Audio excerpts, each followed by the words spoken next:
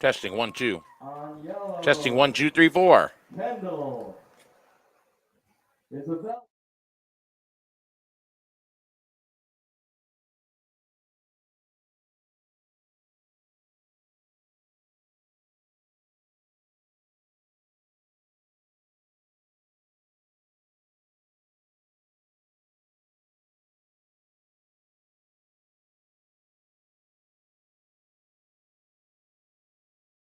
Cambry.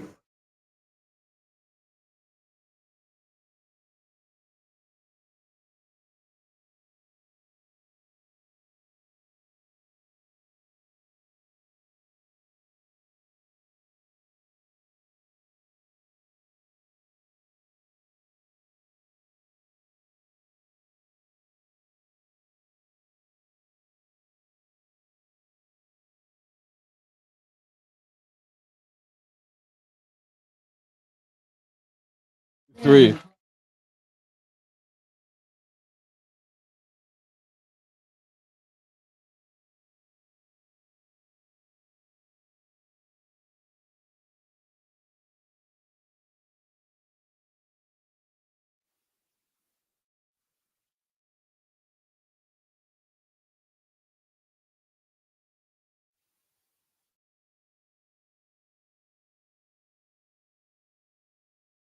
Number 30.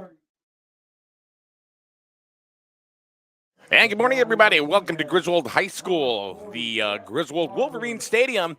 As today, it's youth football on the schedule. It's Griswold taking on Colchester right here in Griswold. Interesting, but about these two teams is Griswold swept last week against Ram, and Mike Neville, Colchester swept our rival Plainfield. And, both teams very evenly matched, starting the season off hot, better than ever. Like you said, Mike, with the sweep last week, the Micros with an overtime win, 18-12 versus the Rams, which eventually got the title of Game of the Day. And what a great job by these young kids last week, showing a lot of heart. A few guys that really stood out to me were Sion Gardner, Chase Capalbo, who put on very good show. All right now we're going to do the national anthem. We'll be back right after this.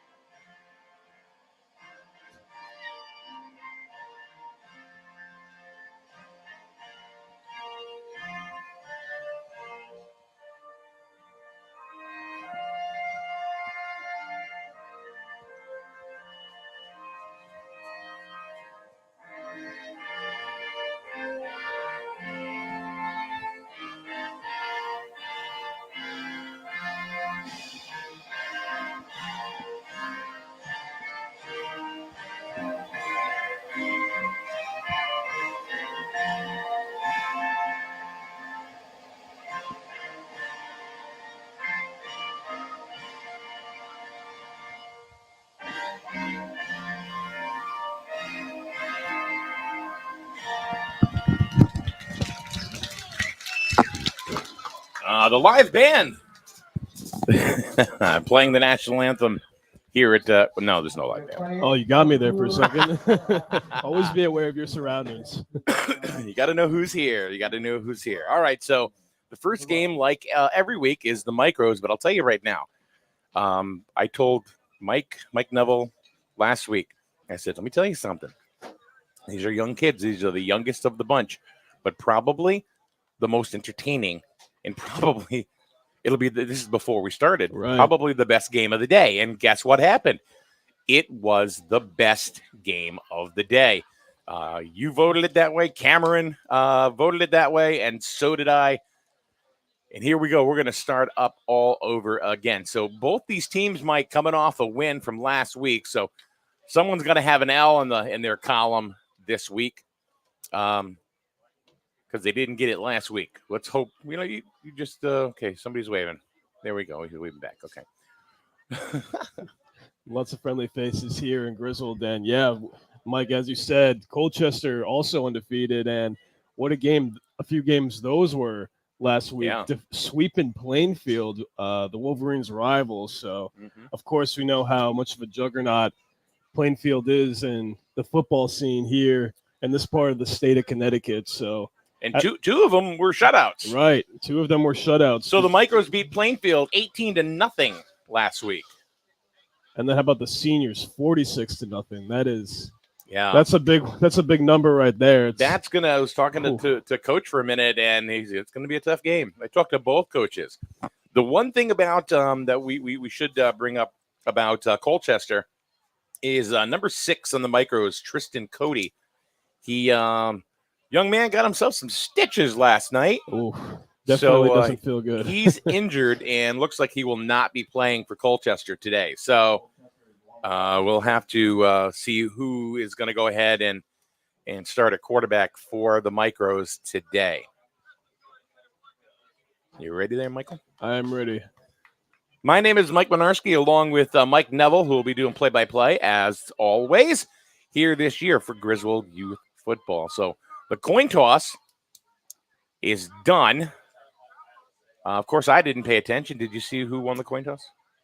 I saw him point to the right direction, but I just don't know who is going in that direction. We'll find out in a second. About to find out, yes, sir. Cheerleaders are out there ready to go, cheer on their teams, both Colchester and Griswold. The cheer program seems like it's getting bigger and bigger for Griswold. They didn't have as many kids last year. But from talking to Jeff Cassidy, the whole program is bigger than it was last year as well. There was a growth in kids, over last year. So it almost looks like pretty it's good. Like a sea of green out there. And what I really enjoy about the Micros football squad and the cheer squad, I told you about this, is how they're essentially the future of Griswold football, And exactly. Like you said, the hope is for these kids to go on to Griswold High School, but of course you have those kids from Lisbon. I'm a Lisbon kid myself. You're a Lisbon kid, yeah. I'm a Lisbon kid myself. You have all those options from the Norwich Free Academy to Grasso Tech to Norwich Tech, so many options, but of course the ultimate goal for a lot of these coaches and high school coaches is to retain a lot of those players and have them be future Wolverines. Exactly. All right, looks like Mike Colchester's going to kick off to Griswold. So here we go, ready to go with all the play-by-play. Here he is. It's Mike Neville. Yes, good morning, Mike. Ladies and gentlemen. Number 86, PJ Broder, looks like he's going to be kicking off the ball to start things for Colchester. A little bit of a chilly one on this Sunday morning, quite different from what it was last week. Although, as soon as last week, it was hot last week. It was hot last week, but here we go, ladies and gentlemen. A little squib kick up the middle. It's going to jump over. Looks like number 5, Peyton Hassel. He's going to take it, though. He's going to run past a few defenders. It's about to the 34.5. Ultimately tackled by number 42, Jacob Sheehan of Colchester. So the first play of the game, the kickoff, and right past Griswold. And that was probably one of the best kickoffs we've seen in the all Micros, year from the Micros. You see a lot of squib kicks in this division. Well, you're going to see that anyway, right. When it comes to the Micros. That was a pretty straight line drive, though, I would say. And it took a little bit of an interesting hop at the end, which looks like it might have confused Hassel a little bit with a nice little jump, but still not that bad of fielding position for the Wolverines.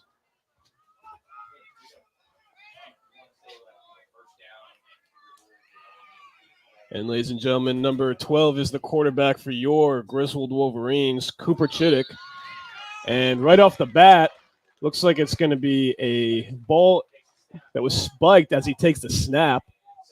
recovered by the Wolverines. And that'll be 2nd and 10. No gain on the play. Actually, looks like it was a loss of about a yard or two. Second down. So we are looking at 2nd and about 12 now, as our PA announcer reminds me. Ladies and gentlemen, once again, thank you for joining us on this crisp, I guess you could call it, Sunday morning. Fall right around the corner. It is football season here in the state of Connecticut. Shida takes a look. He's going to drop it once again. A little bit of a fumble. Will recover again, but 2 back-to-back plays and 2 back-to-back fumbles by Chittick, which will lead us to 3rd and 13. So definitely not the start that the Wolverines micro team is looking for. Yeah, it's not the start they had, last week. But then again, last week was a pretty tight game. It was a pretty tight game. Ram came out of the gates quickly. 12-0, I believe it was, right off the bat. It was. And, the Wolverines, I think, probably would have scored sooner if it wasn't for the fumble they had around the 15-yard line of Ram last week. So, ladies and gentlemen, we have a new quarterback as Camden Friday takes a snap, but once again. And he drops it too, but falls on it. A 3rd straight fumble for the Wolverines. Not the way that you want to start things. 4th and 16, you have to wonder if they are going to go for it, since this is micro football. Oh, yeah. I can only imagine so.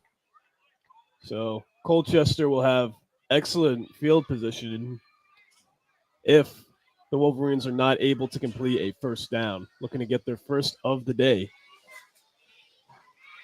But now you're looking at 2nd and 16. Right. 4th and 16, excuse me. Looks like they're going to run it up the middle again, I can assume. We'll see if they are able to corral the ball this time. And Friday's going to keep it.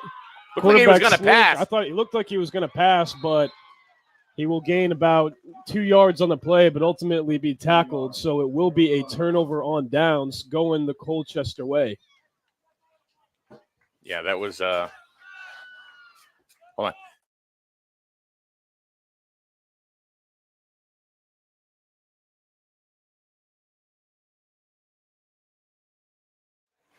All right, Mike. So Colchester going to get there. We're going to see them on their first possession of the day.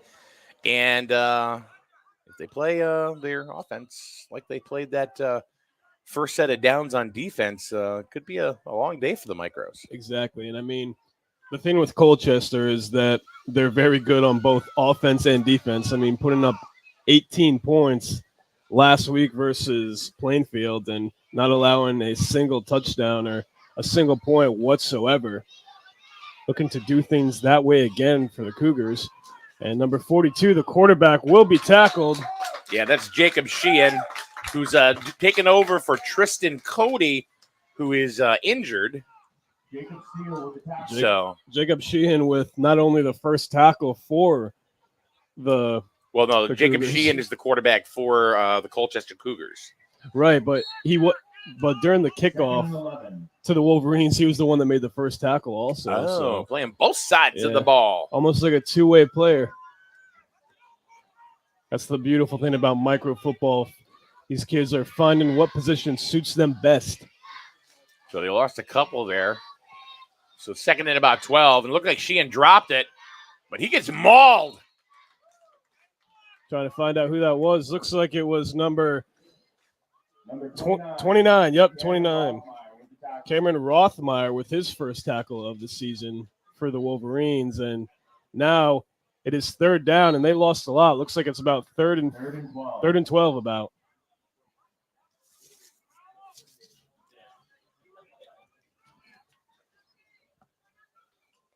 So it looks like the Wolverines are returning the favor.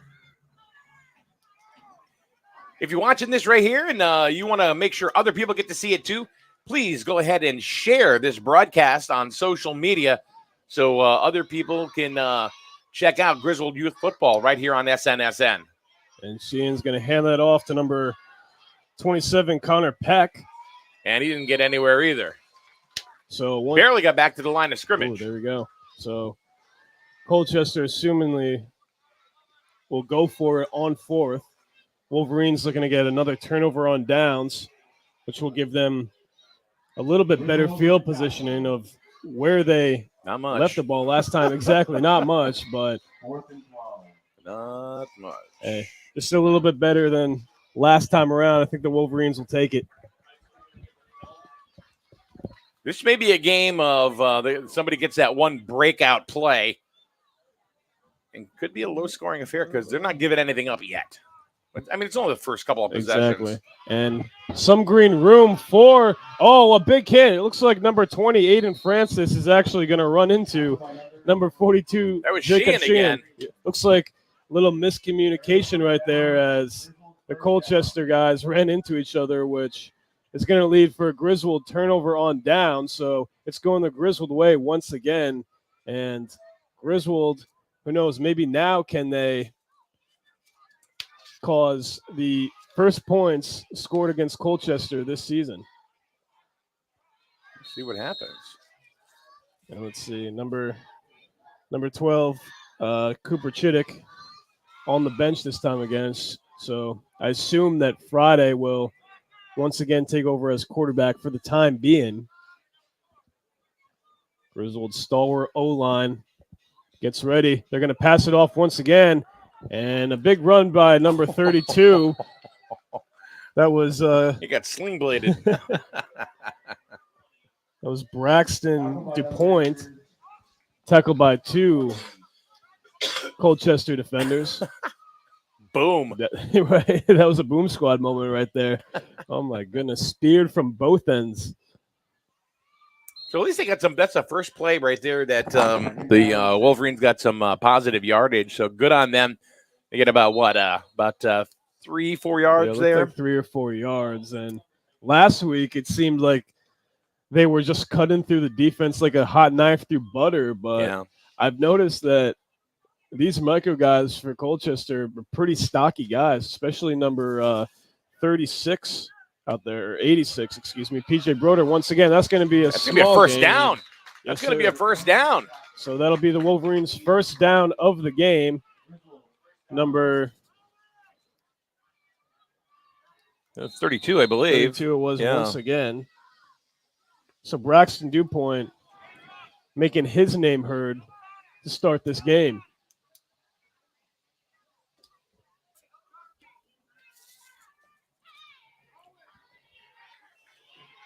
All right, first down. It's the very first, the first down of the day. Belongs to the Wolverines. Man in motion. That's going to be a handoff once again. Going to break one tackle, will not break the second one. It was number 22. 22, which is Maximus Dietrich, who a name that we talked a lot heard about about him last yeah. game, had a heck of a game last week, trying to repeat that performance from that last week's game. So we got about 7 yards on that carry. So they're looking at 2nd and 3. And it looks like they're finding a little bit of a combination, Mike, that's able to move the ball a little bit. So, I mean, that's the Micros game. Just run as much as you can. You'll see about probably 5 balls in the air per game. But although we did have a wide receiver out left going out right now, he's going to throw the ball Friday, and it's going to be a completion. And that's going to be another Wolverines first down. Number 27, Chase Capalbo, who we saw a lot from last week also. So it looks like they're finding a little bit of combination, between a run and a pass game. Nice little pass there, picking up another Wolverine first down. They are now, they're almost inside of Cougar territory, right around the 46-yard line. And that's the good part about this Wolverine squad is that Colchester is going to expect them to run every single play. And when they do put that ball in the air, they're not going to see it coming. And that's exactly what we saw. Will be another handoff. Looks like number 22 once again. Number 22. Hunter Daniels. Yeah.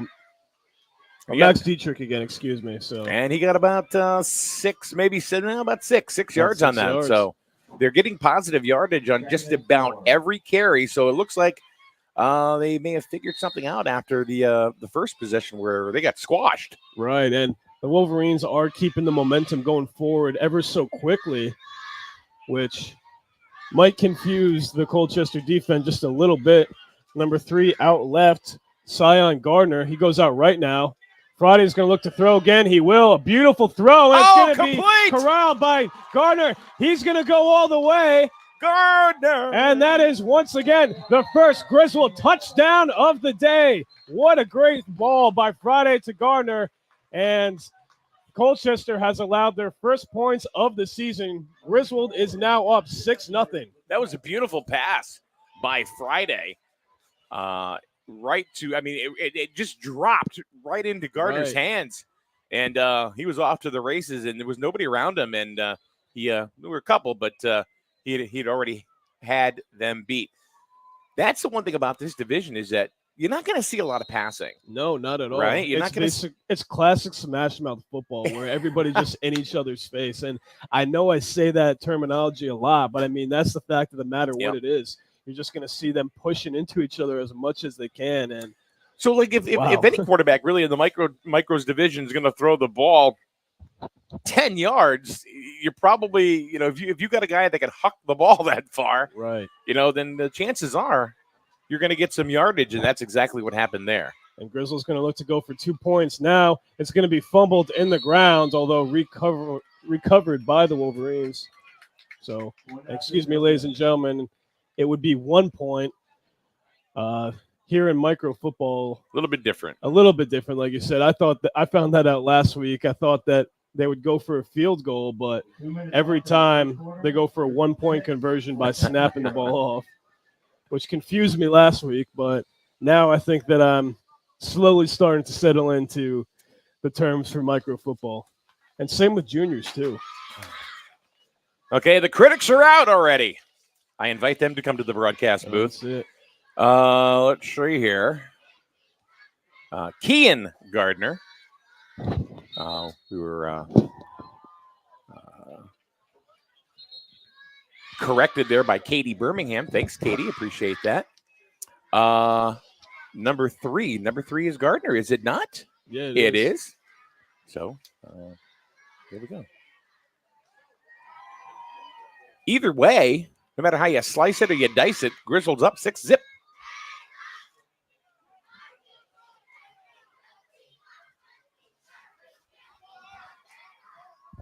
And Griswold once again looking to get the momentum going from that touchdown here on the defensive side of things. First kickoff of the game for the Wolverines. Looks like number 29 for the Wolverines will be kicking this one off. That'll be Cameron Rothmeyer. Did you pronounce that right? I did. I think I did. You sure? Yeah. We'll hear about it. I'm sure we will. Jones. How do you pronounce that? I gotta write it down. Yeah. I gotta look. Oh, beautiful kick for the Wolverines. And a big tackle. Goldberg like spear for number 5, Peyton Hassel. How about that? You like that Goldberg reference? Oh, my God. I did. Number 16, Samuel Gorman picked up the ball and just turned around and boom. He couldn't get anywhere. That's another thing that I think surprises a lot of people about micro football is that these kids are the smallest on the field, but boy, can they hit. Yeah, they can. And they're excited to do it too. I mean, at this young of an age, like throwing caution to the wind on that one. Get a little aggression out. Right. A little aggression from probably that homework that they had to deal with all week. Parents telling you, that's eat right, your they're vegetables. back to school. Right. It's like, I don't like this. That was a hit, man. That was a hit. Woo. So, Jones. How would you pronounce that? Jone. That's Jones. No, it's Jonas. Really? No, it's Jones. I just wanted to correct you. How about Smith? How would you pronounce that? Smitch. I'm gonna go with Smitch. You're gonna go with what? I'm gonna go with Smitch because I thought you were gonna do that reverse psychology thing on me. Smitch. Smitch. Where do you get a TH? I thought you said TH. No. You said Smitch. No, it's Smythe. Smythe. Yeah, Smythe. There we go. Trivia night here on SNSN. Listen, nobody likes you. It's not the first time somebody said that before. All right. 1st and 10 for the Cougars. And a big hit What was that? right on number 22. That was like a pinball machine. Right. We heard that all the way from up here, although Dietrich getting hit on that one. Quick to get on his feet and shake it off, although he will come on the sidelines real quick. Probably just a bell ringer on that one. Or as me and Kevin Merchant would say when we do our games together, a noggin knocker. I like that one better. Or a noggin jogger. Excuse me. So I messed up my own line. looks like it's going to be 3rd and 8 right now for the Cougars, looking to get a first down completion, which would be their first of the game. Wolverines looking to prevent that. And nowhere. no gain whatsoever. So that'll be 4th and 8. Expect the Cougars to go for it once again. And that is going to be the end of the first quarter here at Griswold High School, the home of Griswold Youth Football. And, oh, my God, we've got a great game on tap, and it's already going. Griswold is up by the score of 6-0. We'll be back in a minute with more youth football, micro style, right here on SNSN. Reliable plumbing and heating services are just a phone call away when you contact the professionals at McGuire Plumbing and Heating in Fowlentown. Family owned for more than 35 years, McGuire Plumbing and Heating has earned a reputation by providing accurate quotes and being open and honest when on the job, plus giving honest advice that may be needed down the road but isn't an immediate concern today. Find McGuire Plumbing and Heating on Facebook or call 860-376-3388. Look for the big truck with the little Irish. And we are back here at Griswold High School. We're just about ready to start the second quarter of action. My name is Mike Minarski, as always. Mike Neville on play-by-play, and Cameron Staniski on the camera. Cameron is your eyes today. He will make sure he'll get the best shot possible. The one thing that nobody could do anything about here is that big old light pole at the 50-yard line. Right. Dracula, as I have named it in seasons past. Who on God's earth went ahead and – well, you know what? These towers are old. Yeah. They're this 130 years old, I think. Thomas wow. Edison went ahead and designed this. Oh, well, what do you know? Yeah. You know what is another thing I don't understand? Look, you see the pegs that are like probably 20 feet up on the poles here? I do, yeah. Well, how do they get up to that? I'm assuming that they go with the ladder, do it Mulan style, when she had to get up that big post, something like that. But I guess what you have to do, I guess that's to prevent, anybody people. Normal people from going up there. Hey, can you get up there? No, I don't have my ladder today. What? You don't carry your 25-foot ladder with you? No. All right. Second quarter, 6-0 Wolverines. Friday has come in and paid dividends right off the bat. Right, and Chittick, who got the start, little cold to start off. Hopefully we'll see him back that happens, in. But, right. Still a lot of knocking off the cobwebs, and that was a fumble. Thrown in the dirt, I thought it was. Yeah, Sheehan tried to pick it up, but couldn't do it. But the Wolverine defense was there to smush. So Griswold starting with the first down, of course, once again with excellent field positioning, much better than last time. We saw how good they did last time on the offensive side with even better field positioning. You have to assume that they're going to punch that ball in the end zone once again, but we'll see what's going to happen. One of the things that Griswold had last week, too, was good field position. They were having a hard time getting it past Ram until you know what happens? I think Griswold just They just outlasted Ram last week. I think it was a lot of heart too. Yeah, I mean, it was the first game of the year. You know, it's going to be a long game for all these kids. You know, I mean, think about it. Really, you look at them on the camera, right? Mm-hmm. These kids are 7, 8 years old. You know, I mean, they're just young men. Right. I think Griswold just kind of outlasted them last week. I think that's what happened. Oh, looks like a European uppercut that one was. You're gonna hear the wrestling terms all season long, folks, but can't exactly tell who that was. But for the Wolverines, it was number 13. It was 16, Samuel Gorman. Gorman. If you don't know, just listen to the PA announcer. Yeah, exactly. I kind of give it a little pause. And I promise we'll do better with the juniors and seniors game because yeah. we have big print rosters. Yes, the names on the Micros roster sheet are about the size of ants. No, I'm not even kidding. Micro words for the Micros, I guess you could say. And no gain on the plate. 2nd and 10. Looking to change their fortunes. Friday takes it up the middle, breaks one defender, breaks another. He's going to get a first down. Nice run. And beautiful run by Friday. Looks like he got 12 on that one, and that's a Griswold Wolverines first down. So Friday, who is doing it all today. We've seen him on defense, throw one touchdown already, and now an excellent rushing job up the middle. You know, it's always good to have Friday on a Sunday. Friday preventing the Sunday scaries here. So you're going to be giving wrestling references. I'm just going to have bad jokes. Hey, we'll balance each other out, you know. We'll balance each other out.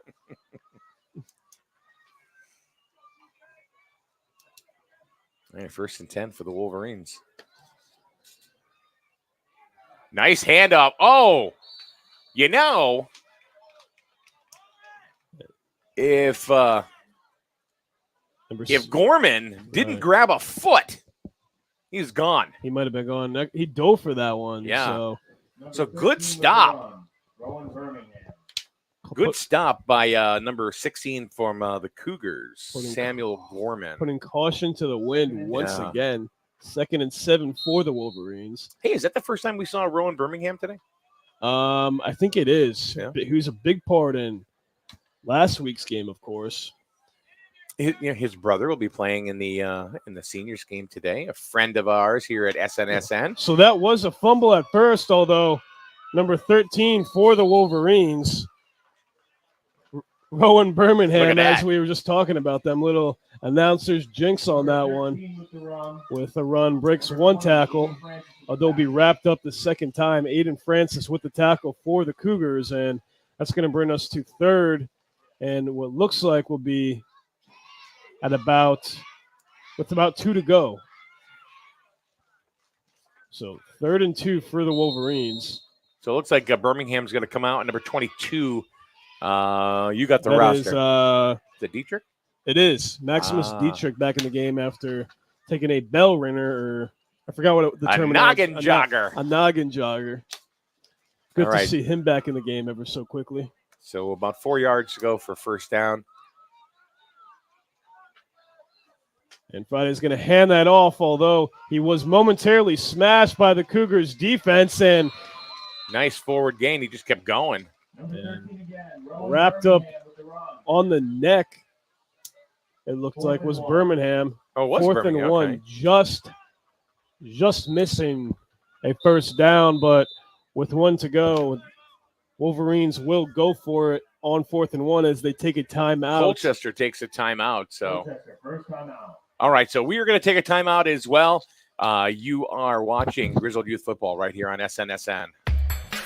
Hi, this is Lisa Griffin of Eastern Connecticut Savings Bank. Well, some banks offer checking account rewards, and some banks rebate ATM withdrawal fees. At Eastern, we say, why choose? Check out our Kasasa checking accounts and find out how you can get both. For more information, visit bankeasternct.com, call us at 860-889-7381, or stop by any of our branch locations today. Eastern Connecticut Savings Bank with offices in Norwich, Jewett City, and Plainfield. Member FDIC. Do you Kasasa? You buy better. Better with birds. Much better. So much resetting passwords, getting locked out of websites, and listening to hold music for days? Do you really think 15 minutes is enough time to spend ensuring your biggest investments? The Burns Agency is here to help with in-person real-time customer care for all your insurance needs. Buy better with the Burns Agency for auto, home, business, and life. Right insurance at the right price.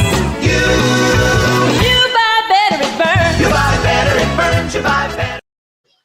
And we are back. Yeah, we just don't hear it.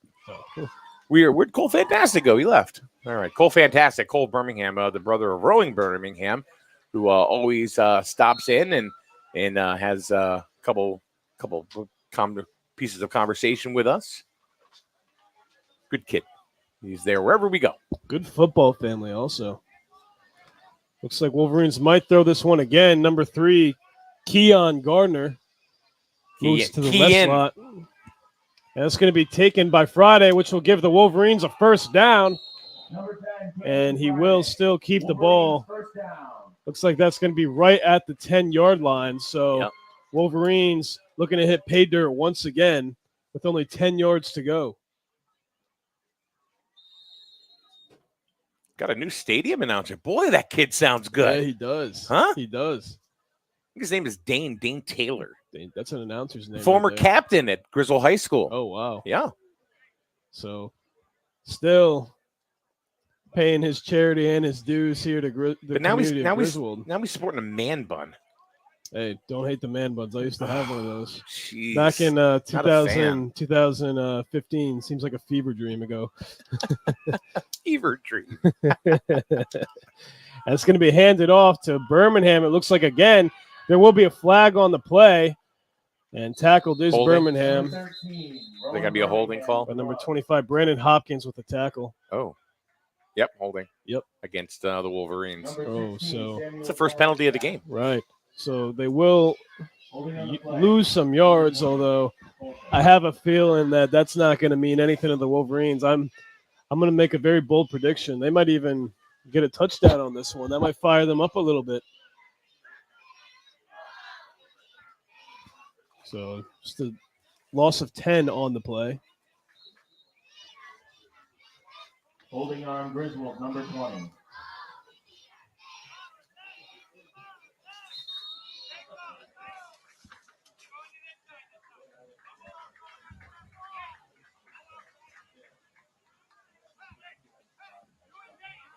We are in the second quarter. Micros Division Youth Football, Griswold against Colchester. Griswold is up 6-0 and knocking on the door for more. And this coffee is actually pretty darn good from the concession stand here. I enjoyed their breakfast sandwiches, as that'll be once again a throw. Oh! And will be corralled by number 27 for the Wolverines. Chase Capalbo, who continues to impress us here in the booth and us here in Griswold, Connecticut.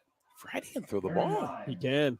He can. That's the third tight spiral we've seen him throw today. And each time that he connects, there's a man wide open on the play. So they got about 12 yards on that that pass play. So now we're going to get to 2nd and 8. They only have to get down to about the 3-yard line for a first down. I'd say only. However. And Wolverines with Brett Barber to the right. Friday's going to keep it himself. Quarterback rush. He'll get one for a first down. Will he get a touchdown? He's in. And he will. Touchdown. And Wolverines once again to hit pay dirt for the second time in this half, which will put some more points on the board for your Griswold Wolverines, making it 12-0 as they attempt to go for an extra point. I don't see a flag, do you? I don't. Looks like that one was clean as can be. And Friday, once again, continuing to impress here for the Wolverines. Yeah, he's doing and he wasn't the starting quarterback, but took over for Chiddick. Literally 3 plays into the game. Yeah, it looked like he was having a rough go of it early on. And, that happens. I mean, it's okay. He'll be back. And it's still knocking off the cobwebs, as I said. Only the second game of the season. Yeah. Still hard to believe that we're in football season once again.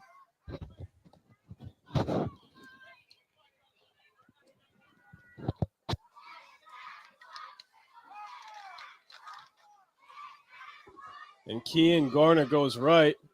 And Friday's going to take that again. He's going to throw it, and it will be a touchdown. I mean, an extra point again, I guess you could say, for the Wolverines. It looks like number 13, Rowan Birmingham, will take that one in. So, boy, this passing game for the Wolverines is no joke today. Wow, especially for Micros, too. I mean, can't believe I'm saying this again, but Micros might take the game of the day again, and we're just getting started here. Oh, my goodness. And Griswold. Well, it's funny because, really, really good adjustments by the Micros coaches. Right. Now, you got to give all these coaches, I mean, on both sides, Griswold and Colchester, kudos for practicing with these teams all week long, taking their own personal time away from not only their own families, but, to provide for the rest of these kids. That's dedication. And you get that in every youth program that you see, and I mean, we see it every week, and, with Griswold,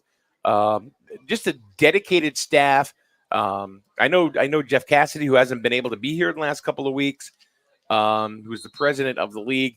He greatly appreciates. Matter of fact, he sent me a message before, say, hey, make sure, they know how I feel about him. So it is a great, it's a mutual admiration society with all this, and it just works. And this is one of the reasons why Griswold has such a historic program here for youth football. And I'm telling you, if these kids decided, do you see the arm on that lady? I saw that, Holy yeah. moly. If these kids stayed here at Griswold High School would once again be the dynasty that they were at one time. The 90s was a different time, so I've heard. Yeah. Let's see. Kicking the ball off for the Wolverines. Looks like it's going to be number 20, Grady Vreeland. 29, excuse me. Good eye on that one. I have my glasses That'll on. be Cameron Rothmeyer once again. It's going to be a little squib kick. It'll be recovered. Did it even go 10 yards? I don't think it did. I don't think it has to go 10 yards in Micros. And that'll be, looks like. I think it just has to come off the tee. Brendan Hopkins with the recovery on that one. So, looks like the Cougars will get that one at about 46. So decent field position, but the Cougars in the first half having a tough time running the ball against the Wolverines. The Wolverines steel curtain, just kind of shutting it down. The steel curtain. I like that. Nice breeze. Boy, this is a little different than it was last week. That's what I'm saying. Yeah. Yeah. I mean, last week it was just humid and kind of miserable, but as soon as September hit, it seemed like it started getting cooler and cooler ever so slowly. Last night, dropping down to about the 50s. Ooh. Yeah, last week, humid, icky bad. Very bad. My kids used to say Winter is coming. And that's going to be – that was a fumble, it looked like. It was. Sheehan dropped the ball on the snap, but, quickly recovered, but got tackled right away. So and looks like no loss on the play. So 2nd and 10 for the Cougars. And we haven't seen them put the ball in the air we at have all. not at all in the first half, which has worked well for the Wolverines, obviously. Right. Sheehan with the carry once again, and he will be wrapped up. Small gain on the play. Maybe 2 yards. It's going to be third and 8, third and 9. 3rd and 8, 3rd and 9. Let's see where 3rd they and spot 7, the ball. maybe. Who knows? No, barely a yard. Barely a yard, exactly. Looked like it was a little bit more of a carry from up here, although Wolverines defense continues to impress and continues to give the Cougars problems in the first half. Kind of the same score that we saw last week, except Ram was up 12-0 at this time last weekend. And I think that kind of shows you how much Griswold grit that these guys have to come back. I mean, in Micros football, it's very hard to do. So continuing to impress. And that's going to be a handoff once again. It's going to be a double tackle. Wow, huge tackle. A little bit of a combination by number 20 and 27. It's Grady Vreeland. They just went right through the line, like as you say, like a hot knife through butter. Exactly. So now that's a loss. So now you got they're back in the New York groove. Right, Fourth looks and like it's 12. 4th and 12, exactly. With 2 minutes to go in the first half. This game's going by very quick, especially compared to last week's contest, which that game it seemed like it took like 2 hours or so. Yeah. And Wolverines once again looking to get the stop. And it's going to be a drop ball fumble, but recovered by the Cougars. Will be no gain on the play. Actually, it looks like it'll be a small loss on the play. And Griswold getting the ball at about the 50. So Here we go 50 again. yards to go until they hit pay dirt. Looking to do it once again with about a minute 39 left, and Griswold will take a timeout, or Colchester will take a timeout. All right, so we will do the same. We will take a timeout as well. We're in the second. Griswold up by the score of 12. 13. Oh, make it 13.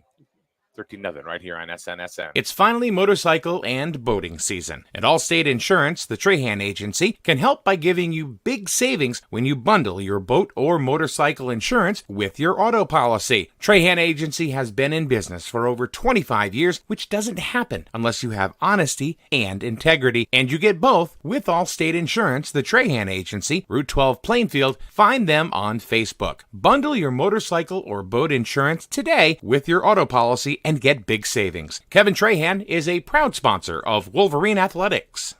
Life is full of choices. At Jewett City Savings Bank, we can make one choice easy, finding the right checking account. We offer a range of affordable accounts to fit your budget and needs, and each gives you the freedom to access your money the way you want, online, through our mobile app, or with your debit card. It's your money and your choice. To learn more about the account that's right for you, stop by one of our offices or visit us at jcsbank.com. Jewett City Savings Bank, member FDIC. And we're back here at Griswold High School for youth football. Micro's up 12-0. And a carry on that. Fighting for yards. Number 27. Number 27 for the Wolverines, Chase Capalbo. And looks like Wolverines are going to have look like 2nd and 7, I would say. Maybe 2nd and 6. Game of inches here for the Wolverines. And it looks like Chittick is back at quarterback once again. See if he can redeem himself. And he's going to throw the ball. A beautiful throw, but will be just a little overthrown. Kean Gardner was the intended target, although it'll now be 3rd down. And it was a pretty good pass by Chittick on that one. Just a few feet over, and Kean not happy with himself on the sidelines. Yeah, he's over there talking to Coach Friday right now. Would have had an open lane if he caught that. And Wolverines looking at about 3rd and 6 with 58.3 milliseconds left to go.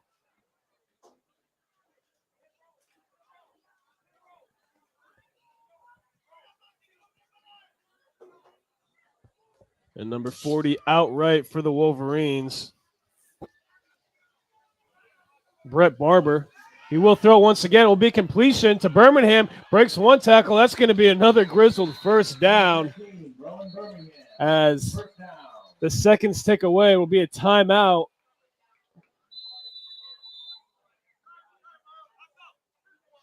And Griswold calling the timeout on this one. Looking to put this one out of reach with another touchdown only in the first half.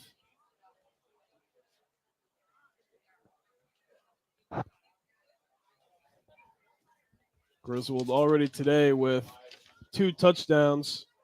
One by Kean Gardner. The second one, a Russian touchdown by the quarterback that you saw in today's game, Camden Friday, who continues to impress. And we'll see what the Wolverines have planned along with Coach Dietrich.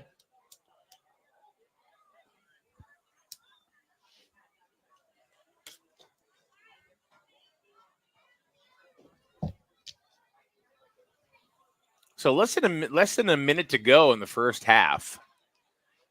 Griswold pretty much. Oh, it's good. That's really good news. Good, yeah. So go ahead and tell us the news you just saw. So, I mean, this part of Connecticut, you're either a Yankee fan or a Red Sox fan, right? And some exciting news for Red Sox fans as the Red Sox have called up number 2 prospect Tristan Casas to the major leagues. And he's only been in the system for a short time. But 2 years, maybe? Right, maybe 2 years. The corresponding move is Bobby Dahlbeck will be sent down to AAA, hoping to get a tune-up potentially. But exciting news for the Red Sox, who have not had that exciting of a season. So something to look forward to, Red Sox fans. Looks like Chittick took quite a little hit there. He's having a rough day. Young man's having a rough day, and Friday's going to come back in. Just a little bit. Yeah, I saw it too. I mean, he got when he did get the ball off, it was almost intercepted because it was deflected. But he got hit right in the back of the head, it looks like. So taking precautionary measures, I would assume, is the Griswold coaching staff.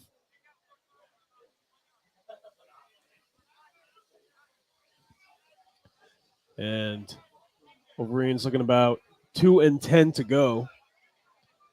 Maybe a few inches less than so. Kean Gardner goes out right. Friday's gonna throw it once again. And, just through the fingertips. And that would have been beautiful. Herculean effort right there by number 27 for the Wolverines, Chase Capalbo. Though it will be 3rd down and 10 to go, but we almost saw one of potentially the catches of the day. Yeah. In traffic. Right. It was like 3. That was probably the first time that we've seen today with some Cougars defenders surrounding the target. So Cougars slowly starting to figure out what's going on with the Wolverines, but will it be too late? We'll find out. We still got another whole half of football to go with 47 seconds left in quarter number 2. See if the Wolverines can put some more points up on the board. Peyton Hassel goes out right. He's going to throw it once again. Friday, this time will be completed to number 27, Chase Capalbo. And he's still trying. What a fighting that kid is fighting. Looks like we'll miss the first down by a yard, so looks like we're going to be at 4th and 1. Wolverines have converted on 4th down every single play today except for one. Looking to do so once again. And like I said, ladies and gentlemen, put this one a little bit out of reach for the Cougars. And I know that we expected this one to be a pretty close matchup, but I mean, judging how the Wolverines are going about business this morning, it's might be a change of fortune, you know? Yeah.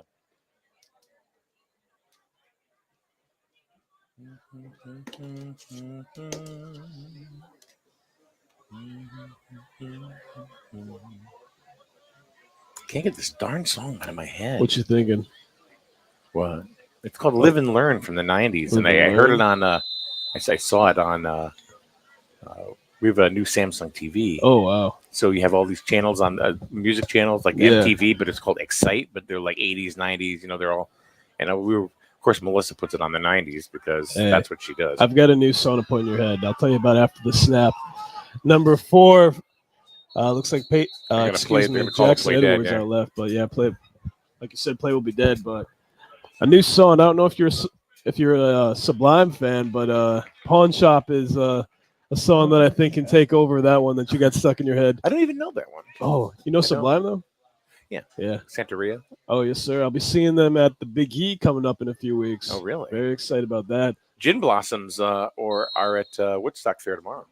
Oh, guy from the 80s, right? 90s. Guess who's not going? You. Me.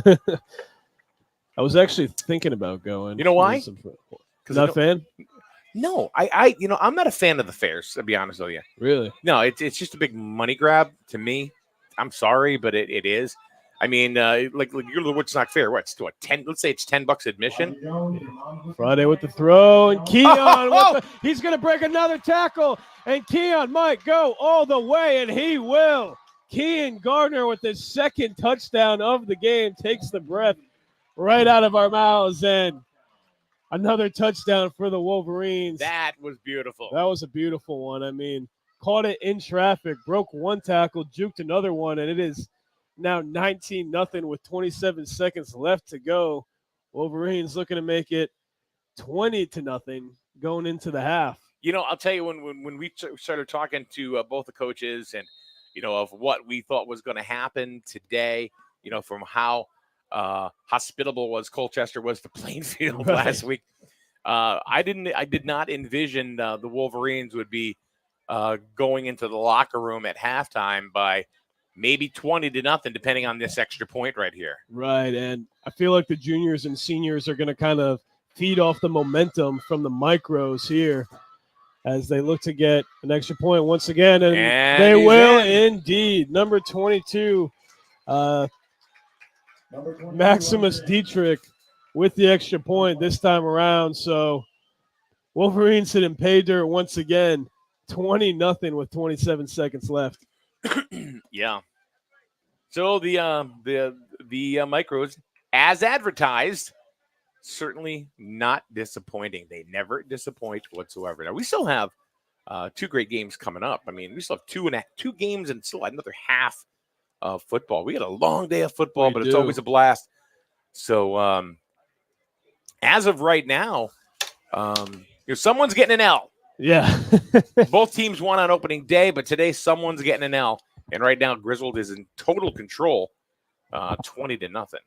And they've been working together as a cohesive unit in total. I mean, you've seen them doing great things on offense, defense. I mean, smash mouth football on offense, but also smash mouth football on defense, basically spearing the Colchester offensive advantage, continuing to have success. And if you look at the Griswold Wolverines bench compared to the Colchester bench, I think depth is the first thing that comes to mind. Yeah, I mean, Chittica, had a rough start for Griswold today. Got hit hard as well. And Friday has been a formidable replacement today. And putting 20 points up on the board. Right, and Friday, who also didn't start last game. I mean, after today's performance, next game, we might see him as a starter going forward. Who knows?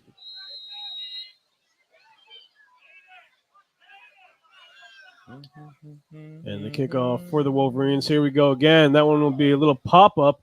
And two Colchester guys try to catch that one as, let's see, it was number 61, it looked like, or 60, excuse me. That's Stone Warwick. Stone Warwick. What a name. That is a nice name. That's a name. That's a Rhode Island name right there. And I'm That not is. talking about from just the Warwick last name, but Stone. Why does the clock seem like it's not moving? Yeah, right. This last 45 seconds has been an hour. Mike, we're in the multiverse. We said that last week. I know. I need to stop. I need to come up with something new. Oh, look, it's Cole Birmingham. Whoa. Excuse me. Cole Fantastic. Cole Fantastic. Yeah, just over 20 seconds to go. Looks like we get another timeout.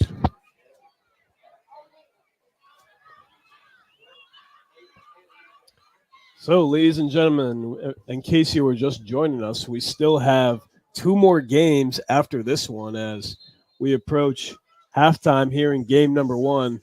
Micros up 20-0 versus the Colchester Cougars.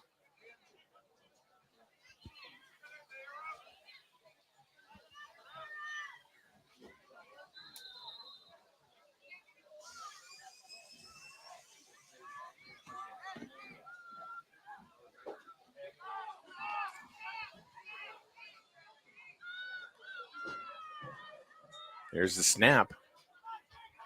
And Aiden Francis is now in for quarterback for Colchester, and he hands off really to Sheehan, who was taking up the the quarterbacking duties. Now, here's the other thing, too. Tristan Cody, number 6, is their starting quarterback. He's hurt.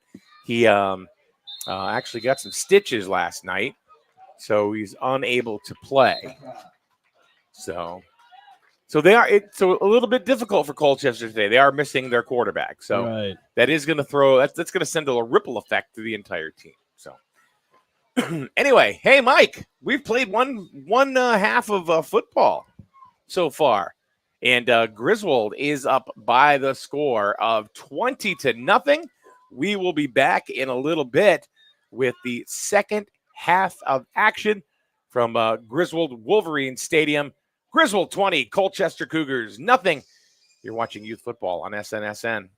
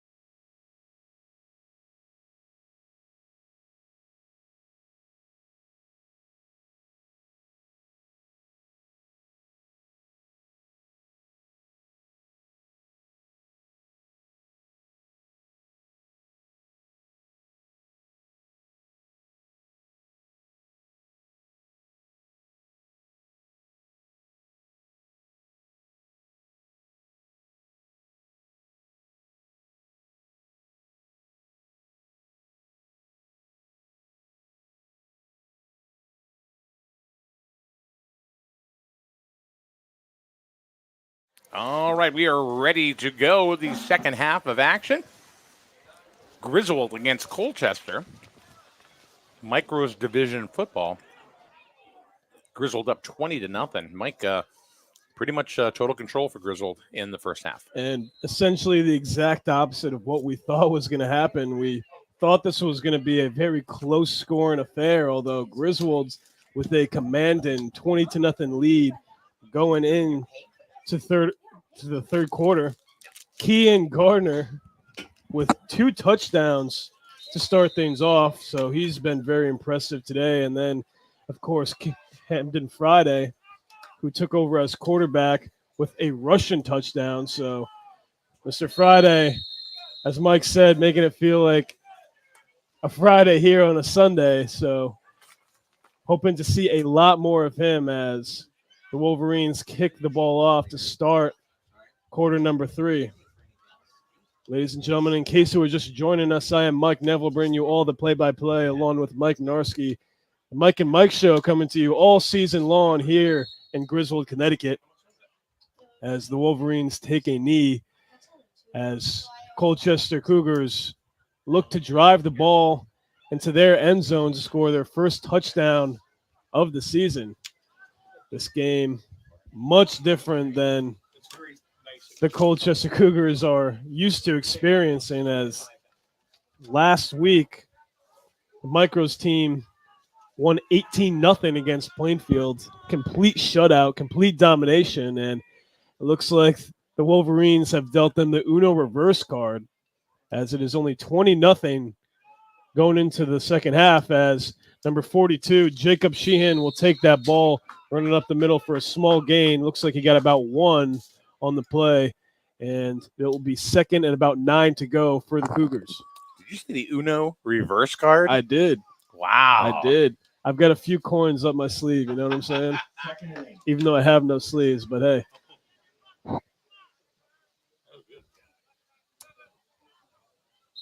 Something that I think we forgot to mention also is that Labor Day is tomorrow, which is unbelievable that is here once again already. Labor Day weekend here in Griswold, Connecticut. So a big thank you, big salute, I guess we can say, to all our service men and women who are defending this country.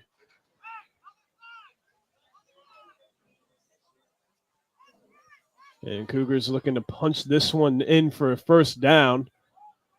That'll be a handoff. One player will be knocked over, and number 20, Aiden Francis, falling over him. So no gain on the play. Or a loss on the play, and it looks like it'll be third and about 11 to go. So not the game that the Cougars envisioned here to start. And hopefully they will pick up the pieces, as Coach Kroll, I assume, would say. Wolverines looking to get the fourth down once again. Cougars will run it once again. Number 20 is going to take it back. He's going to run backwards. Aiden Francis, he's going left. Breaks one tackle, breaks another, but he will not break a third, as barely got back to the line of scrimmage. Got back to the line of scrimmage. He did a very strange movement. It looks like he did a complete drop back, then did a complete loop, but still no gain whatsoever, and is now 4th and 10 as the Cougars look to go for it on 4th.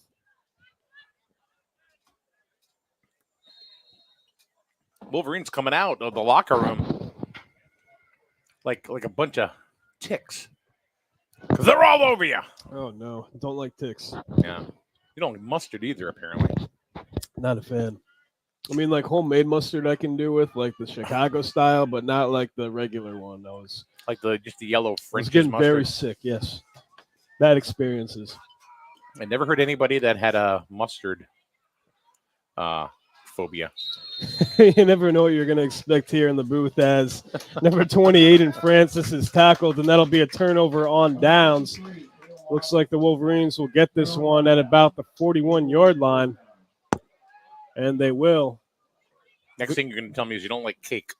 Oh, I mean, cake's Come on. Everybody likes Hey, cake now, but I mean, come like- on. You must come on. I mean, A big red velvet cake guy. That's do you know red velvet cake is really just chocolate cake that's red? yeah, it Yeah. is.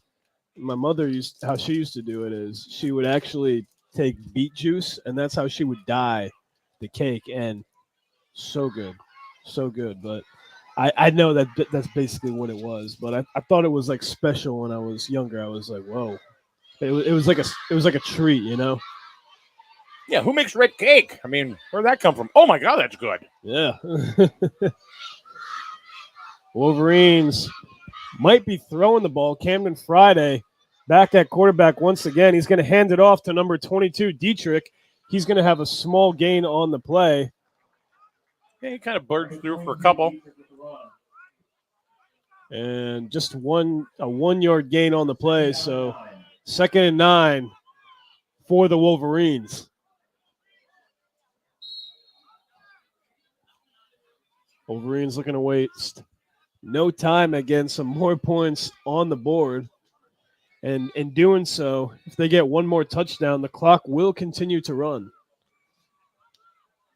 Which is, I guess, if you're up by 25, it's ultimately the mercy rule for football, correct? 30 in youth. So what happens is if the Wolverines happen to run the score up to 30, then the clock will just run.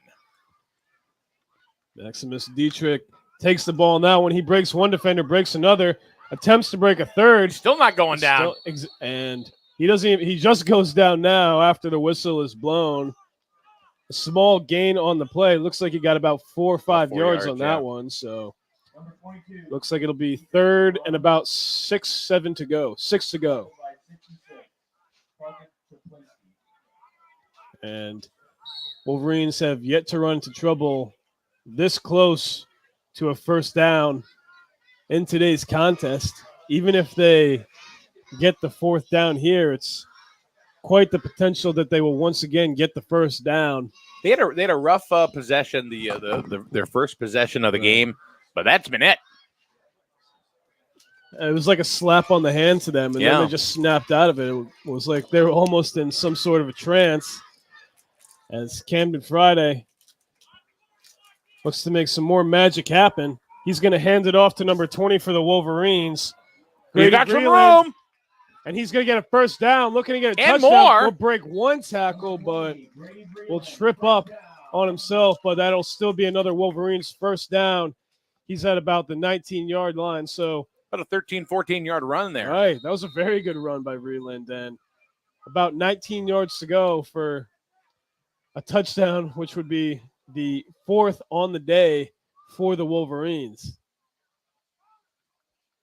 And judging by the amount of success that the Wolverines have been having today, I would give it to Keehan Gardner again to potentially get a hat trick in this game. We saw a hat trick with the juniors game last week. We did. Carmelo Ward, I believe that was. That's going to be a handoff again to Dietrich. He will take that for a small gain on the play. Looks like he'll get about 2 on that one, maybe more. So it looks like it's about 2 and 7 to go.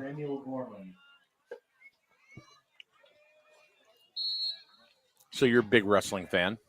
I would say so. Not as big as I used to be, but I know the puns and such. They had a big show yesterday. Oh, yeah, Clash at the Castle, right? Clash at the Castle. Oh, my goodness. And a lot of debuts we saw, especially big boxer myself. Not only do I compete in it, but I'm a big fan. Tyson Fury made a big appearance.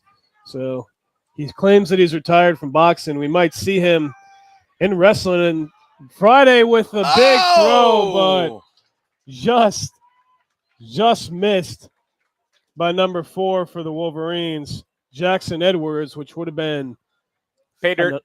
Pay dirt, exactly. An unbelievable play that would have been. Just over his head, too. So, and looks like we got 3rd and 7 to go. Looking Friday. Yeah, sure. Hey, what's up there? Sean McFadden. Yeah, hey, you got a minute? Here, let me here, switch head. Come on in for a minute. Come on. guy just wants to say hello. It's Sean McFadden. He is the seniors coach. What's up, Sean? Not much. So Colchester last week walloped Plainfield, Yes. but 48-0, something like that? 48-0, and I believe the juniors as well. They got a very strong squad. Yeah. Big kids, fast.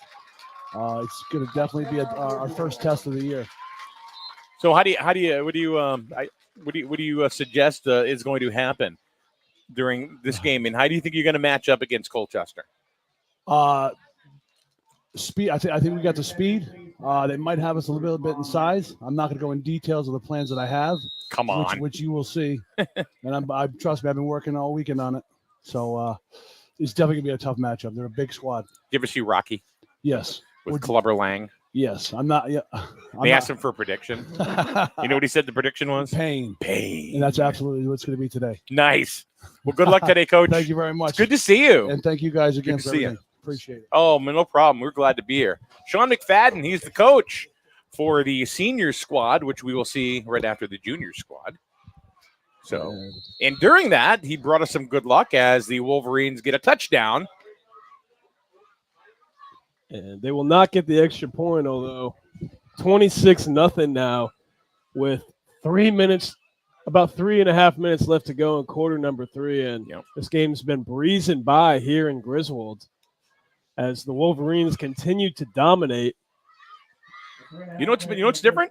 What's that? The passing game. Right. We've seen it a lot today, and I think that's why last game might have went so slow because they didn't pass the ball that much. But I mean, a little bit of I guess you could say almost a drastic change because we've seen the ball go in the air about 5 times already. Mm-hmm. You don't see the ball. You don't see much of a passing game in micros. No, but today, not at all. Today, I've seen more of a passing game in any micros game that I've seen yet. And that's something that you touched on last week. You said that it's not that big of a passing game here in the micros, but I mean, it looks like that it's been working good for them. And very surprised to see it. Pleasantly surprised.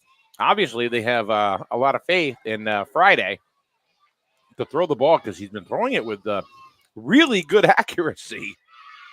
And you know what? Like you had said earlier, this is the future. Exactly. Could he be a future Griswold High School Wolverine quarterback? Rothmeyer will punt this ball off. Kick this ball off, excuse me. And here he goes. Nice squib kick line drive. Ooh, nicely corralled by number 21 for 20, excuse me. And Francis will take that for about a gain of about 8. Will find himself at about the 45-yard line. And this is like the best field position they've had. Right, it is. Well, 48-yard line, I guess you could say, about at that. But, yeah, I mean, Wolverines have been smashing them in the face. Talk about slap the hand that feeds you. I mean, Colchester's playing their heart out. And, again, they're also down. Their quarterback is not with them today, their normal quarterback. That's going to throw your game off. Obviously, the Wolverines are capitalizing on that. They're up 26-0. And we're about, halfway through, a little more than halfway past the third. And, it looks like a little bit of a juke right there. And Francis kept it and ran, got about 3. Yeah, fake handoff on that one. We'll bring him into about the 45. So 2 and 5 to go for the Cougars as they look to get a first down. Seems like it's been a long time since they've even had a first down, just due to the fact that the Griswold defense has been so impressive today. Mm-hmm. I want to thank Griswold Youth Football for, of course, the lush accommodations that we have, and we are well fed. Good breakfast sandwiches, as there is a injury. It's like Owen Cody, number 67 for the Cougars. Looks like maybe it was his arm or his hand, but he's shaking it off. And something I just noticed is the Colchester Micros team, in honor of Labor Day, have American flag socks. Nice. Yeah, nice little touch there. So it looks like Cody will go off for the one play. Watch, he'll come right back because you gotta stay out one play just to make sure that you're right. That'll be a fumble! fumble, and it will be recovered by the Wolverines. No. Oh no, will not be. My eyes deceive me. That was Jacob Lorette, number 51, that went ahead and luckily he was there off the line. Otherwise, the Wolverines would have gotten it. We've seen a few fumbles today by the Cougars. Yeah. So 3rd and 10, and Francis rolls right. Oh! Boy, did he get stuck. Looks like that was Dietrich with the tackle. And a huge tackle for the Wolverines, as that'll lead to about 4th and 9 to go for the Cougars, and they have not been able to convert on 4th today.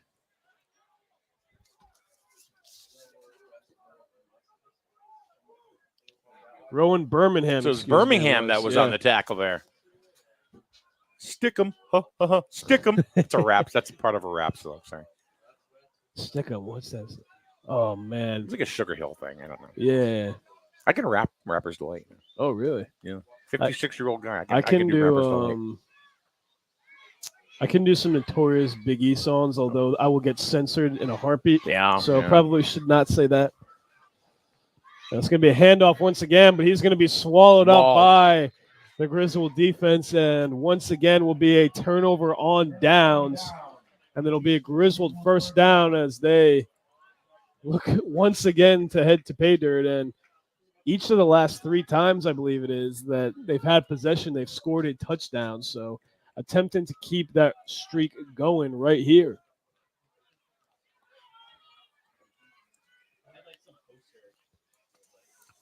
So if you are watching from a competitive town, you know that will play either Griswold or Colchester, and you'd like to have your games streamed as well for your fans, families, relatives to go ahead and watch it as well. Plus, they stay online for your review and the kids' review. And trust me when I tell you, the kids will watch it over and over and over again.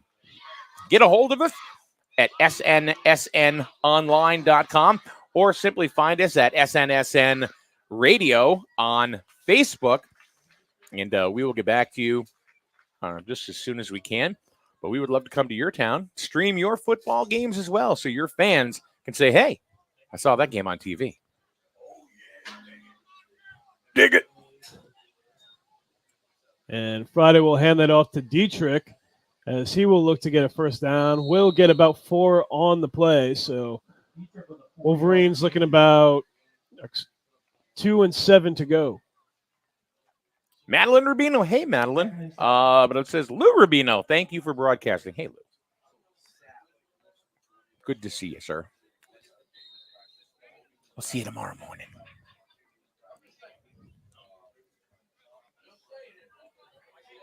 Over at Dean's Corner. Oh, Dean's Corner Diner. Hey, I'm starting to become more loyal to that new La Stella's place. Well, it's not really new, but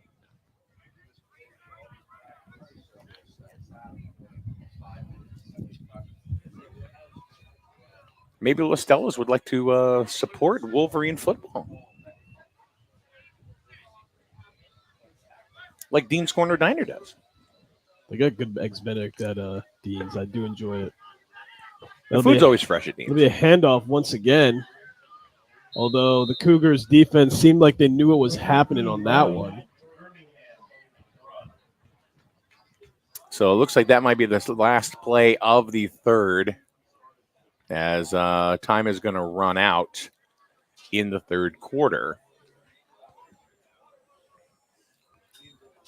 And, yep, that's what's going to happen.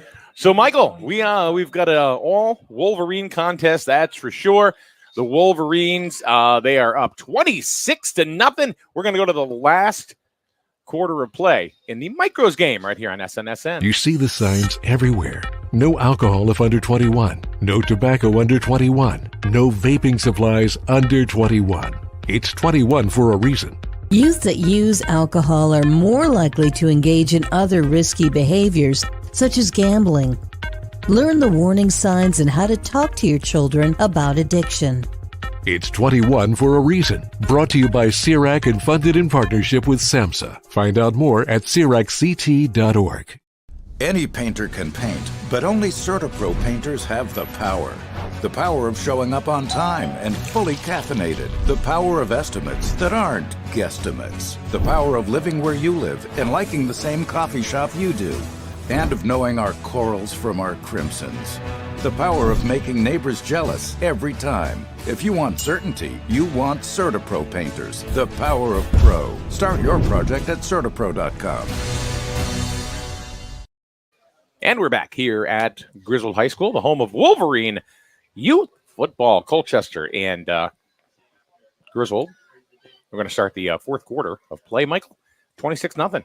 Yeah, it's been Griswold the entire game, something that we didn't expect to happen heading into this game. Thought it was going to be a close-scoring game, although... Or at least closer than it is. I mean, it's not quite a blowout yet, but, I mean, with another touchdown or two for the Wolverines, I mean, those talks will have to come into play, I guess you can say, and Wolverines will switch sides on the football as they now go to the left side to score, hopefully. So they got, what is it? Third and about 6 to go. We might see this ball in the air again, but let's see. And we will not. Friday will take the ball. Oh. And will be corralled and tackled by, looks like number 25, Brandon Hopkins, a name that we've heard a lot for Griswold. For Colchester today. Yeah, but Griswold, we had a Brandon Hopkins as well in the high school. Oh, that's strange. Maybe he went back in time into a different town. Who knows? Time traveled. It could happen. I've been getting into those conspiracy theories a lot, yeah. and I could talk forever about those. We're part of the multiverse, man. I know. We're not really here. We're in a matrix. Essentially, this is all a simulation. This is a game within a game right here. It's like Game of Thrones almost. But you know what? Those Snickers, simulated Snickers, awesome. Speaking of Game of Thrones, the new one drops today. Yeah, not a fan. Really? Winter's coming. What else? Friday will hand that off totally to fooled me. And he's got some room. And that's going to be pay dirt. The 30, the 20, the 10 inches away. And that's a touchdown for number 20 for your Griswold Wolverines. Grady Vreeland, his first on the season. And the Wolverines continue to impress in today's game on offense. It is now 32-0 Wolverines in quarter number 4. Totally fooled me. It was kind of like a stuttered reverse handoff, and Vreeland came around. I thought, it looked like that Friday was going to roll right, and then all of a sudden Vreeland came over from the left, and just nobody fooled us. Well, it fooled me, but he certainly fooled the Colchester line too, and he was gone.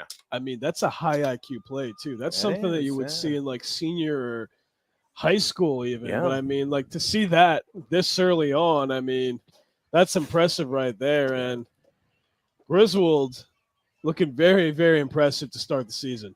Yep. 32-0. So here they're going to go for the extra point, but here's the scenario. Fourth quarter just started. We got about 9 and change to go. What's going to happen is there's going to be a running clock now. There's going to be a running clock. So what does that mean? It means the clock's not going to stop. It'll stop for injury timeouts, and the extra point is good. And looks like Friday was in a little bit of trouble at first. He had 3 defenders forming a triangle around him, although was able to find the open man in the backfield. And looks like that is number 13 for the Wolverines, Rowan Birmingham. So the only time the clocks will stop now are change of possession and an injury timeout. Otherwise, it's just going to roll. It's equivalent. It's the football equivalent to, say, a little league, junior league baseball, softball, mercy rule. Right. What? You keep the tip, right? That's you. You keep it. Yeah, of course you keep it. God. Mr. Birmingham, he runs back and forth, man. Yeah. I mean, so we got to tip the man. Fantastic for a reason, He is fantastic. Yes, sir. He's absolutely. You getting ready? Yeah. Cole Fantastic would be it is, well, it's still a little breezy. It's a little more breezy than it was last week. Last week was really hot. Yeah. So we got a running clock, Cole. So there's the kickoff, and the clock will roll and just continue to go. Sheehan had a little bit of, he's still up. 2 back-to-back spins. He's going to be pushed back a little bit of clothesline on that play. And, wow. That kid's tough. I mean, he wasn't going to fall for nothing. It was like I was playing Madden. I kept on pressing the circle button to make him spin on that one. Now, if Cole Birmingham was out there, ooh, boom, that'd be it. Boom, that would be over. It'd be, look, I'm Cole Fantastic. See ya. So, Cole, you just walk up to everybody and be like, hey, I'm Cole Fantastic. Cole Fantastic, nice to meet you. Hello, I'm Cole Fantastic. I asked him it's a catchy name. I mean, you kind of got to say that. Well, his YouTube channel, right? It's Cole Fantastic. So I said, how'd you come up with the name of Cole? This is like a couple of years ago now, right? Right. I said, how'd you come up? And he goes, fantastic. I said, well, you can't play with that. He says he's fantastic. And then there it is. So, here's the thing is that, and this is one of the reasons that we enjoy doing these games. So you had said it before, these guys are the future of the Griswold football program, right? You're right. So you're also creating stories, with a lot of different players, right? One of those stories is with Cole Birmingham. Exactly. Cole Fantastic. He's going to get to high school and people are going to go, it's Cole Fantastic. See what I mean? And that's going to be a loss of yards on the play. Looks like about 1 yard loss. So 2-11 about to go for the Colchester Cougars. Yeah, and the clock is continuing to run. We're just going to be under 7 minutes. Right. A little bit. So this game will probably end on time, if not a little early. Last week, the Micros game went about a half hour late because of the overtime. Right. That was exciting. That stuff was, right wasn't there. it? Yeah. That was really good. First game of the season, you can't write any better as number 20 is going to have a little bit of room to go. Francis is going to be tackled by number 27, Chase Capalbo. And looks like he's going to be it's going to depend on the spot. Are they going to give it to him?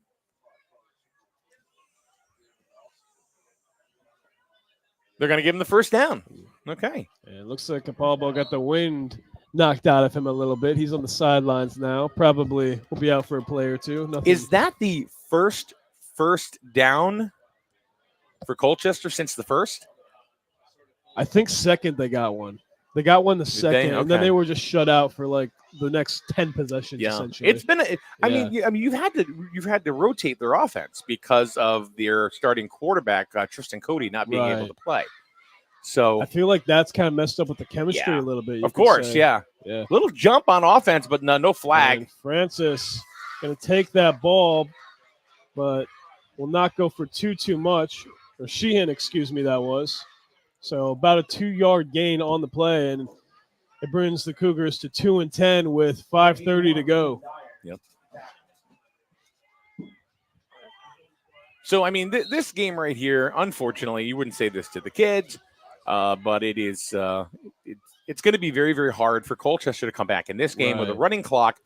They're going to have to score quickly to get it underneath the 30-point deficit so that they can stop the clock. Oh, they can also stop it on timeouts. They can. That is true also. So, but with under 5 to go in the game, not likely, unfortunately. And a small handoff. It looks like they try to fool them a little bit. That's number 12. Number 12, who we do not have a number for, unfortunately. That's right. We don't have a number 12 on our roster. Must have been a free agent signing. I guess so. Maybe Tom Brady went back in time. No, that was Sheehan, number 42.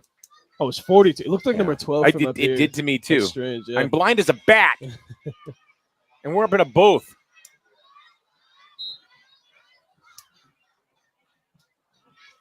third down. And about 3, looks like, Mike.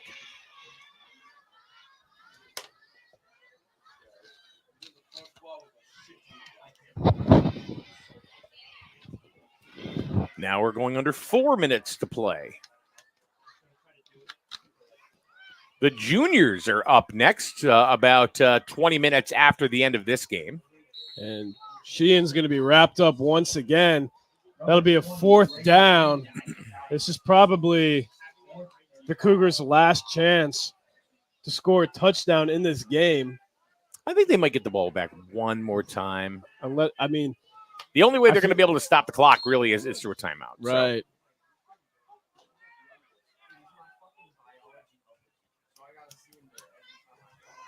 So. Another wrap up. Fumble! It'll be a fumble.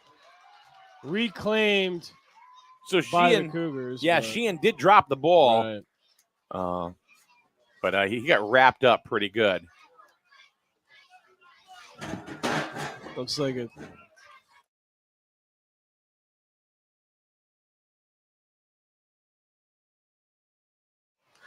All right. Turnover on down. Griswold first down. So Griswold gets the ball on turnover of downs.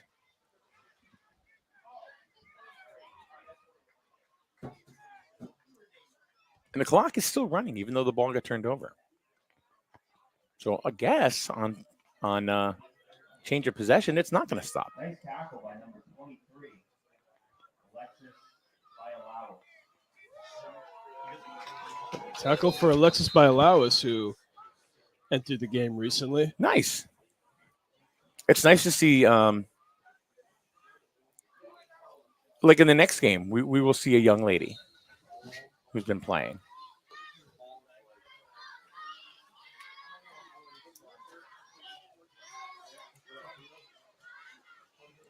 Coach Fabry creeping onto the sidelines.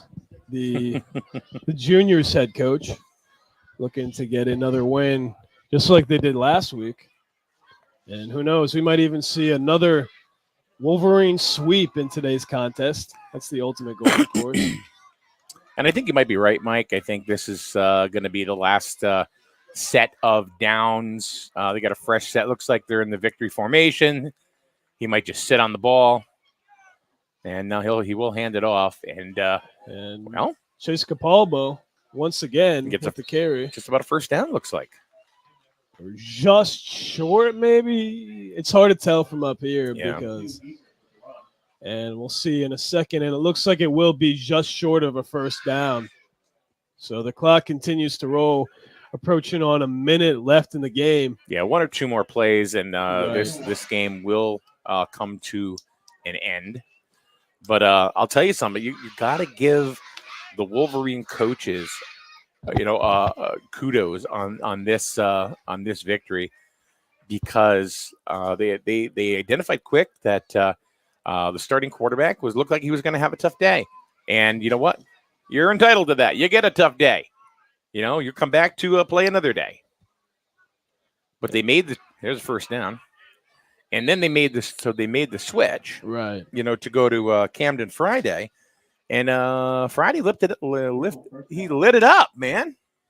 And he lit it up. The Wolverines showing no mercy on offense as they keep on taking the ball, looking to hit Pedro one more time. Although it seems as if they've changed their strategies with 10 seconds left in the game, and it looks like they're going to call it at that.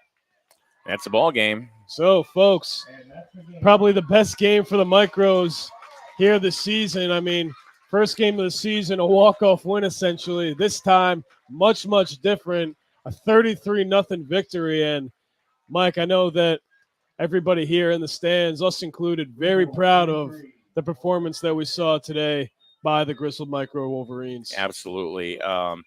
We didn't know, you never really know what to expect. When it comes to, watching youth football and how the teams are going to react to each other. The only thing you can go on really is, how did they do in the previous week? How they're going to match up. And Colchester pretty much manhandled Plainfield last week in all 3 games,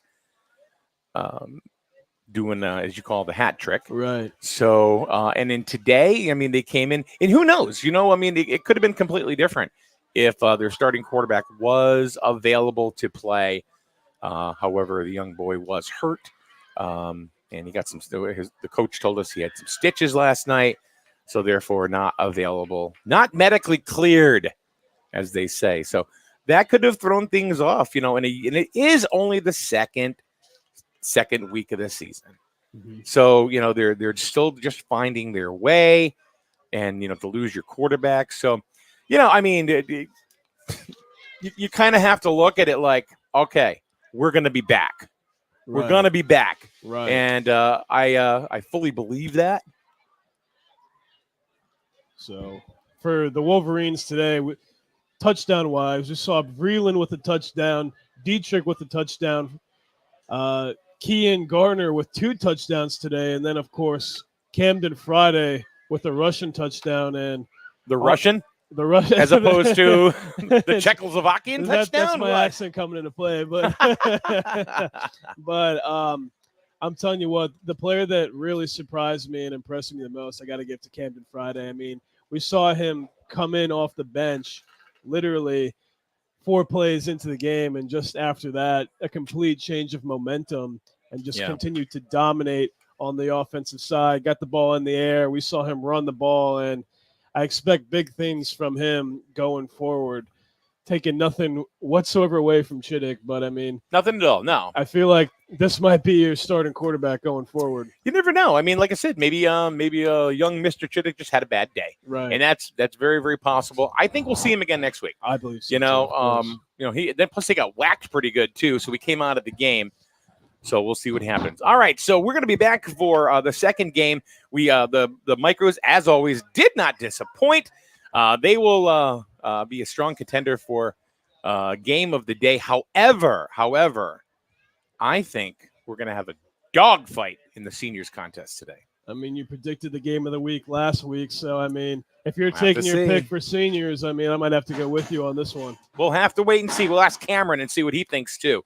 Who's going to be the game of the week. So, and he's the one that he's seeing everything. He sees everything. Cameron is all eyes. Right now, he's all hamburger. All right, we'll be back for the juniors division game right after this on SNSN.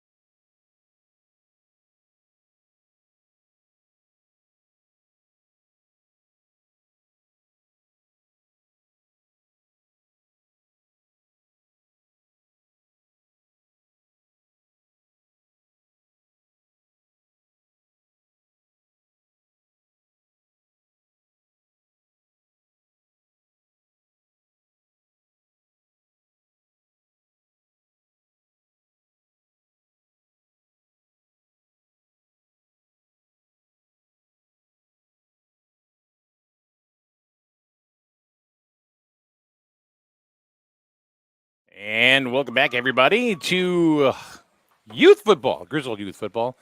We are now getting ready for the juniors division game. This is the middle child. Yes, that's one way to put it. Yeah, this is the Jan Brady, the Peter Brady of. And they're the ones that fight the most because they're the ones that get the least attention at home. Right. You know, older Joey and younger Fred, they get the guy in the middle. Yeah. So here, what is that? I thought I heard something. Yeah, me too. Strange silence here as of right now. Yeah. All right. So anyway, the juniors last week, Griswold winners against the Rams. That's RHAM Rams, RAMS, Rams. And the juniors for the Colchester team, they defeated Plainfield. I'm trying to, let's see, Griswold won the coin toss. Won the toss and defers to the second half. All right, so Colchester's going to receive, look at that guy in the middle. Right. I can't see his number, but he's a big boy. Number 14. Number 14. That is somebody I don't have. Not even on the roster. Ooh. Unless our eyes deceive us, but no, that is number 14. So if anybody happens to know number 14 for the juniors, let us know because it is not on the roster. Gavin King.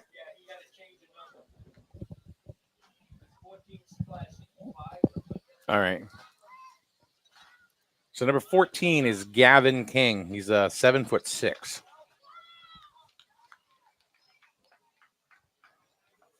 The big boy. All right. So Mike, you ready? I'm ready if you're ready. The Yes, Mike sir. and Mike Show coming to you live again for game 2 today. Numero dos. Wolverines up 1-0. Number 28, Colin Perry for the Wolverines will kick the ball off to start the game. What? Number 62 is 62.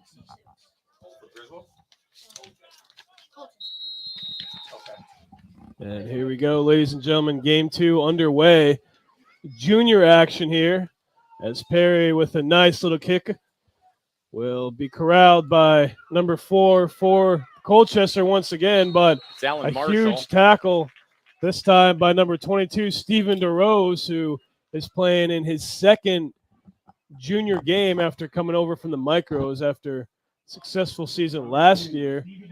And the last game, he scored a touchdown. So, yeah, you got to watch this DeRose kid, man. Right. I'm telling you, he was a game maker, game changer for the Micros last year.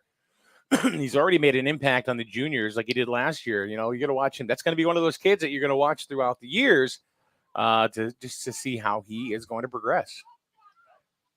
and the Cougars keeping the pace going in this one as they will hand it off to number 10. He's trying to shake off number 20 from the Wolverines, Liam Lamott, but will be tackled and corralled by number 20. Once again, Liam Lamott. And we're looking at second down and about 5 to go for the Cougars.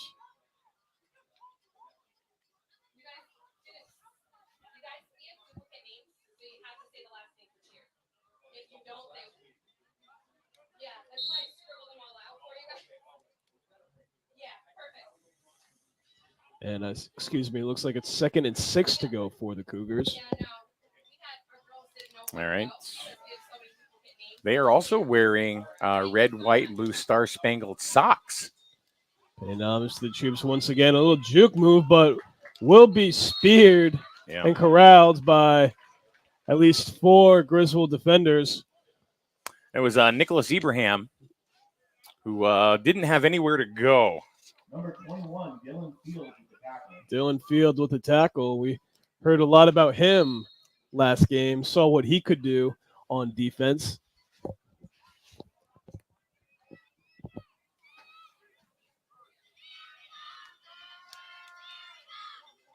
Just underway here in the first Juniors Division football. It's going to be snapped back. There's going to be some green room. If we can get by it, we'll break one tackle, break another one, but once again be tackled. And the Cougars will be looking at a 4th down. 4th and about 7 to go, it seems. Yeah, Mason Howard, Maybe number 8. 21, tried to turn the corner, couldn't get it. Too many green jerseys. And you have to wonder if the Cougars are going to go for it on 4th. Of course, the juniors have a little bit more of an ability to punt the ball, so we'll see if that's what they're going to do. But no, it looks like they will go for it.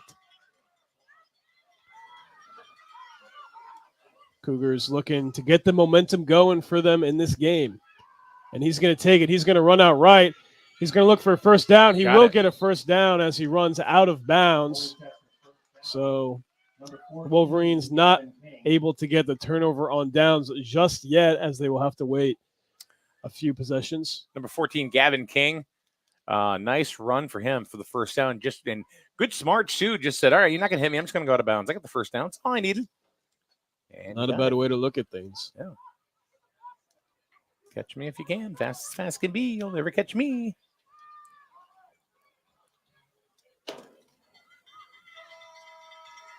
First down, Colchester. Ibrahim in motion. And that'll be handed out to number 10 once again. Breaks one tackle, but another nice wrap and tackle by number 16, Jonathan Rude. Number 16, Jonathan Rude. He just said, you're coming with me. Right. Bullied him almost. If I'm going down, you're coming down with me, he said. Watch me work.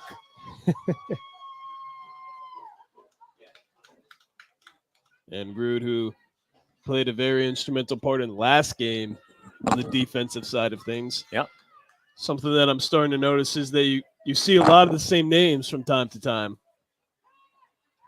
And we're going to see our first air ball of the game. And, caught by King. Nice throw by Aragani. And it looks like there was a little bit of miscommunication on the Griswold defense, as one of them said, I got him. The other said, I got him. And then the third said, no, I'm going to tackle him. And it looked like they were deer in headlights at just a little bit of miscommunication on that one. But nice throw by Aragani. It was a nice throw.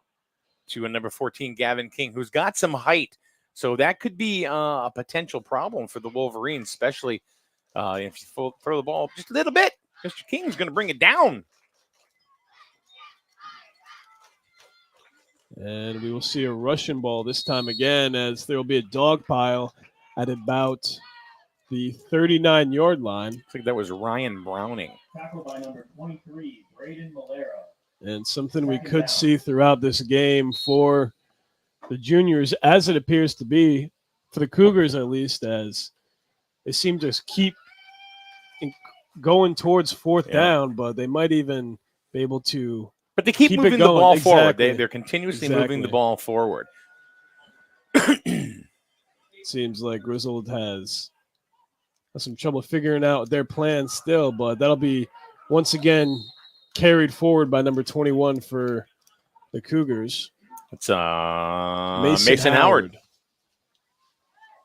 And they will spot that at the 39-yard line, so still no gain in the play. 3rd and about 9 to go.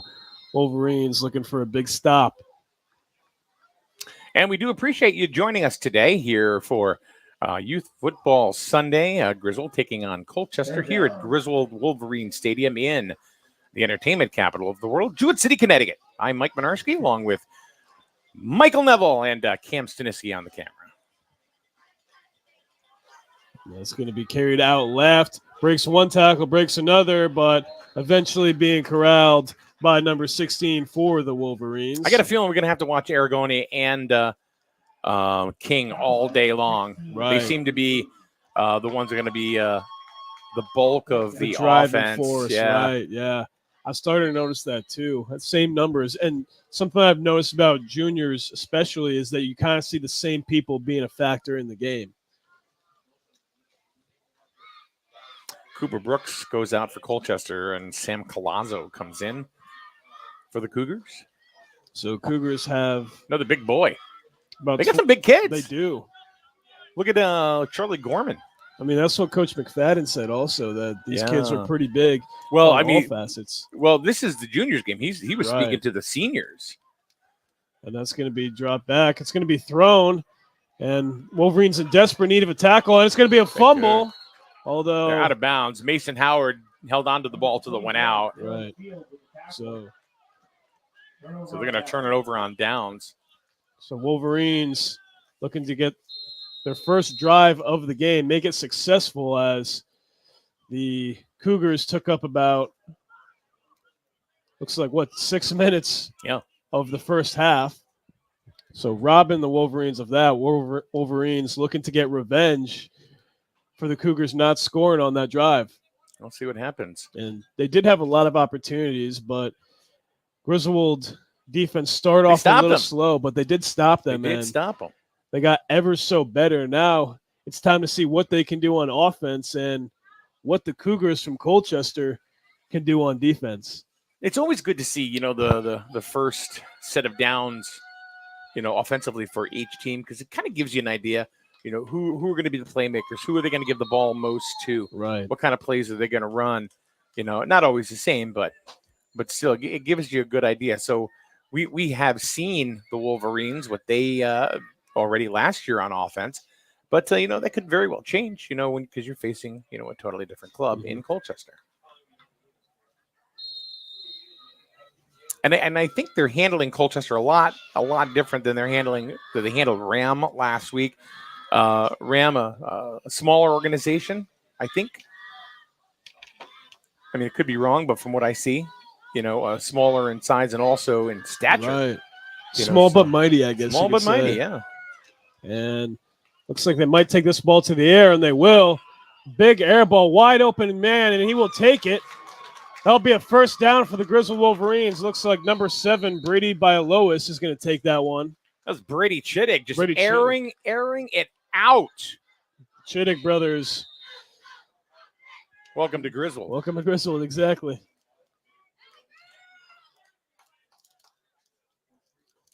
And it looks like might be an injury on the play, as both players are taking a knee. All teams are taking a knee, or just a quick break. I don't see anybody down either.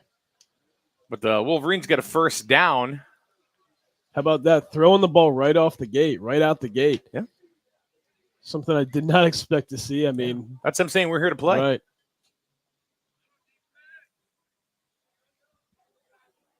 No score. First down, Wolverines. 3.5, a little about just under 4 really to play in the first. No score. That's going to be thrown back to, let's see, DeRose. DeRose is going to look for a first down. He will get it. DeRose making an impact here for the juniors through 2 games so far. Today, we saw him with a big tackle. Now, rushing through the Cougars' defense for another first down for DeRose. 15-yard run for DeRose, just kind of ran right, and he was off to the races. And smart, why get knocked off? We just walk out of bounds. It's like, it looks like the Cougars kind of gave that to him also. I don't think they had a chance because DeRose is really fast. He's quick, right. And they're going to give that to number 21, Dylan Fields, who will take that for about a gain of a yard, maybe 2. And the Wolverines looking at number 4. No, you got about 4. 4 yards. It's hard up here, because you don't know. Right. We can see as much as we can. We're not sitting here with goggles or binoculars or anything like that. It's funny that you said that, because I was thinking about bringing my binoculars today. Oh, really? I probably should do that for the games going forward. All depends on where the spot is. Sometimes you can't. We're doing what we can. So if we mess up, well. And Dylan Fabry, Drew Fabry is going to take that, but he's going to be tackled for. We'll lose a couple on that one. Yeah, small loss on the play. Looks like it'll be about 2 and 11, or 2 and 10 even. 3 and 10. Lots of numbers to play with. Browning was all over him. It was all over Fabry on that one. This first quarter going by very quickly, as we got about 2:45 left to go in quarter number 1. Cougars taking up most of the first half with their drive. Wolverines looking to make them pay. Yep. 3 men out right. He will throw once again, but it will be dropped and corralled by number 21, Dylan Field, and that'll be 4th down. So he fell on it quick, even though it was going to be an incomplete pass. Right. But, you don't want to take that gamble. You just want to cover the ball. They still bring the ball back Smart. a little bit, so looks like it's 4th and about 12 to go. So, Mike, are they going to go for it on 4th, or do you think that they will punt the ball? No, they're going to go for it. They're pretty deep. You're looking at juniors, football here. They're fairly deep, into Colchester territory. And looks like he's just in the shotgun. Yeah, Chittick is, and he's going to go for the pass, and it's going to be way out. Yeah, just a little overthrown. Let's see, we have Drew Fabry as the intended target, only man on the right, as you had Liam Lamott, Dylan Field, and Stephen DeRose out left. Seemed as if that the Cougars defense knew that they were going to go to Drew Fabry, as he was quickly swarmed by the Cougars. So it's kind of like, they both a little bit of a feeling out process, by both the Cougars and the Wolverines, taking a look and going, I see you. I see you.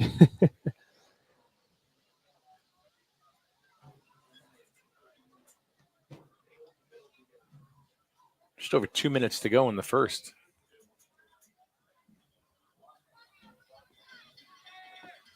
These teams seem to be pretty evenly matched. Yeah, very evenly matched. They didn't play I don't think they played Colchester last year.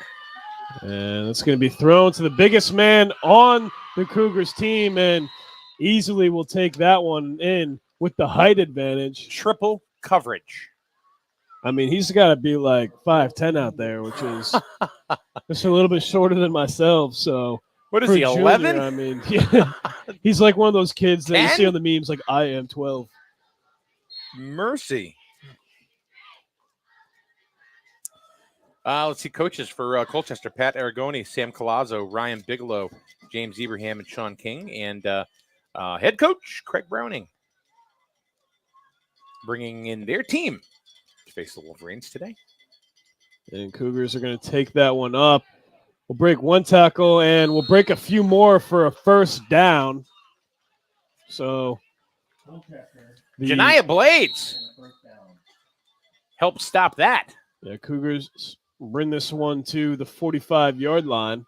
Janiah played juniors ball last year. Young lady on the defensive line, number 59.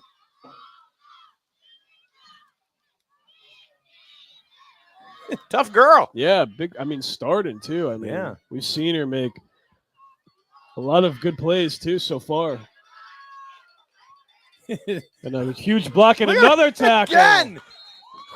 Mike getting excited over here for that one. Ibrahim tried to go, and Janiah Blaze just grabbed him by the ankles and pulled him down. That's a great IQ play right there. Just grab him by the ankles, and I mean, you can't go anywhere if your ankles are locked read up. That play. So. She read that play great.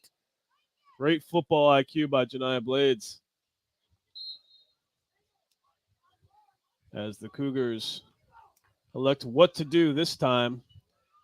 And she's got cool orange sneakers. See those things? I do. You can see them from up here. They're blinding my eyes. Yeah, they're on point. And it looks like the Cougars will elect to run this one again, taking that one outright. Breaks one tackle, but then tackled. And guess who ran over there? Janiah Blades. I'm going to get myself some in every play. Coach, I want to play every day. I want to play every down. Number 32 with the tackle on that one, Carter Barrows, as we end quarter number one, as we go now to quarter number two ever so quickly. That's right. No score. And we will be back in just a couple of minutes right here on the Streaming News and Sports Network, SNSN. Is it safe to visit the dentist? In a word, yes, especially if that dentist is Dr. Katzoff and the staff at Griswold Dental Associates. They follow all the latest safety protocols while doing what they do best, taking care of you. From preventive to restorative, your dental care couldn't be in better hands. To schedule your appointment, call Griswold Dental Associates today, 860-376-2626. That's 860-376-2626. Hi, I'm Miranda Mahoney from Griswold Pride. Are you a current substance user or care about someone who is? We are losing more and more people every day. It's time we started using new ideas and resources to keep our loved ones alive. You can keep you or your loved one alive by never using alone, carrying Narcan, and using fentanyl testing strips. Griswold Pride and Matt's Mission are here to support all of you. Using harm reduction supplies can and will keep you alive. Contact us on our websites or social media, griswoldpride.org and mattsmission.net. Remember, you're not alone.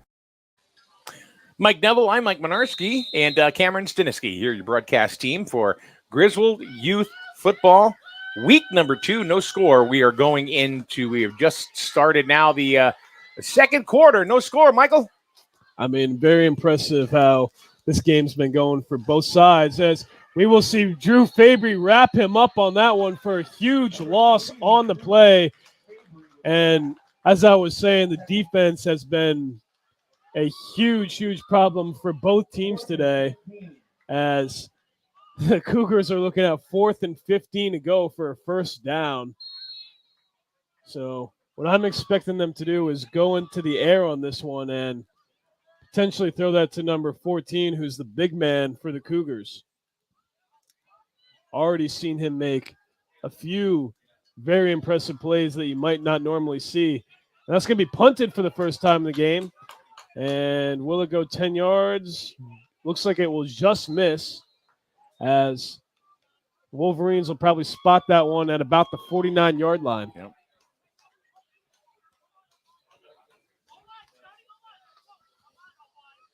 Tight game so far.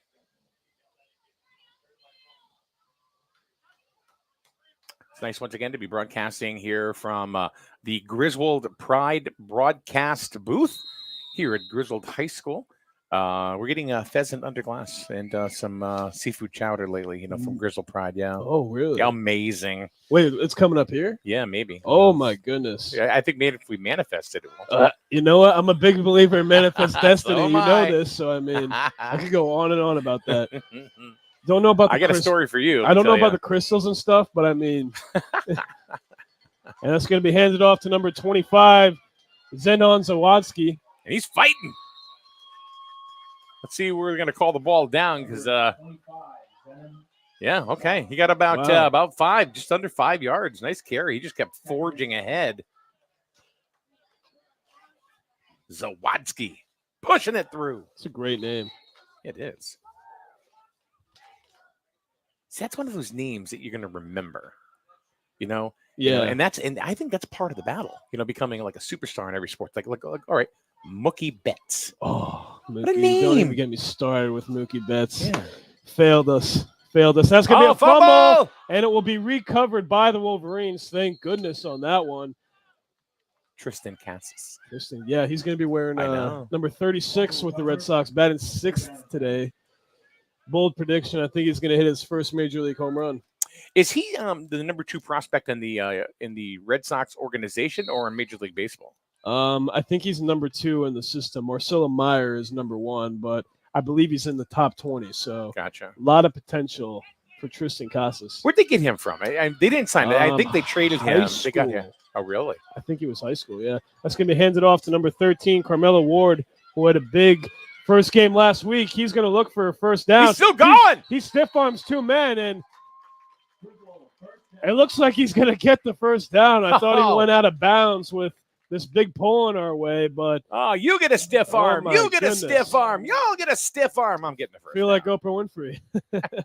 He's handing out stiff arms. Get out my way. 4th and 4. 4th and 4. So Ward got him in striking position.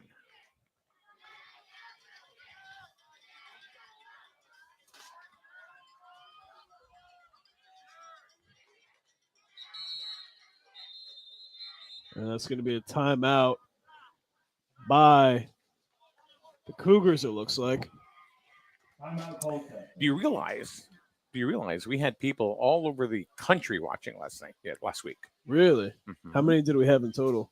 Oh, I didn't look at the views. I mean, it was like well over 1,300 totally, but But I just like it when you get people from all over the place. Right. I mean, you know, I see it popping up. Grandma and Grandpa watching it from Michigan. Go Wolverines. Here we go. From the Fabries. There you go. So, I mean, there you go. I mean, grandparents. I'm a grandparent now. Yes, you know, so as of recent. So it's like, you know, I mean, you know, if my grandson's playing, well, he's a month old, but yeah. but if he was playing sports, you know, and I wasn't living near him, I would cherish the idea that I could watch the game from wherever I was. And this is all about the new generation that is coming forth, you know, with the technology kind of taken over in the last 10 years. I mean, you get really nice experiences like such. And the best part about this is that you can watch back on it from years to come. Exactly. You know, like these kids right here in 30 years can go, look what Dad did. I was playing football when I was 11 years old. I was a star at Griswold. And then, of course, it's good for you and me to have B-roll options in case anybody might come knocking on our doors. True. That is very true. Looks like fourth down for the Wolverines, looking to get a four. It'll be a fumble, and they're going to take it back. There's some green room. Can he shake a tackle? There will be a flag on the play. It looked like we were going to see encroachment on the defense for a short time. I don't believe that's what the flag is for, though, as it seems to me that we have a Cougars man down. Are we getting a holding call on the Cougars? Oh, against the Wolverines. Okay. Oh. And they're going to turn it over on down. So, and there is a Cougar player down right now. Not sure exactly what happened to him on the play. Might have been just had the wind knocked out of him. Hopefully he'll be okay and be able to continue here in today's game. Yeah, he's moving around, so probably just got a little shook up.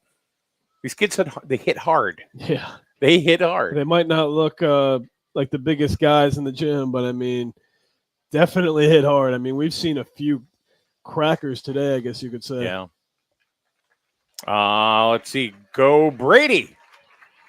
And Papa from Florida watching in. Thank you very much for checking in from Florida today. Gotta love the state of Florida. Laura says, go green. And you are welcome.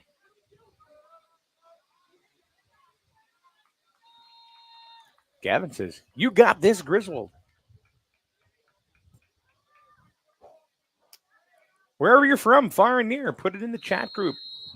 Because when these kids watch this game back, and if they see their name up on the screen, it's like hella cool. Yeah, it is. They're like, hey, I'm hip now. That's it.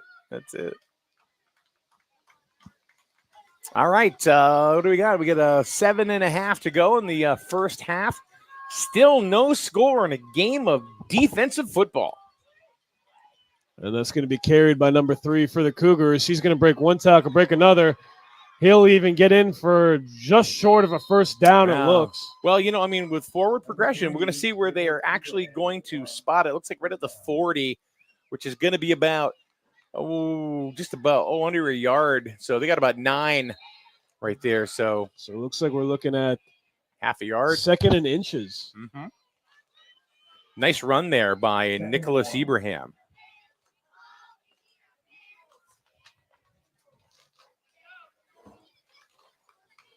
And Wolverines defense looking to be stalwart once again.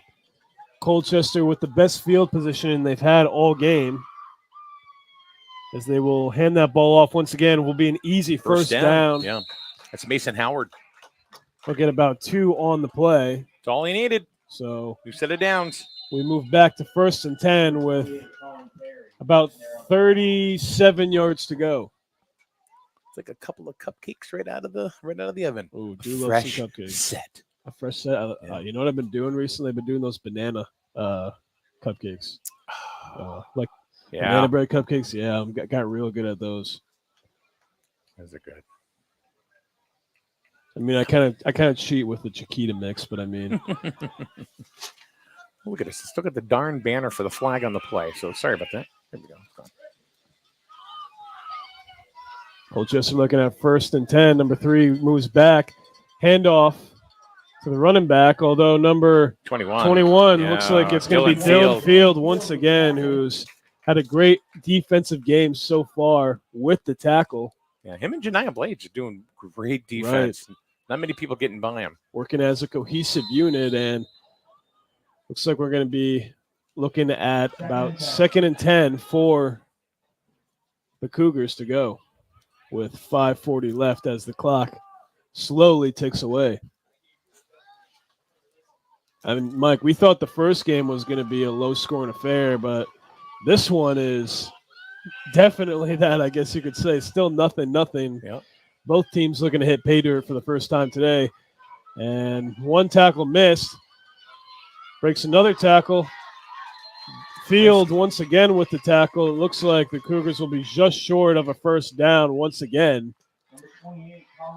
Nice run there by the quarterback, Aragoni. Gets about 7. And ever since Drew Fabry made that big tackle for a huge loss of yards for the Cougars, they have kept the progression moving forward.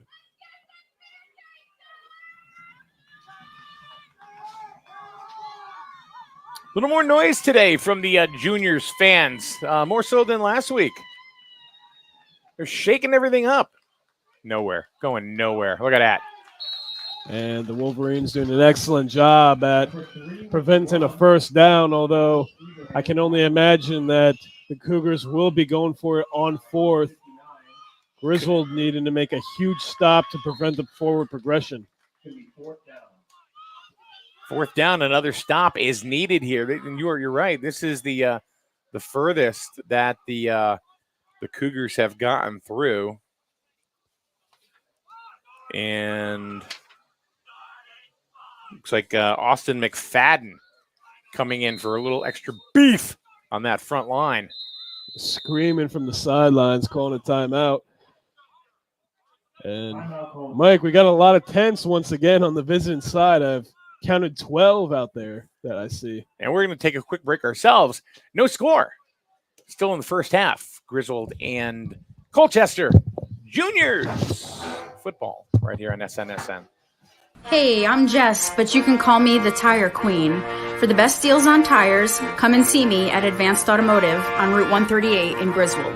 Call me at 860-376-8687. But definitely don't talk to my dad. He's definitely not the Tire King. And right now, Jess the Tire Queen has great deals and excellent service waiting for you at Advanced Automotive, Route 138 Griswold. Tire Queen! Family owned and operated. That's something you don't hear too often anymore. Highway Campers of Plainfield is now 3 generations in and going strong. If you're looking to upgrade or get your first RV, contact the family that knows RVs, Highway Campers. They'll walk you through the process of finding the right RV for you and can even finance it for you. Visit www.highwaycampers.com and find your home on wheels. After all, home is where you park it. Highway Campers is a proud supporter of Griswold Youth Football. And we're back. First play back from scrimmage, and it looks like Colchester is going to convert for a first down. And Michael, they are continuing to drive here. They're picking up small positive yardage every single play, and they're working the clock. And let's see, Griswold they've only had the ball once this quarter. And slow and steady wins the race. And this is kind of what we saw in the first quarter. The Cougars essentially dominated in the offensive side of things with slow but steady forward progression, although slow but steady does win the race, even though it's still 0-0. And a huge tackle right there, a huge wrapping tackle. That's going to be number 14, it looks like. Mason Howard brought him down. Mason Howard, excuse me. Big loss there for Colchester. So it's like about 5 yards. So you look at it, right. 2nd and 15. It seems as if whenever Colchester is close to potentially hitting pay dirt, the Wolverines come and hit them for a huge loss of yards. McFadden comes out, and Alex Austin comes back in for the Wolverines. And the Wolverine faithful stomping on the bleachers. And that's going to, look at that. But it's still going to be caught. What an interesting play, as number 21 might take that all the way, and he's going to. And that's going to be a Colchester Cougars touchdown on a very strange play right there. That was a very strange play. Right. The quarterback was in dire straits, and unfortunately, Aragoni is on the ground, and he's holding his helmet. He looks like he's hurt a little bit. We hope, of course, not bad, obviously. But you want to talk about under pressure. And Aragoni threw the ball up and got it quickly to Mason Howard. I mean, I thought he was done for. I did too. I thought that they were going to swat that or intercept it, but Mason Howard on the left was wide open, and he had basically green grass from there on out. He did. It seemed as if the defense got fooled a little bit. It seems as if that they thought that he was going to be tackled right off the bat, and unfortunately for the Wolverines, that's not what happened. So it is a Cougars touchdown, and 6-0 as of right now with 2:14 to go. That was a very good play by Colchester. I mean, and specifically Aragoni, who happens to be, unfortunately, the young man that is currently on the ground hurt. You hate to see that, of course, at any level, especially this level right here. These are just young kids. You know, it's funny because you look at them down there and they look like NFL players, right? Right. And then they, at the end of the game, you see them, they walk them up the stairs and they're taking their helmets off and they're just babies. Right. Right. You don't realize it. But Aragoni's okay. He's coming off the field. Probably going to stay off for the proverbial one play.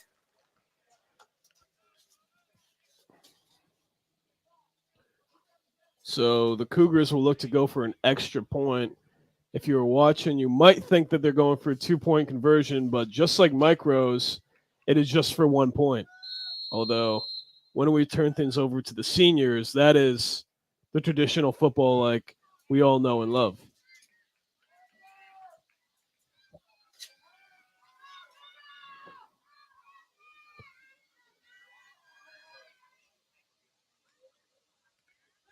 And that's going to be thrown in the air and just missed an extra point. Number 14, the intended target. And the Cougars will now kick off to the Wolverines as the Wolverines look to get revenge and get on the board with 2:14 left.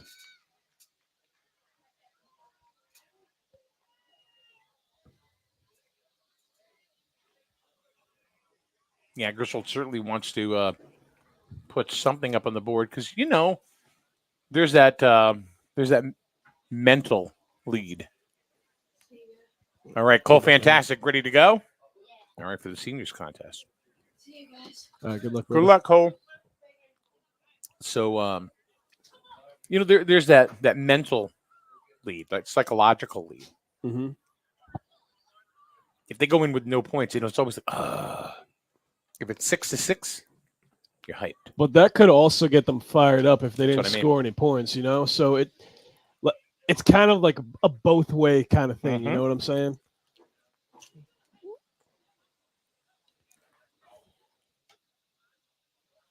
You good? Oh. Oops. I almost missed.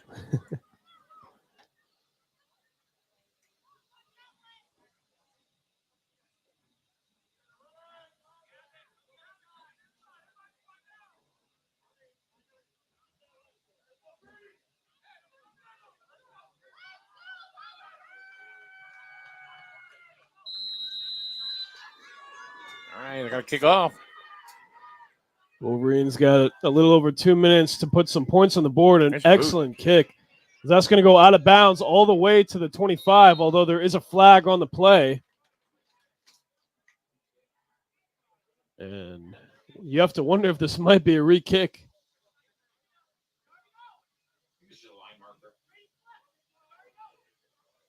So not sure what that flag was all about. I think that was just the side judge going ahead, marking it. It was the first thing he grabbed instead of his little disc that they throw. Right. And I did hear the referee say kick out of bounds, which we did see. So maybe it just didn't go the right amount of yards. And yeah, look, it went out at the 25, but the Wolverines will get 10 extra yards on that one. So first down for Griswold.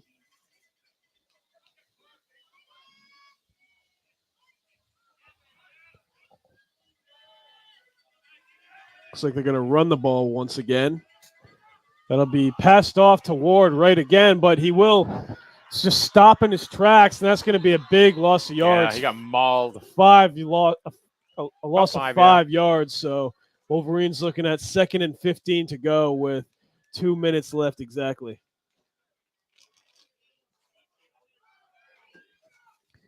Fans trying to get behind the Wolverines as they get a Wolverines chant started here at Griswold High School.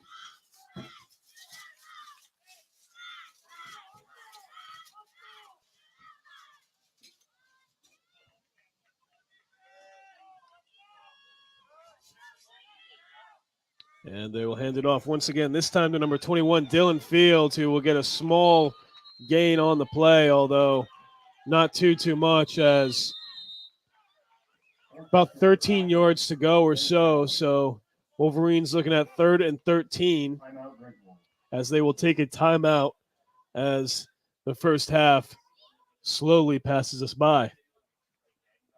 And we're going to take a quick break as well. You're watching Youth Football right here on SNSN. Reliable plumbing and heating services are just a phone call away when you contact the professionals at McGuire Plumbing and Heating in Fallontown. Family owned for more than 35 years, McGuire Plumbing and Heating has earned a reputation by providing accurate quotes and being open and honest when on the job, plus giving honest advice that may be needed down the road but isn't an immediate concern today. Find McGuire Plumbing and Heating on Facebook or call 860-376-3388. Look for the big truck with the little Irish. And here we are. There is no clam chowder, Michael. Oh, damn. You really think? Did I have you there? Oh, man, you got me excited. I'm sorry. Oh, no. I guess I owe you clam chowder. I guess so. Got you all excited for clam chowder, and there is no clam chowder. Okay. Sad days. All right, Griswold's got to get happy here and start moving the ball a little bit. What is it? 3rd down at about 14. 1, 2, 3 left in the half. Wolverines looking to take this to the air. No, they're going to keep it. Carmelo Ward's going to run. Jukes off one guy. Looking to juke out another. He will. He's going to have a little bit of green grass, looking for a first down, and he's going to get a first down. And out of bounds. What a run by Carmelo Ward, taking the team on his back, although there is a Colchester player down on the field by the Griswold sideline. But an excellent run by Carmelo Ward, who essentially put that team on his back and said, we're going to get some points before this quarter ends. Yeah, little boy down here right in front of us. All the Wolverines in sportsmanship fashion taking a knee, showing their respect to their fallen opponent, which we hope will just be for a moment.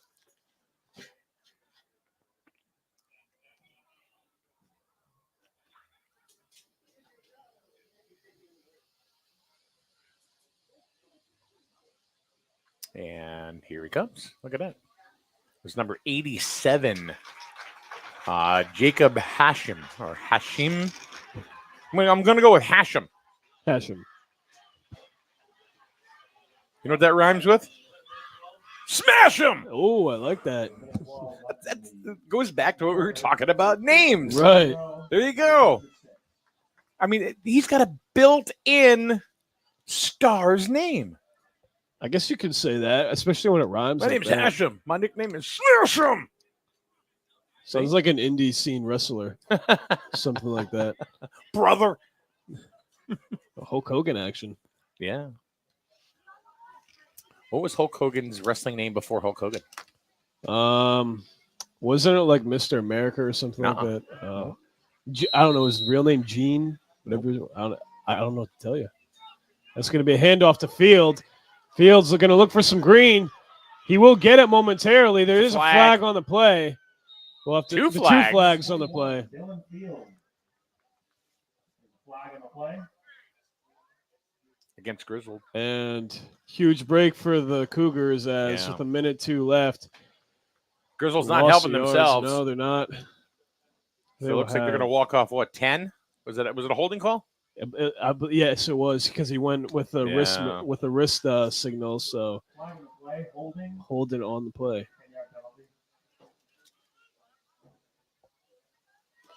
Yeah, at the line of scrimmage. So they're going to line way back. So now you got 2nd and 18.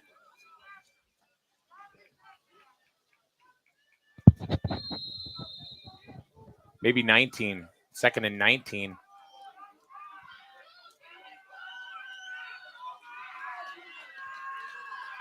First and 19. And another flag. So you have to wonder if this is a false start or what this could be. One Wolverine. And once again on the Wolverines. So, like you said, Mike, Wolverines not helping themselves at all as you have to wonder what they're going to do now. I mean, so still first down, but now 1st and 24. Right. Do you run the balls just to run out the clock? Do you try to get it in the air? We have 3 receivers outright, and they will let to go to the air. A big throw to number 28, which will be just over his head. And Colin Perry, the intended target. And we move to 2nd down. Looks like 2nd and almost 40 yards to go. Well, no. Oh, wait a minute. I can't see. It's still 5, 2nd and 10. 19. Oh, still. What do you think? 2nd They and lost 19. another 20 yards? You know, I didn't see the first one. Yeah. Oh.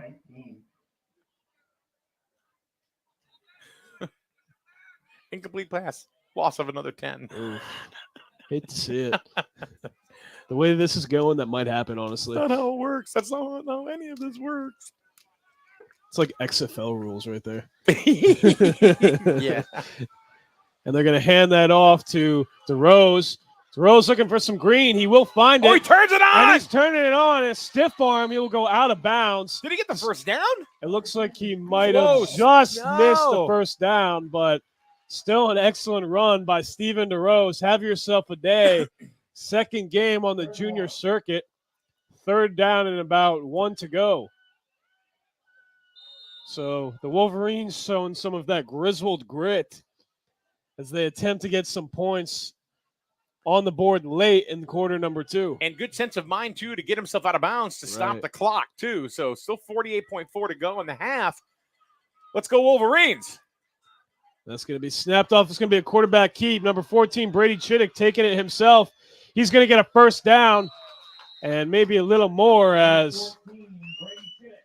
So they come back from 2nd and 19 to get a first down. And Wolverines are going to call a timeout on that one with 41 seconds left in quarter number 2. Exciting finish brewing in the first half. And they're going to call a timeout, as just like Mr. Neville said. And we are going to call a timeout as well, as we are here in the Griswold Pride broadcasting booth at Griswold High School. 6-0 Colchester, but the Wolverines knocking on the door. We'll be back with the finish of the exciting first half right here on SNSN. Hi, this is Lisa Griffin of Eastern Connecticut Savings Bank. Well, some banks offer checking account rewards, and some banks rebate ATM withdrawal fees. At Eastern, we say, why choose? Check out our Kasasa checking accounts and find out how you can get both. For more information, visit bankeasternct.com, call us at 860-889-7381, or stop by any of our branch locations today. Eastern Connecticut Savings Bank with offices in Norwich, Jewett City, and Plainfield. Member FDIC. Do you Kasasa? You buy better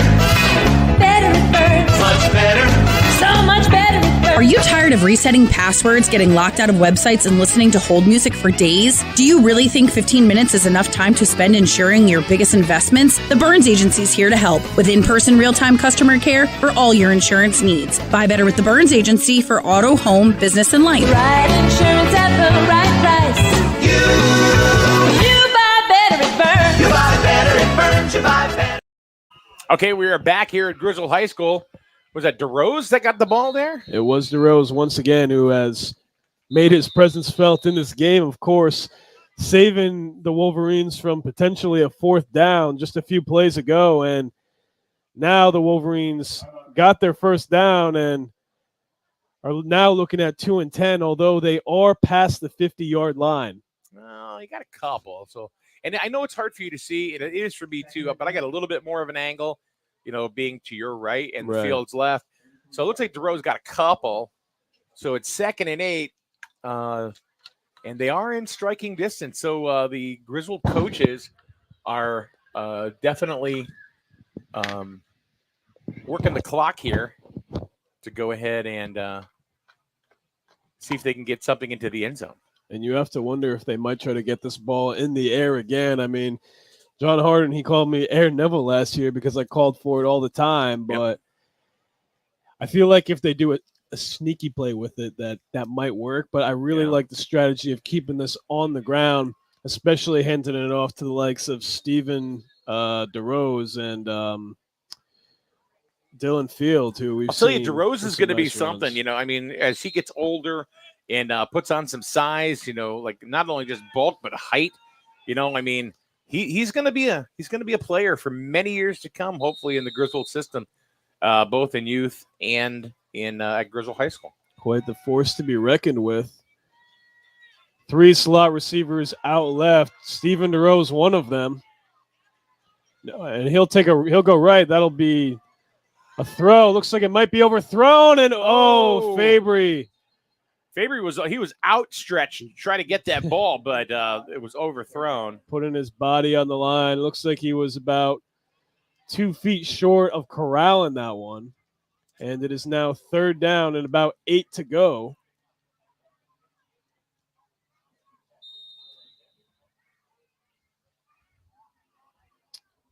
$32.1 ticks to go. And you have to imagine, even if they don't get the 1st down here, that they will go for it on 4th, given the circumstances with 32 seconds left in quarter number 2. Right. What seemed like might be a quick quarter has honestly gone the distance, I guess you could say. Yes, sir. Dylan Field, handoff to him, handoff to DeRose once again. One block. DeRose is going to get some green room. He's going to look to beat them. Will go out of bounds. Very high football IQ. And as you said, Mike, 1st down. This one's going to be spotted at about the 25-yard line with 23 seconds left. If he was one stride faster, and he got a block there that he needed, he would have been gone. He did have a lot of green pasture there, although the Cougars of Colchester caught up to him at the last second. And we've seen DeRose run out of bounds a few times in today's contest after reaching the 1st down. Now, do they roll right in the same play? Because look at all the green over there. I mean, there is a lot of green over there. So much, as a matter of fact, that it seems as if that they're expecting them to, not sure who he was throwing. Right. And that could have been a big break for the Cougars, as an interception would have surely meant that Griswold's hopes of scoring a touchdown in quarter number 2 would have been thrown away. So 2nd and 10. Wolverines, I mean, when you're playing at this level, 25, 30 yards, that's striking distance. Right. One play. It looks like they're going to look to go the air again unless Steven DeRose can help it, and it will go off to him. But once again, Dylan Field fooled me up here, as Field will be tackled for a touchdown, and the clock is going to stop. I believe that will be Griswold's 2nd timeout. Oh, no, the clock's going to continue to roll. But now they will stop it once again. So, looks like some miscommunication As I'm there not is sure what happened here. Is that the end of the first half? no, looks like they took another. Yes, it's going to be the end of the first half as the clock will continue to roll. And that's a surprising move, I must say. I mean, it looked like that the Wolverines were close to potentially scoring a touchdown, although even after the first half, I mean, Griswold is still in striking distance with Colchester only up by a touchdown. And if the Wolverines do score a touchdown, they would only need an extra point to take the lead, and the Wolverines will get the ball at the second half, looking to keep the momentum moving forward. All right, so we're going to take a break. We'll be back for the second half of action at Griswold High School. Mike, and Cam, right after halftime, right here on SNSN. My God, are you still And talking? I'm not going to leave here ever again. Because I love you all. My God, are you still talking?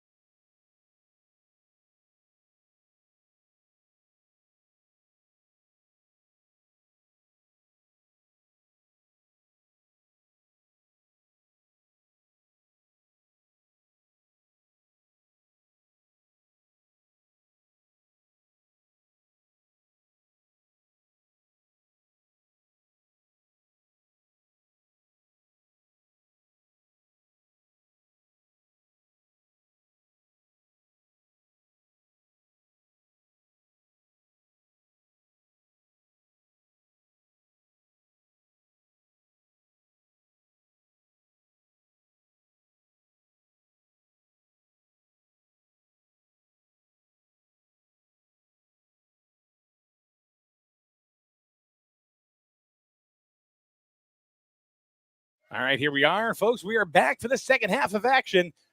6-0 Colchester. And Colchester's going to get the ball as they recover the fumble on the kickoff. So even though the Wolverines had won the toss and deferred, guess what? Colchester recovers it, and they still get the ball. So, Michael, the momentum continues to roll the Cougars' way. Yeah, this is definitely not the way that the Wolverines want to start things off in the second half, obviously, especially after an extended meeting with former NFA coach Jamal Davis also getting in on the action. But it seems as if that the Cougars' momentum, like you said, has just continued to go their way throughout this entire game on offense and in defense. And Cougars looking to once again get another touchdown. As that ball is dropped back to number 4, who's going to juke one man out, but will be tackled by number 25, Zenon Zawatsky.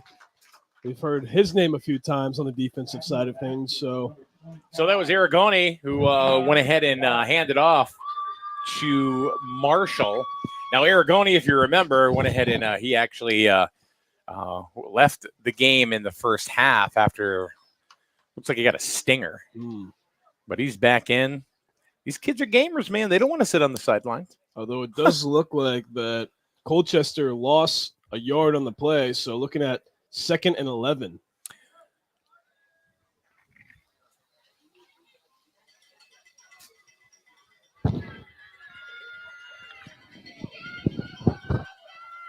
Griswold looking to get revenge. Let's see if they can do it. That's going to be dropped back once again to number 21, who's going to do a big loop. There's going to be a flag thrown. He's going to go all the way as of right now. The touchdown will stand if it is against the Wolverines. No, it's going to come back. Let's hope so. Yeah, it was a push in the backfield or holding. Yeah. Yep. Either way you look at it, it's coming back. So the Wolverines getting a big break. Definitely not how they would have wanted to start the second half, allowing a touchdown after failing to get the kick. So it's still second down, but it's going to be second in California. Boom. So 10, 15. Ooh. So 2nd and 27. Wow. So the Cougars definitely having a long ways to go for that first down, but we've seen them do it before in today's game. I mean, last time we saw them get a touchdown, they were, I think it was 19 yards back. Yeah. And we thought the quarterback was going to get sacked, although he somehow had a no-look pass, got it off, fell into the receiver's hands, and what ended up being a touchdown. And they're going to take it again, but he's going to be quickly swarmed by Shania Blades. By Shania Blades in the Griswold defensive line. Look out, Blades. She's going to cut you. Can I say that? Will I get banned from social media for saying that? I mean, it is 22, but you never know. I think you'll be good. We won't tell anybody.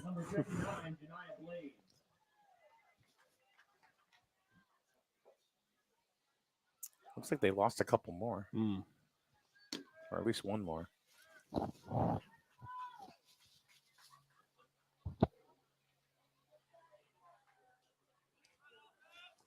So not a good first possession for Colchester here in the second half. Still 3rd and a lot. They're going to hand it off to number 21, who just had his touchdown brought back. Looking to do it again. Breaks one tackle, breaks another, but he will be wrapped up. Number 20, Liam Lamott, getting the final tackle on that one. So good little run. Right. Got 7 yards, but still quite a long way to go for a Cougar first down. And I assume that the Cougars will be punting this ball, although we have seen them convert on 4th down, which would be the goal, of course, for the Cougars if they elect to go that route. Now they got to punt. They are. You see number 21, I think that is, again, the back. Mm-hmm. And it's going to be a bad throw, but an excellent punt. Wow, look at that. So, and he's just not going to go after it at all. He's just going to let it roll.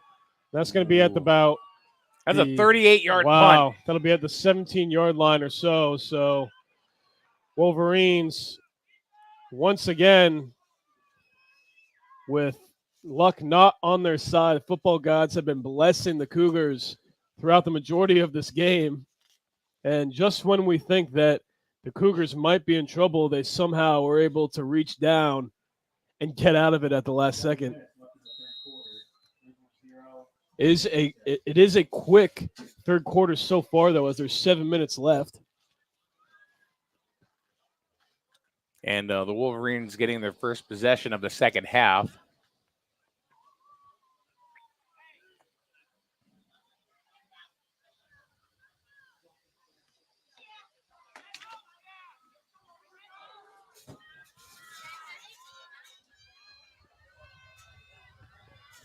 And that one's going to be a no gain on the play, it's going to look like. So Wolverines electing to run the ball on this one once again. Zawadski with the run. I'm looking for where my roster went. Or you have no. Yeah, there you go. Sorry, I took your roster. Figures.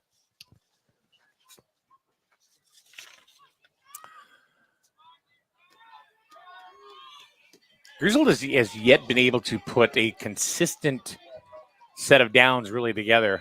Well, maybe once, but it's been tough for them to move the ball. It has, and the Cougars defense just continues to eat them up. You know, I mean, yeah, like Zawadski couldn't get anywhere on that one, and you're starting to see why this team, the juniors team, at least got the win last week. Also, I mean, just complete domination on the defensive side. So 3rd and 12. I guess the saving grace is really so far in the second half is the holding penalty on the Cougars. Right. Bringing that touchdown run back. 3 receivers outright. And it's going to be overthrown ever so slightly and just eaten up by the Cougars defense.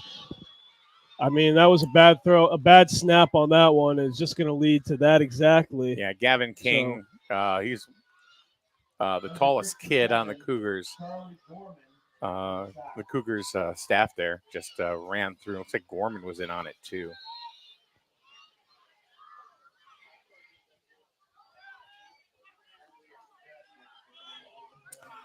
So 4th and very long. And I assume that they will punt it, and they will, but it's going to be a bad snap. Once again, there's going to be a flag on the play. Okay, because that does not look good. No. At all. So the pressure just get into the Wolverines. I mean, it's just been eating them up for the last few plays now, it seems. And the Cougars. First down, and the Cougars are going to have it like on the 7-yard line. So worst break that the Wolverines could have ever imagined. I mean, right off the gate, you have the the 4-yard line. Oh, wow, so even worse. But, I mean, right off the gate, a bad kick is going to lead to the Cougars retaining the ball and now making the Wolverines pay for that. Parents getting vocal, coaches getting vocal. Nobody's happy here at Griswold High School as the Wolverines will take a timeout. And we will, too, and take a little bit of a breather here at the Griswold Pride Broadcasting booth. And you are watching youth football, Griswold style, right here on SNSN. You see the signs everywhere. No alcohol if under 21. No tobacco under 21. No vaping supplies under 21. It's 21 for a reason. Youth that use alcohol are more likely to engage in other risky behaviors, such as gambling. Learn the warning signs and how to talk to your children about addiction. It's 21 for a reason. Brought to you by CIRAC and funded in partnership with SAMHSA. Find out more at CIRACCT.org. Any painter can paint, but only CertaPro painters have the power. The power of showing up on time and fully caffeinated. The power of estimates that aren't guesstimates. The power of living where you live and liking the same coffee shop you do. And of knowing our corals from our crimsons. the power of making neighbors jealous every time. If you want certainty, you want CertaPro painters, the power of pro. Start your project at CertaPro.com. All right. Thank God for our sponsors that we are even here to begin with. There was CertaPro right there. And what happened? Well, touchdown Cougars. I mean, I feel like it was only a matter of time with this possession. They've been making the Wolverines pay for their mistakes, and they just made them pay the ultimate price by scoring a touchdown on the Wolverines as they go for the extra point, looking to make it 13-0. It will be grounded, though, so luckily no extra point, although the Cougars are still up by 2 touchdowns versus the Cougars, making it 12-0 with 4:40 to go in quarter number 3. So 12-0, and we're going to take another break right here. You are watching youth football right here on SNSN. It's finally motorcycle and boating season. At Allstate Insurance, the Trahan Agency can help by giving you big savings when you bundle your boat or motorcycle insurance with your auto policy. Trahan Agency has been in business for over 25 years, which doesn't happen unless you have honesty and integrity, and you get both with Allstate Insurance, the Trahan Agency, Route 12 Plainfield. Find them on Facebook. Bundle your motorcycle or boat insurance today with your auto policy and get big savings. Kevin Trahan is a proud sponsor of Wolverine Athletics. Life is full of choices. At Jewett City Savings Bank, we can make one choice easy, finding the right checking account. We offer a range of affordable accounts to fit your budget and needs, and each gives you the freedom to access your money the way you want, online, through our mobile app, or with your debit card. It's your money and your choice. To learn more about the account that's right for you, stop by one of our offices or visit us at jcsbank.com. Jewett City Savings Bank, member FDIC. And we're back here at Griswold High School. Kickoff by Colchester. Griswold will get the ball at the 45, their own 45-yard line. 12-0 here in the third quarter of play. And yes, the Wolverines being able to corral the ball on the kickoff, unlike last time, which led to a Cougars touchdown. Saw something very interesting on that last kick return as number 16, Jonathan Rude, who originally had the ball, handed it off to Drew Fabry, which might have gained them an extra couple of yards. Looks like it's going to be handed off to Dylan Field, which is going to hand it off to Stephen DeRose. 1 juke, 2 juke, 3 juke, 4 juke. He's still going. He's still up. going. And what a run by Stephen DeRose. Looks like he lost a little bit of gas, but he's still going to keep on going. And an excellent run by Stephen DeRose, which will bring him to about the 35-yard line in Griswold's territory. So now, I'll tell you, every time they've been giving the ball to DeRose, they've been getting positive yardage almost every single time. I understand that you probably don't want to give the ball to the kid every single time because, of course, then it becomes predictable. But you got to get the ball. He's got to get more looks because this kid, look at that one play. Look at that one run. 3 jukes? Yeah. And he just kept going. And this is a kid this is his first year in the juniors league. He just came up from micros last year. Right, Mike. And it seems as if the Colchester team is underestimating him a little bit as, let's see, there will be a dog pile and a flag. With the carry was number 3, Drew Fabry, once again. Face mask. So that's going to be a big one for Griswold. It's going to give them some defense. more yards. So it's going to be 15 yards from the spot. So they're going to have the ball right around the 15-yard line, 1st and 10. So the Wolverines make that the 26. I can't see from up here. Yeah. So okay, so what happened is they it was 15 yards from the original line of scrimmage. So first down Griswold. So this being the Wolverines' biggest break of the game, they haven't had many of them whatsoever. Yeah. Football gods have not been on their side today, although this is their best field position that they've had all game. Looks like they're going to run the ball again. It's going to be handed off to Dylan Field. No, Stephen DeRose once again, who is going to get another Griswold Wolverines first down. And DeRose continues to impress. So that play right there was about 1st and 3 because of the penalty. Now they're going to move the chains once again. what I've noticed that Griswold has the most success when they don't take that long of timeouts or huddles and they just go right into it, and it doesn't give the defense any room to breathe whatsoever. The running game is working for the Wolverines, so they will stick with it. Fake off to DeRose. It's going to be handed off to number 20, Liam Lamont, who will be tackled. Lamont's going to get a few. Yeah, it looks like about 3 yards on the gain, or on the play, excuse me. Maybe they're taking a little bit of some plays out of the Colchester book where, slow and steady wins the race, right? Right, exactly. I mean, that's exactly what Colchester did for the first 2 quarters of the game. I mean, you have a 10-minute quarter, but they took up about 6 minutes, leaving Griswold with not that much room to work with. This game is not over by a long shot. Not at all. I mean, look what happened last week with the micros. DeRose. Stephen DeRose once again will make one juke, another juke, a stiff arm, and he's going to break off one tackle. He's going to make it past another. He's still on his feet. First down. And Stephen DeRose fighting for yards, and he will give the Wolverines a first down. And, Mike, as we said, making only his second appearance on the junior circuit here in Griswold, but showing a lot of that Griswold grit that we've been talking about. First and goal. That's what it looks like, right? No, first and the 11. Yep, just a little bit short of a first and goal. And number 13, Carmelo Ward, re-enters the playing field. And it looks like there's going to be a Wolverine that's injured on the play. It's like DeRose, actually. Which is not what you want to see whatsoever. And he looks very upset over whatever happened. As they're going to give him some water. Yeah, might have had the wind knocked out of him. But hopefully he is okay, because he is the best opportunity. As of right now, it would seem that the Wolverines have to put in some points on the scoreboard.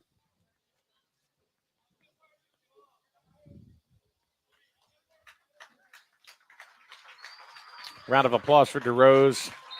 He'll have to come out for one play, but he'll be right back in there.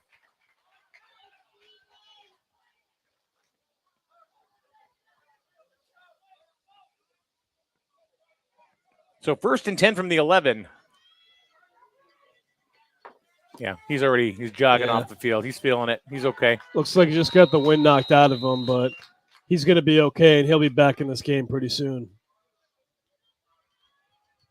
And it's going to be snapped in the dirt, although number 32 for the Wolverines, Carter Barrows, takes it for... He lost about 5. He actually lost some yards, exactly, which is... It seems as if whenever the Wolverines are in striking distance, some unforeseen circumstance happens and just makes them lose yards or gives up points, and you just really hate to see it right now. So you get 2nd and about 15.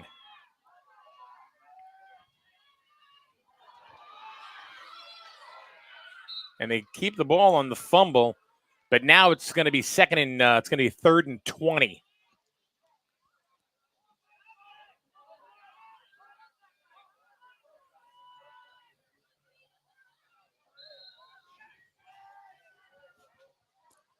Third and 20, and DeRose is looking for his helmet.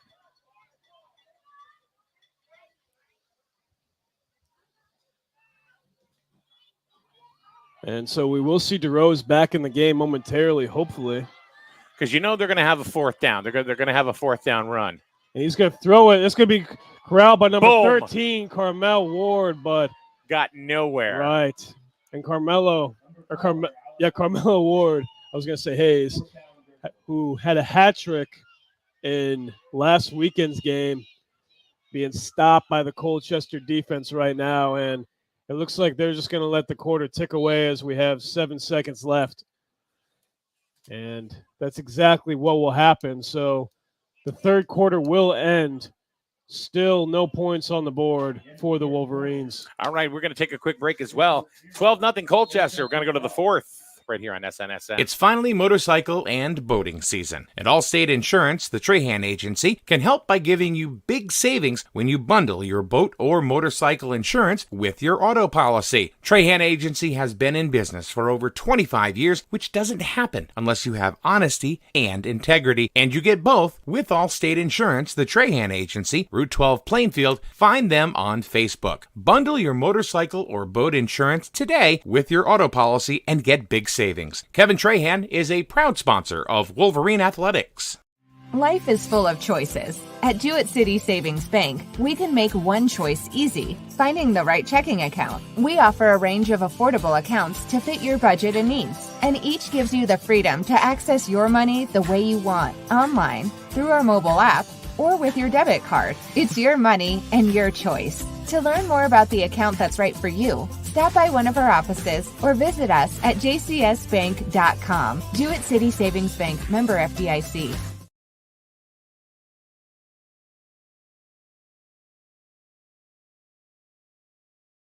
All right, we're back here, everybody. The Wolverines were knocking on the door of the Colchester Cougars, looking for their first score of the afternoon. And then a whole set of downs. Colchester just locked it down, and they ended up losing 10 yards. So now we are 4th and 20. And we are now in the 4th.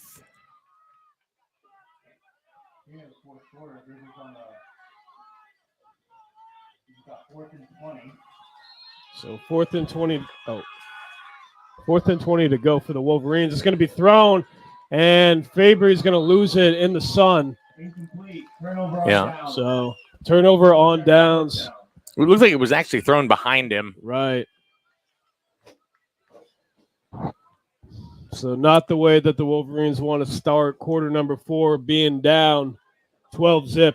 That was an unfortunate set of circumstances there, where the Wolverines were really pushing the ball up.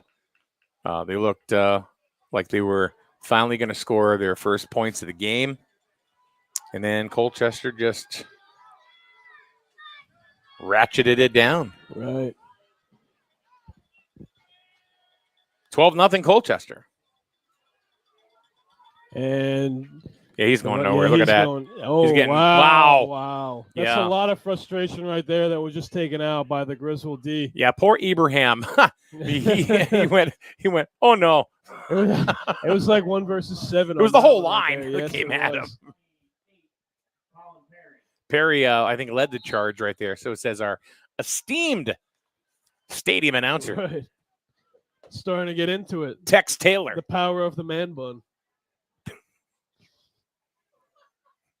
He liked that one over there. Catch him playing semi-pro football. Just call him Tex. Hashtag Taylor Gang.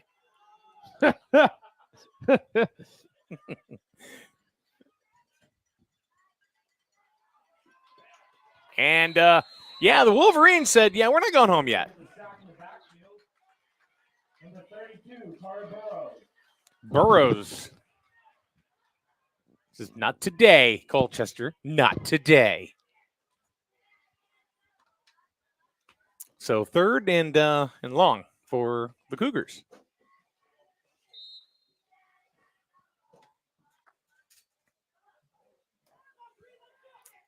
Griswold needs a good defensive stand right here.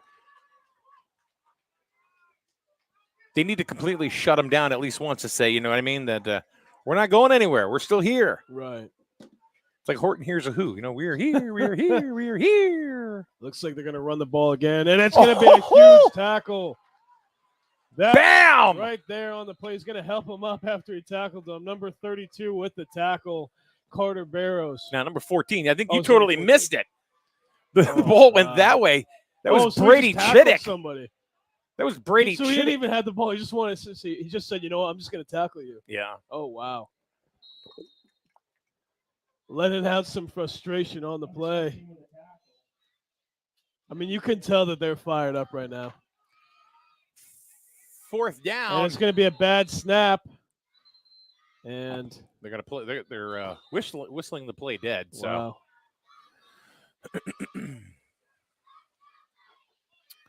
So it's fourth and about 18. And Mike, Colchester playing one heck of a ball game. They are getting the stops when they need them. I mean, there's just really no excuses that we can make for the Wolverines at this point. I mean, they really haven't got the ball in the air whatsoever throughout the entire game. They have put it up the air, but they're a few times, but the passes just have not been complete. They have not been able to make that connection. Here's what surprises me. They've made bad passes, but they've somehow fallen into the right hands to score touchdowns, which is You're talking about Colchester. Colchester, exactly. Now you look at the Wolverines. I mean, it seems like it's a game of so close yet so far. Right. So fourth and about 18, and it looks like they're going to punt it, and they are going to get the ball off. And he's going to stiff arm right there. Try to juke him out. He's going to have some green room, but he will be tackled. And a momentary fumble. He will reclaim it. Who's that, Colin Perry? Colin Perry with the carry on that one. Yes, sir. All right, so now the Wolverines have excellent field position. Excellent field position. And, it's kind of like their last possession they had. So let's see if they can capitalize this time. They're going to start from about the 26-yard line. Yeah, the Wolverines, and who haven't lost a game in well over a year, potentially staring that in the face right now unless they can turn things on with 7 minutes to go. Slot receiver out left and right. It's going to be a bad snap again, and it's going to be a loss of yards. Yeah. So about a 6-yard loss on the play, it looks like. It's Carter Barrows that just had nowhere to go. And the snaps that have been thrown in the dirt have not helped whatsoever for this Griswold team so far today. That one's like a ground ball to short. Right, exactly.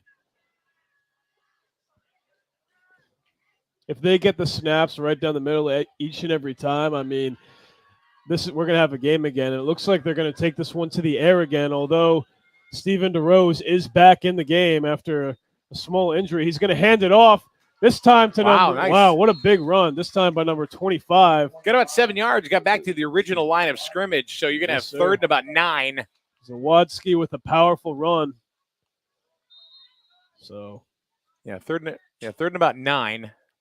This possession going by very quickly for the Wolverines. You have to wonder what they're going to do this time around as slot receivers, 2 on each side. And it's going to be snapped in the dirt once again. Zenon Zawadzki going for a run, but he's going to be wrapped up and tackled for yet another huge loss for the Wolverines. And with 6 minutes left to go, and in this field territory, I say you have to go for it. And Zawadzki's down. Ooh.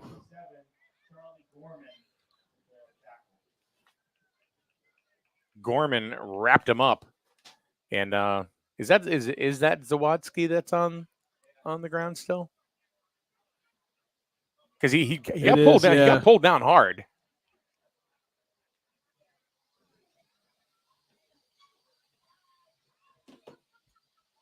So now you have fourth and ways. That's a good way to put it.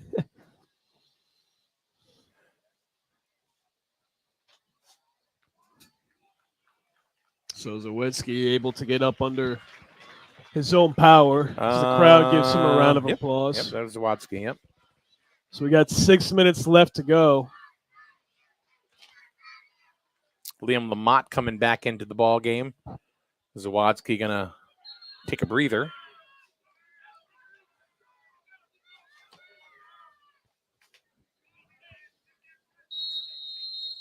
And once again, that snap in the ground really prevented them from gaining any extra yards on the play.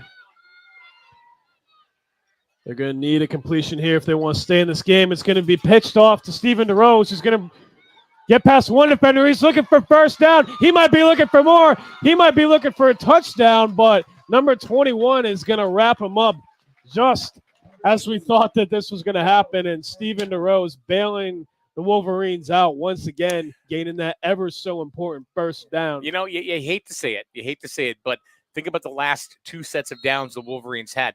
in the third quarter. DeRose comes out. They lost 15 yards, right? Okay, the first set of downs here, they lost about 15. DeRose comes in and gets 21 on a carry, brings them back into the ball game. You got to get the ball to Steven DeRose. And not to be selfish, but I think that's the best thing that you could do. Looks like it's going to be a QB sneak. And a flag on the play. Tries to run, and we'll have to see if this affects the Wolverines or affects the Cougars. And judging by how this has been going, only one can tell. Positive energy. Manifestation. Positive energy. And it's going to be on the Wolverines. Okay, it's not positive. Manifest destiny. So, big break for the Cougars, which has kind of been the story of this, getting big breaks in big situations. And with 5:38 left, do they give this to Steven DeRose again? Do they try to get it in the air? It is still first down. First and goal. Do you get it to Steven DeRose? I think you do, yeah. Even if you have to go in the air with it. And will they do so? And no, they won't. They're going to throw it. This one, number 20, Liam Lamont, who will gain a few yards on the play. Second and goal. We get inside the 10. So good play there.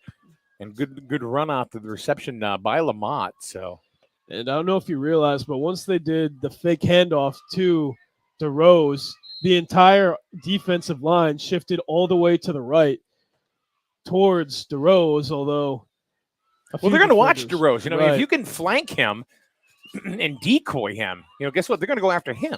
I say get the ball to Fabry again.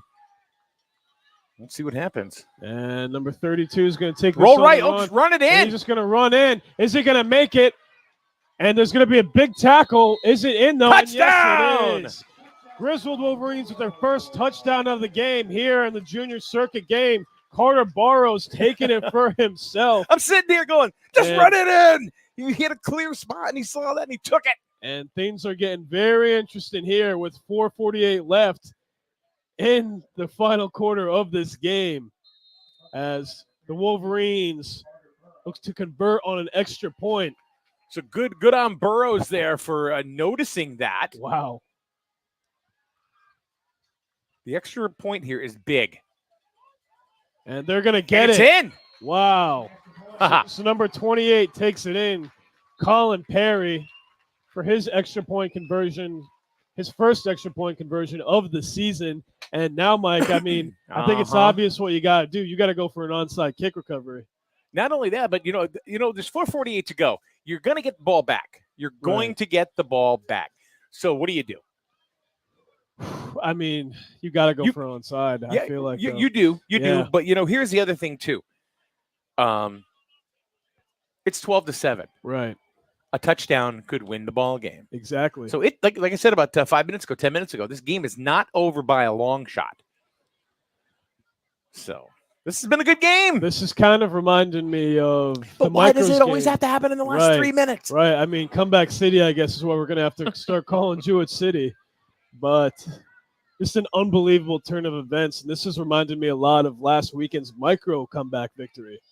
It's not over yet. It's not over yet. It's not over till the lady sings. You mean the fat lady? The fat lady. I didn't want to be offensive. That's all right. I don't believe in cancel culture. All right, that's good. Sorry. Not sorry. Not sorry. Yeah, all right, here we Like go. we're just going to go with a regular kickoff. Number 7, Brady by Lois, looking to kick this off. He's got to make it a good one. And right to the open arms of number 12 for the Colt. Oh, is Griswold going to recover Griswold's it? got it. Griswold's got the ball. Works as an onside kick almost, just as they drew it up almost. The coaches are hyped up right now. Griswold with the biggest opportunity in the game. It seems like it's finally starting to go their way. Let's see what they can do with 4:39 left. I'll tell you, there is something to be said for momentum, Michael. Right. And when you have the momentum going your way, that is all you need sometimes. So now let's see what happens. What do? Do they get the ball to Barrows? Do they get it to Steven DeRose? Who do they get the ball to? Because they are just on the other side of midfield, about 3 yards. So they're up the 47-yard line of their own 47. 53 yards to go. I think they can do it. I mean, you might see 4:39 on the clock, but that's going to be the equivalent to 15 minutes is what it's going to feel like. So Wolverines looking to get it done. I say run it. I say run it for now, give it to DeRose, and looks like there's going to be a timeout called by the Colchester Cougars as the fans are getting excited, and we have a very exciting finish brewing here at Griswold High School. And that's probably a very smart move for Colchester to kind of calm it down a little bit. So we had a lot more football to go. 12-7 Colchester. The Wolverines with the ball. We'll be back right here on SNFM. Is it safe to visit the dentist? In a word, yes, especially if that dentist is Dr. Katzoff and the staff at Griswold Dental Associates. They follow all the latest safety protocols while doing what they do best, taking care of you. From preventive to restorative, your dental care couldn't be in better hands. To schedule your appointment, call Griswold Dental Associates today, 860-376-2626. That's 860-376-2626. Hi, I'm Miranda Mahoney from Griswold Pride. Are you a current substance user or care about someone who is? We are losing more and more people every day. It's time we started using new ideas and resources to keep our loved ones alive. You can keep you or your loved one alive by never using alone, carrying Narcan, and using fentanyl testing strips. Griswold Pride and Matt's Mission are here to support all of you. Using harm reduction supplies can and will keep you alive. Contact us on our websites or social media, griswoldpride.org and mattsmission.net. Remember, you're not alone. Look at DeRose, man. He is staying up. He's looking to pitch the ball, but didn't find anybody, but he got back to the line of scrimmage. You see him looking around like... It looked like he was a deer in headlights, but it also looked like the Cougars were a deer in headlights. It looked like they didn't know what to expect since he's been just putting on an insane performance the entire game. Second down we're looking at right now, folks. Clock keeps on ticking. As it looks like they're in run. They need to get into the end zone. That's going to be thrown on to number 13, Carmelo Ward, who had a big last game. He's going to get the first down! With the voice crack, I was so excited on that one. Rammed into out-of-bounds territory, and you can not make this stuff up, Mike. You know what I call this? I think he's just short. I think he went in out of bounds. That's okay. I mean, so third and inches it looks like. Mike, let me ask you a question. When I called you up and I said, hey, you want to do some youth football? What was your thought, your honest thought? I did. Honestly, I wasn't prepared for the kind of action that we would be seeing, honestly. You didn't think it was going to be like this, I didn't think it was going to be this crazy and we were going to get into it this much. But, I mean, I'm having a blast calling these guys and hoping for another first down. We're going to get one. And that's going to be number 28 with the carry for the Wolverines, Colin Perry. Positive yardage. Positive energy, positive yardage. Lots of positivity going on here. Positive energy, positive yardage, Perry. And you can see the desperation, I would say, on the Cougars sideline as what do you we could do? You could see how worried they're getting. Well, you know what it is? Because like right now, all of the energy is really pushing the Wolverines. There's something to be said by that. You know, you got the crowd that's getting into it. Right. They're stomping on the bleachers. This whole the atmosphere media has booth changed. is shaking. Yes. You know, the atmosphere has changed. Absolutely. For sure. And they're gonna throw it to it might be a loss of yards. That's gonna be a huge loss of yards. Big time. Number 20, Liam Lamott, loses at least 10 yards. It looks like. Yeah, you're gonna look at 2nd and 22, or is it? Yeah, 2nd and 22. And the Wolverines gonna call a timeout. And once again, we've seen it a lot of times here in today's game. Another big break for the Colchester team, as you have to wonder what the Wolverines are going to do. I say, you know what I'm going to say, Mike? No, I don't, but say it. I say give it to Stephen DeRose once again, because he's bailed them out of He's bailed them out of every situation that they've been in so far. But here's the thing. I say don't give it to him right away, because they're going to expect the ball to go to him. I was just going to say that to you. Don't give it to them right away. Sacrifice another down. get yourself in third down territory, even if you give yourself a few yards, and then give it to DeRose to punch it in for the first down. Yep. Matter of fact, you're reading my mind. You're reading my mind. Hey, I guess I'm an empath too. Woohoo! Wow. So we got to go ahead and I'd like to thank all of our sponsors, and our supporters for Griswold Youth Football. And, of course, McGuire Plumbing, Eastern Connecticut Savings Bank, the Burns Agency, CIRAC. Try them out at CIRAC, SERACCT.com. They're all about drug prevention. Griswold Pride, of course, all about prevention. PRIDE. It's the partnership to reduce the influence of drugs for everyone. And, of course, CIRAC. CertaPro Painters. CertaPro, thanks for being on board with us right here at SNSN.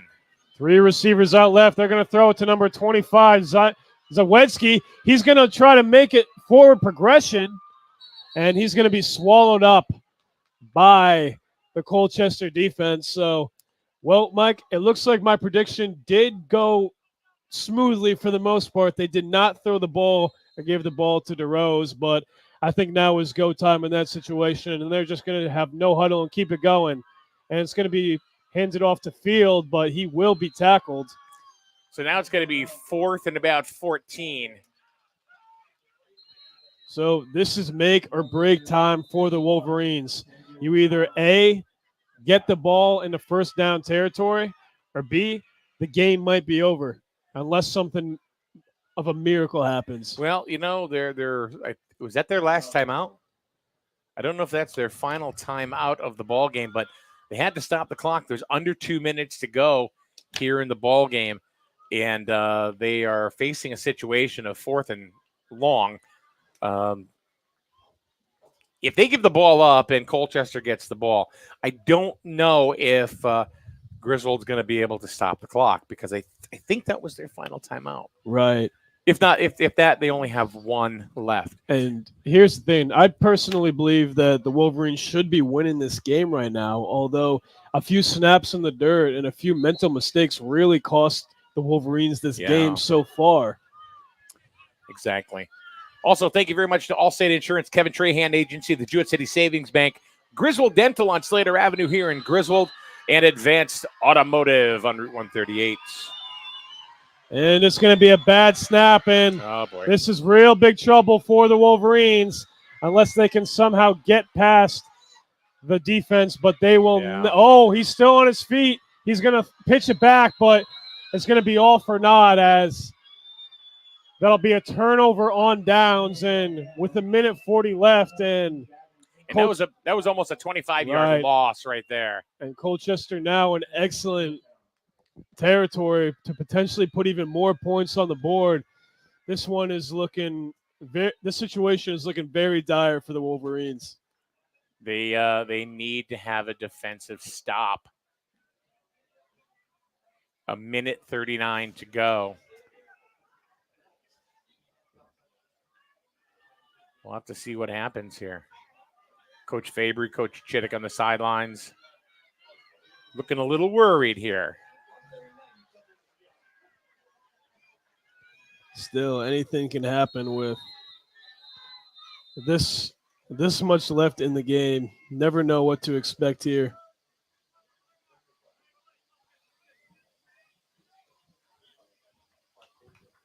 Colchester, final timeout. And Colchester will take their final timeout.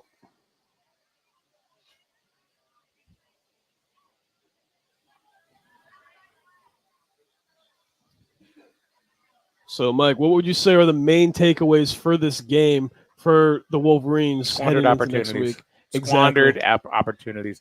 They've had a couple of opportunities that they just were not able to capitalize on. They had the ball the last 2 times, excellent field position. The first time they were at the 11-yard line, and they ended up with another set of downs and actually ended up losing 20 yards. And then they were almost out of it on the other side at the beginning of the 4th quarter, and they got the ball in after a nice run by Steven DeRose. But then we saw what happened here. They just lost 25 yards on that last play and turned it over. And we're going to have a huge dog pile, as I'm not sure if Colchester attempted to kneel the ball on that, and number 16 or 15, excuse me, is limping off the field. Yeah, he's been beat up a little bit, Aragon. He's a couple of times, and the clock is continuing to go. I do not believe Griswold has any more timeouts. I mean, if I'm Colchester, I'm just going to take a knee on this. That's all they need to do. Exactly. That's all they need to do, really. And it doesn't look like they're in victory formation yet. So you have to wonder what their plan of attack is. Yeah, they're just going to nail it. Oh, they will nail it. And you can see that the Wolverines are attempting to cause that ball to go loose. I mean, you see them as soon as the ball is snapped, just punching it through the Colchester offensive line, although with 36 seconds all they're going to left, do is snap it one more time. They're going to wait until it gets to the 29-second mark. And there they go. That's it. That's going to be the final play of the game right there. So the finale here for the junior team, their first loss in over a year, comes at the hands of the Colchester Cougars by a score of 12-7, which, in my opinion, Mike, should have been, could have been, would have been a game that the Wolverines could have won, although, like you said, mental mistakes were their downfall and squandered opportunities. Yeah. And, that's really all you could do. You can hope for the best, in what you do. But at the end of the day, if you can't capitalize on them, you're going to get the W. That's it. All right, so the final score here in the juniors division, Colchester gets the victory. 12-7. We've got one more game to go, Michael. That's the seniors. And that's going to be a dogfight. That's going to be a dogfight. That's going to be one exciting game to watch. If you are here, hang out because that one's going to be a tough game. Griswold won last week. Colchester defeated Plainfield 48-0 last week. These guys are going to be like rock'em sock'em robots. So we will be excited to bring that game for you in just a little bit right here on SNSN.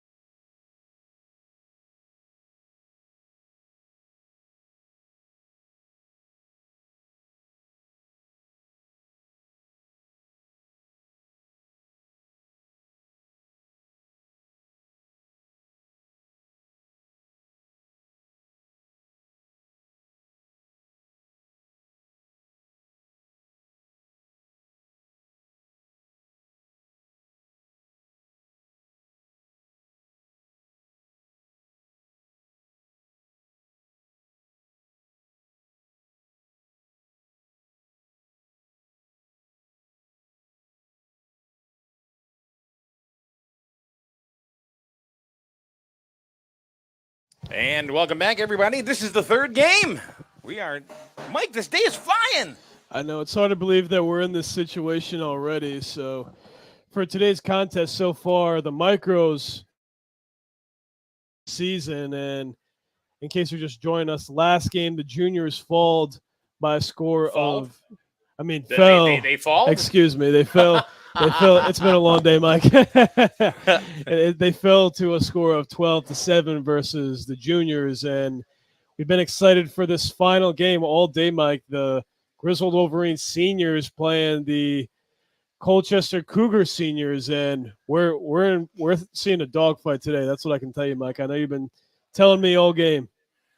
Yeah, I think this is going to be a straight-up battle between these two teams.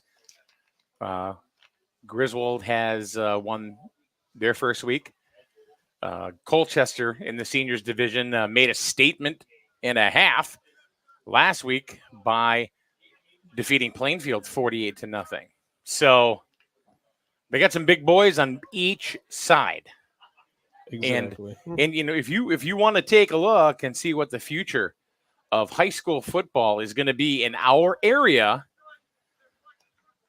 So you got kids that are potentially going to go to Griswold on the Griswold side, and of course you've got kids on the Colchester side that's going to go to Bacon Academy. So there you go. So this is going to be a good one to watch. So you're seeing definitely some potential Griswold High School versus Bacon Academy rivals in the future that we're seeing. And Griswold, of course, with a big victory over the Rams last week, almost shut them out, although the Rams were able to come back late to put some points on the board, although still Griswold winning that game by a very large amount. And starting things off, it looks like Griswold will be receiving the ball. So we'll have to see how this plays out.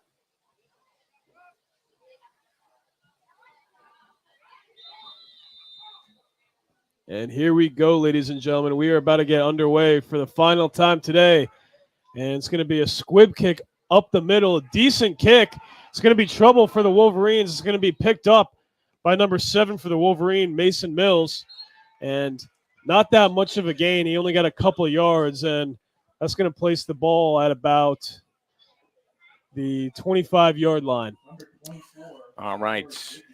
By the way, if you're in the chat room, it would be cool if you see the just above when you enter, it says, please go ahead and click yes so we can see your name. Otherwise, all we can see is Facebook user. We don't know, or catch us on YouTube. We won't have that problem. So, Facebook user has no sound. Oh, wow. Oh, Facebook user. I can hear now. Well, at least you can hear. There you go.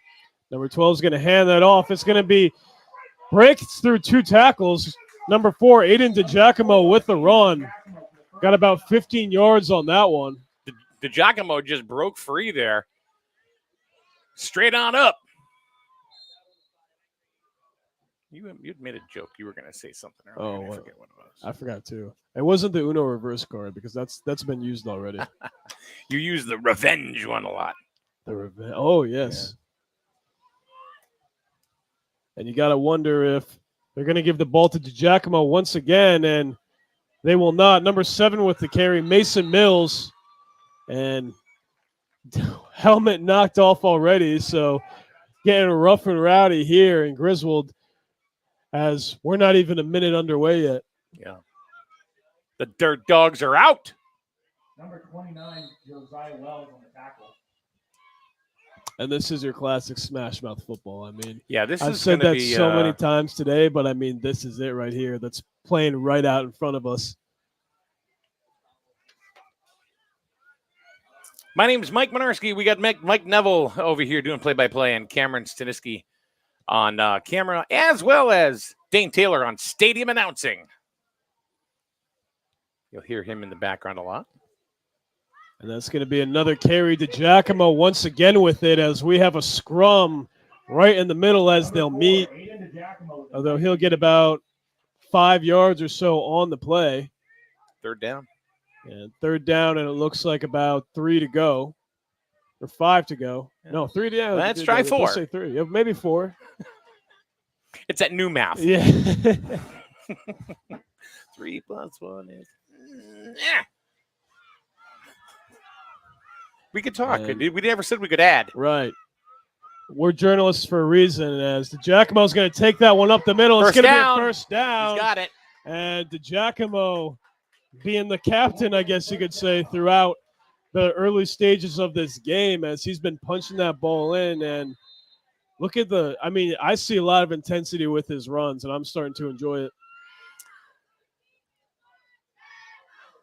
And the sun, it was a chilly morning to start out, although the sun is starting to beat down here in the broadcast booth. One of the things I've seen so far already, just in a couple of plays with DeGiacomo, is that 2 strides and he's in full stride. That's what I've noticed too.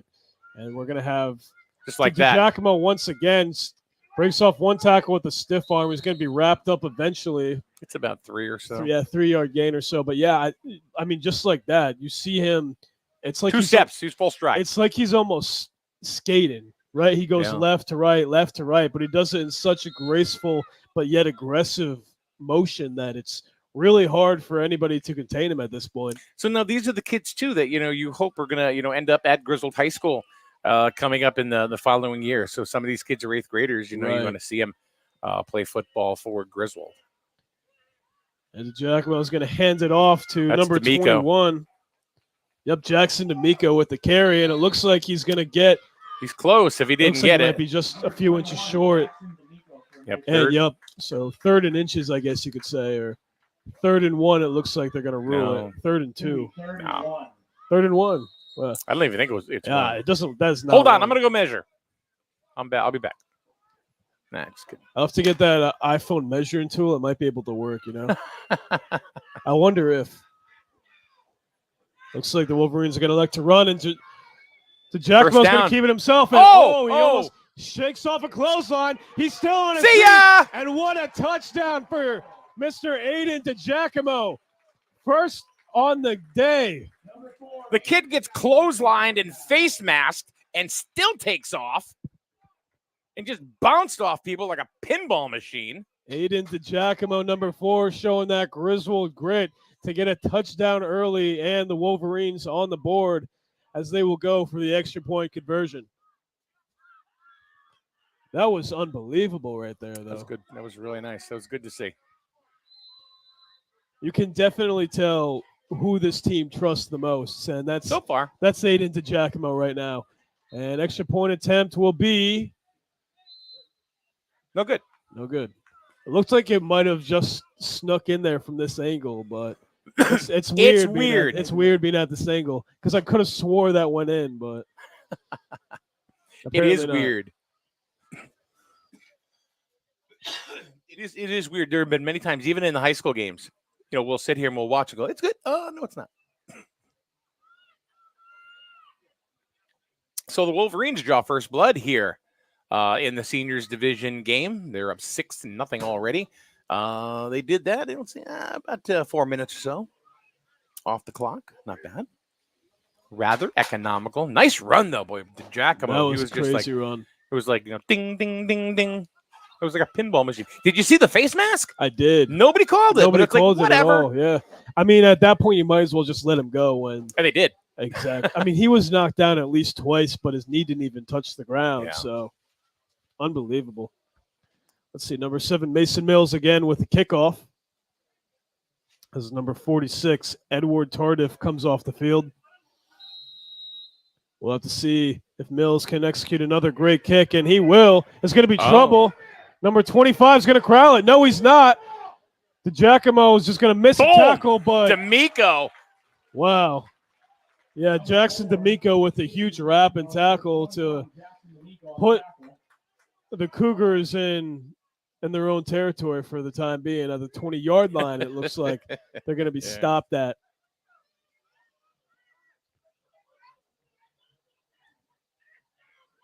And that's okay.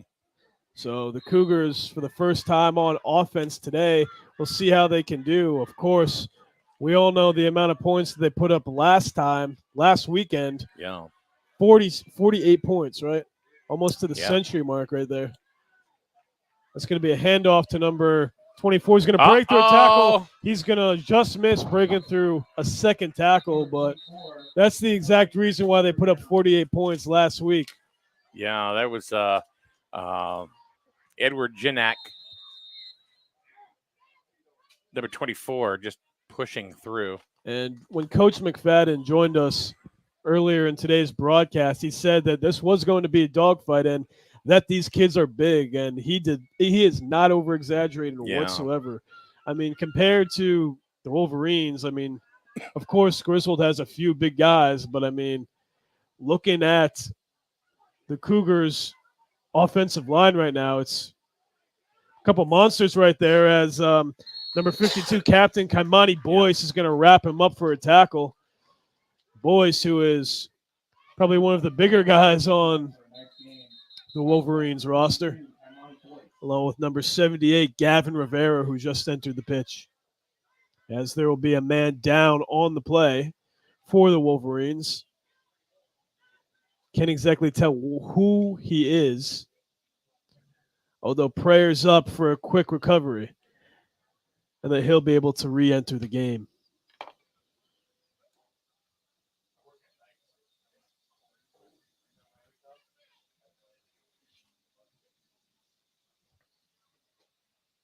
And again, good sportsmanship by both teams, taking a knee, showing their respect for the player that is on the floor.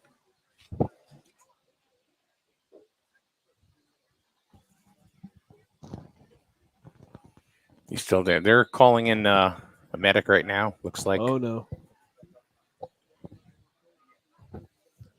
And this is something that you always hate to see. Last week, we saw the ambulance come out, although the player was okay.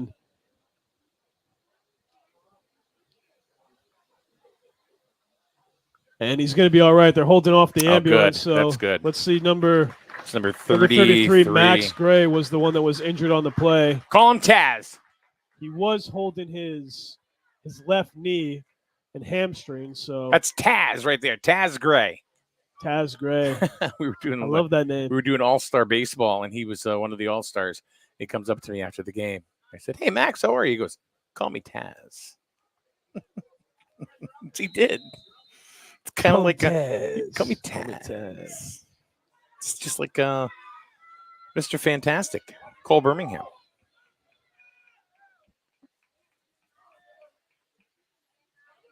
And then number 1, the quarterback's looking to throw it. Gonzalez, nice. Number 8's going to be wide open, but he's going to be met by number 7, Mason Mills, with the tackle, who we've heard the name a lot of today.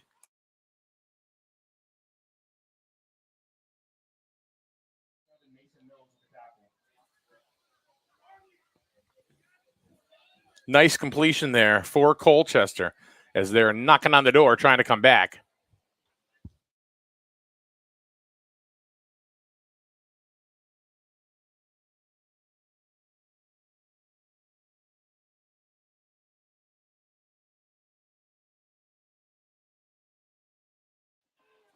Yeah, we notice that the camera's flickering. We're trying to get that fixed right now. Ooh, and let's see, DeGiacomo and number 21, Jackson D'Amico, meeting for a huge tackle on the play over there. Oh. No, it's okay. You're on. Yeah. It's good right now, yeah. Hold on. Cameron, if you take the cable and drape it over, you're not going to have it pulling. Yeah. Drape it over the...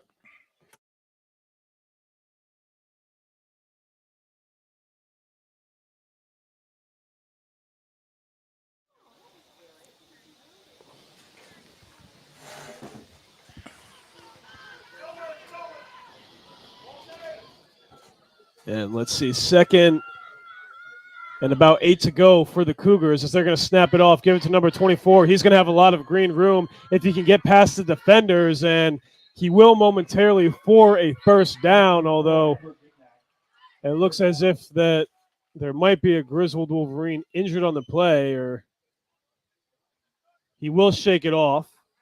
Saw number 11, Remo Lozia, grabbing his ankle, or knee, excuse me, but it seems as if he's going to be okay.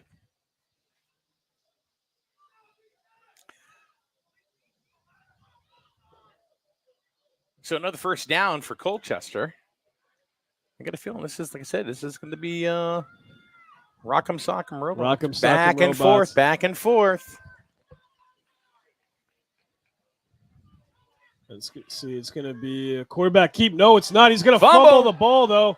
And Kiki Boyce wrapped him up. Mr. Boyce.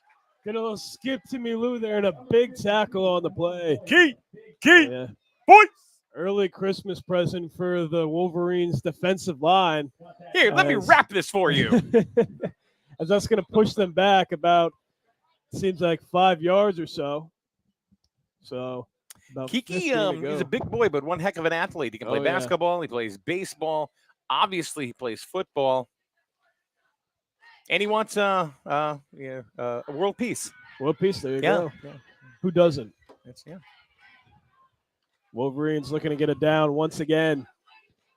Quarterback number 1 is going to throw it. No, he's going to carry, and he is going to throw, and will be out of bounds. Intended target number 8 for the Cougars was wide open, although Coach Jim Mills all over Mason. He's throwing stuff down.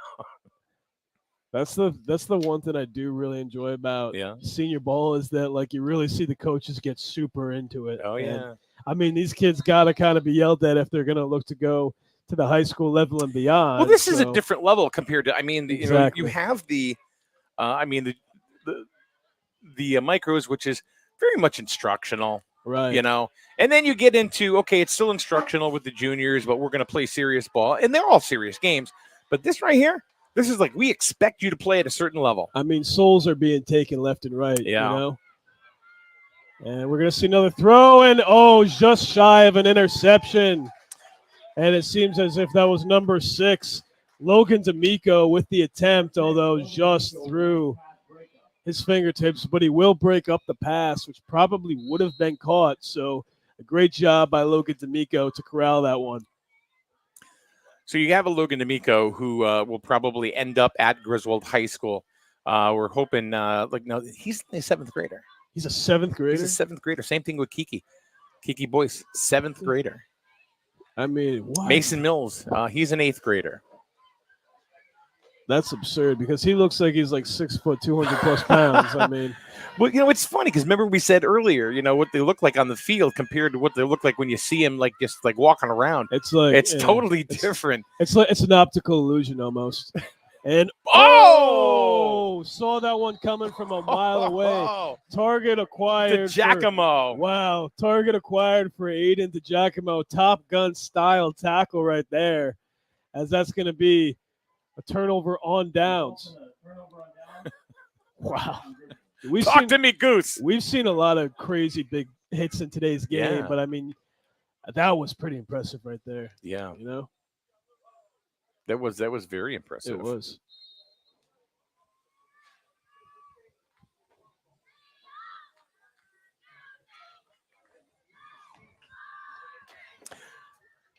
So if you want SNSN to come to your town to carry your sports, give us a call.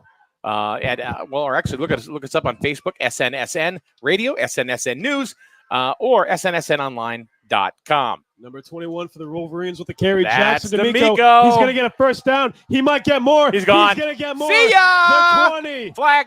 The 10. It's a touchdown momentarily. We'll have to see if the referees bring this one back. There is a flag on the play. I'm not exactly sure what the penalty is about.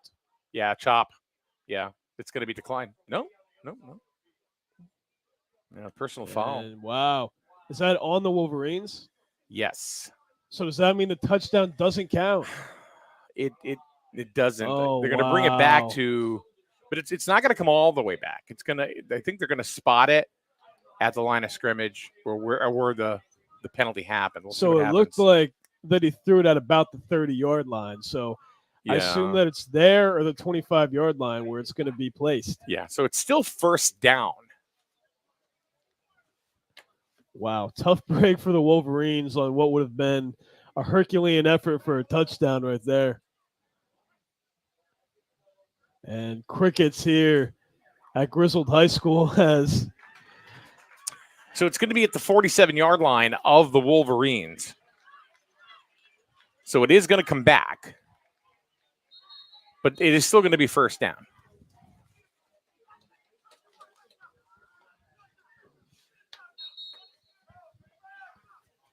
So the run by D'Amico, all for naught.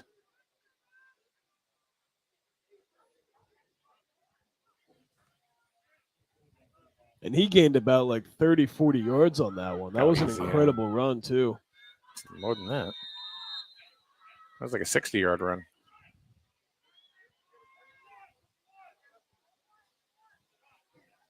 So they're bringing the ball back to the where the penalty was marked. So 50-yard line. 47, yeah. 47 of Griswold. So let's do it again. I have a feeling that they're going to do a repeat right now. Well, you never know. Or Steven DeRose when you need him. And that's going to be another flag on the play. Intended target was Mills. And he's still up, and he only barely gets back. Well, maybe he gets about 3 yards, but we'll see what happens. It was a flag in the backfield. And you have to wonder who this is going to be on. Yeah, legal formation against the Wolverines. The Wolverines again. So the Wolverines getting no favors from the referees as they will go back even more.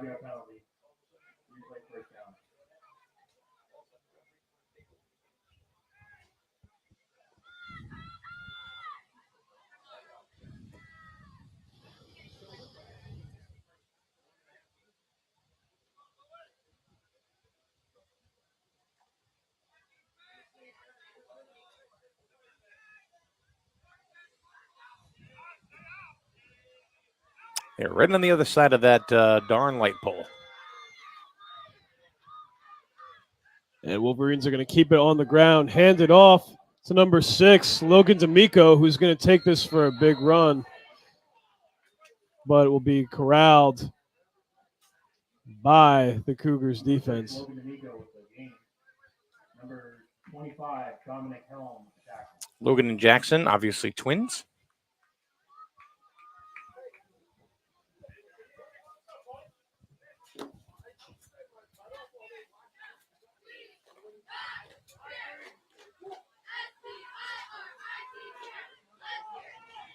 So we're looking at about 2nd and 11 to go.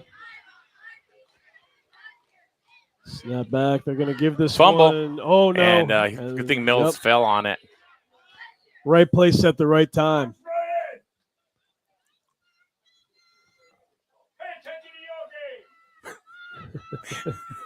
That's the timekeeper. Everybody getting rowdy here in Griswold. It's different. This is it's a different crowd. For the seniors game. So this is actually the smallest crowd that we've seen all day, but I mean, it is the rowdiest, I guess you could say. It's a dogfight on both facets, on the field and here in the stands. That's going to be handed off to number 21, Jackson D'Amico. Once again, another dog pile. Dust is kicking up everywhere, as that's going to be a 4th down. Yeah, 4th and 12, 13. And 14 seconds to go as of right now. Unless they continue to let it run. Number 79, and there is a timeout by the Wolverines. First timeout for the Wolverines in this half. It's a quick first quarter, though. I mean, such an exciting first quarter that I kind of forgot how quick everything was going by.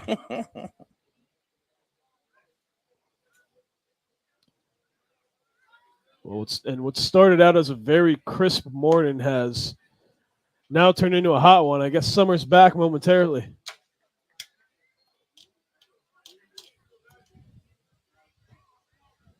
Gonna have to get in a few more beach days before it ends.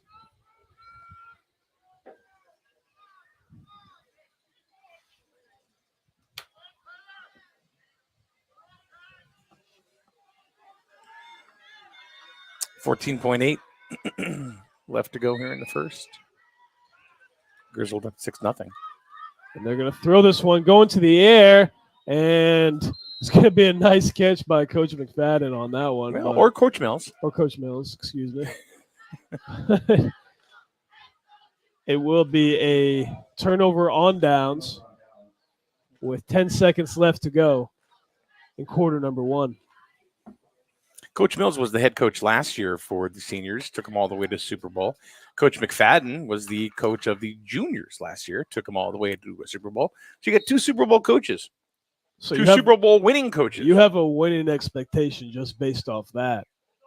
So, I mean, just the way these guys are playing, though, it's like championship caliber, I would say. Aggressive with every movement on offense, defense, although it's going to take the secondary one tackle and Boyce. Yep. Tamani Boyce being the Wizards saying, "You shall not pass" on this one. Gignac on that one right there, just bringing it through. And it's going to be the end of the first quarter. So, Mike, it's going back and forth. Griswold does have the advantage, 6-0. However, it's anybody's football game. Exactly. And, it's kind of interesting to see, for the most part, the Wolverines shut down the Colchester offense. We were expecting a high-scoring game just based off what Colchester did last week. And it's kind of weird to see 2 teams fighting for possession when we know how dangerous that they both can be. All right, we're going to be back with the second quarter right here on SNSN. Reliable plumbing and heating services are just a phone call away when you contact the professionals at McGuire Plumbing and Heating in Fallontown. Family owned for more than 35 years, McGuire Plumbing and Heating has earned a reputation by providing accurate quotes and being open and honest when on the job, plus giving honest advice that may be needed down the road but isn't an immediate concern today. Find McGuire Plumbing and Heating on Facebook or call 860-376-3388. Look for the big truck with the little Irish. And we're back. Second quarter just about getting underway. We've had 2 games already today. The Micros division for Griswold winners. In the juniors, it was Colchester. So this is the rubber match of the 3. And what an exciting way to finish it. We've had high expectations for this game. All day long. We've said it's going to be a dogfight, and that's exactly what we're seeing here so far. So an exciting finish is going to be brewing, even though it is only quarter number 2, and our paper gets by us and flies away. Thanks. Just trying to keep the laptop from overheating because the sun is like right on it. I do that. It is getting rather warm up here. And it's going to be a false start by the Griswold defense, which is going to cost them some yards. Oh, it's on the offense. Could have sworn that was on the defense, but it's going to go the Wolverine way. And another break for the Griswold Wolverines so far.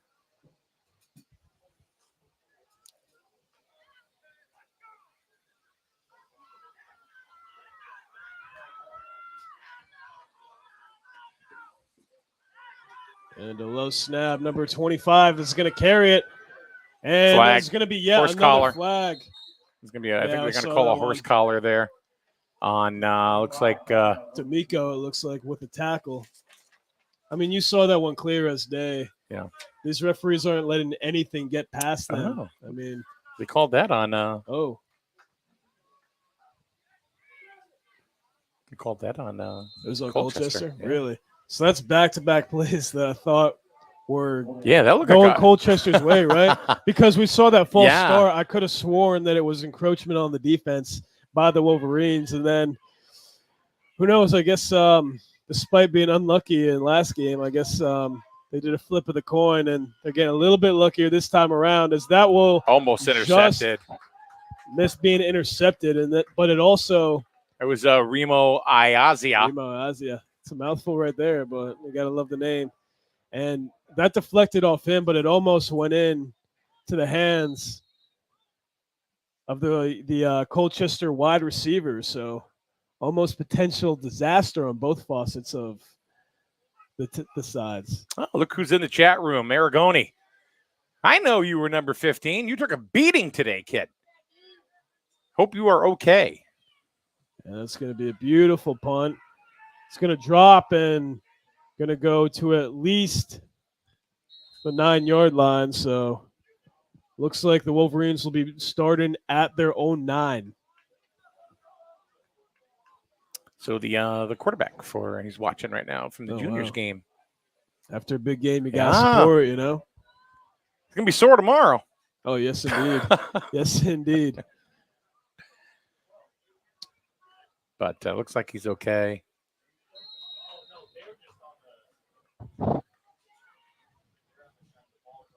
Which is good. So Wolverines get a lucky last possession around as the Cougars were not able to score, even though they had very good field positioning. Wolverines looking to make them pay. Looks like they're going to hand it off, and they will toss it. And there's a lot of green grass for DiGiacomo if he can get past this defender, although, another flag, and it looks like it might be on the Wolverines. Well, Gignac right there brought him down, and it looked like the flag was thrown right at the tackle, but, they're going to call a personal foul face mask on Gignac, Wolverines with yet another big break, as that'll give them a few more yards to breathe with.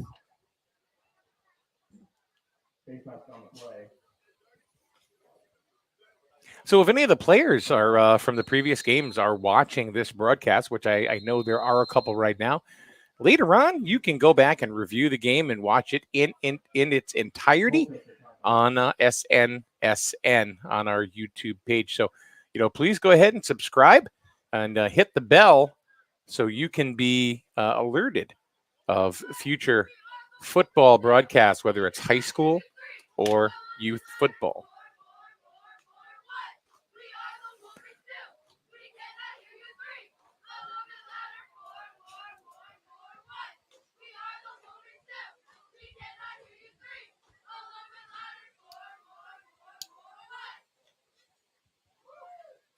Even the cheerleaders are a little more vocal. Yeah, I was going to say, this is the highest level that you'll see on both sides, cheerleaders and the football, obviously. So, it's like the stepping stone to high school, essentially, Absolutely. And even the cheerleaders, most of these cheerleaders here,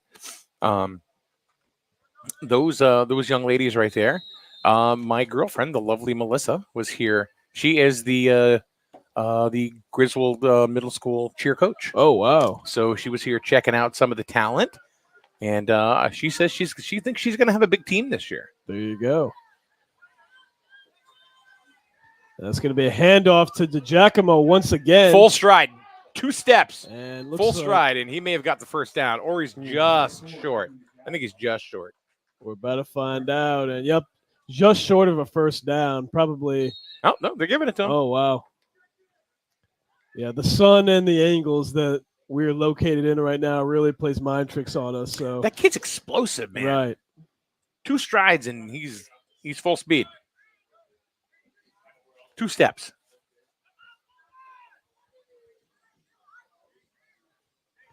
It looks like they're going to play with the rushing game once again. It's D'Amico straight on up. That one even fooled me a little bit, and he's still going. And he's still going. He's fighting for that first down. And he's got it, and then some. Definitely got it. He got about a 13-yard carry on that. He carried the entire Cougar team. And Mike, right there, that was like a mall in a rugby match right there. What they do is they hold the guys together, and they just keep on pushing them forward to get to be where they want to be at. And that's exactly what we saw. Great teamwork by the Griswold Wolverines to get them once again another first down. So that D'Amico kid. that's a way to put it. We saw him last year because he played, of course, for the juniors last year. And Harden and I were calling the game. Yeah. And literally there was a couple of teams that he had the entire team and he was just pulling. and just kept going and going and going. He would refuse to go down, but they couldn't stop the play because he kept getting positive yardage. Right. And look at this again. Jack, big look at that. arm. Did you see And that? He's going to go all the way. The 20, the 10. You know what's next. It's pay dirt time. It's touchdown time for the Wolverines. Once again, Aiden DeGiacomo, ×2 already. Boom.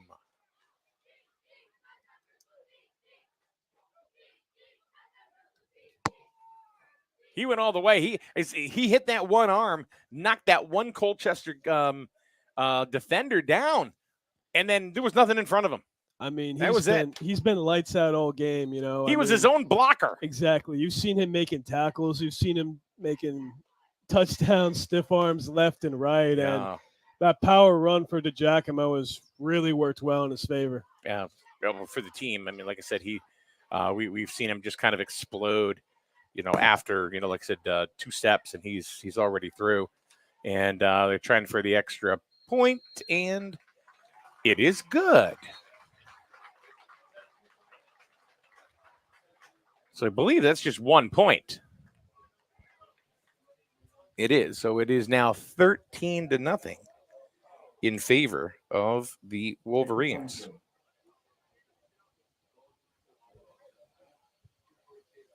See, the way it works is if you run it in, it's the extra point. If you actually kick a field goal, for the conventional extra point, it's actually 2. Oh. So not quite as the same as NFL rules. in the seniors game, it's in reverse. Right. 1 for a run, 2 for the kick, 3 to get ready, 4 to go. I don't know. Yeah, I forgot what that terminology was. So, so the Wolverines up 13-0. Just under 7 minutes to go in the first half. Here live at Griswold High School, the home of the Griswold High School Wolverine Stadium. Griswold Youth Football also uses the facilities to play their home games and have for years. And there's going to be a flag on the play with that one, probably due to the fact that the ball went out of bounds. Yep.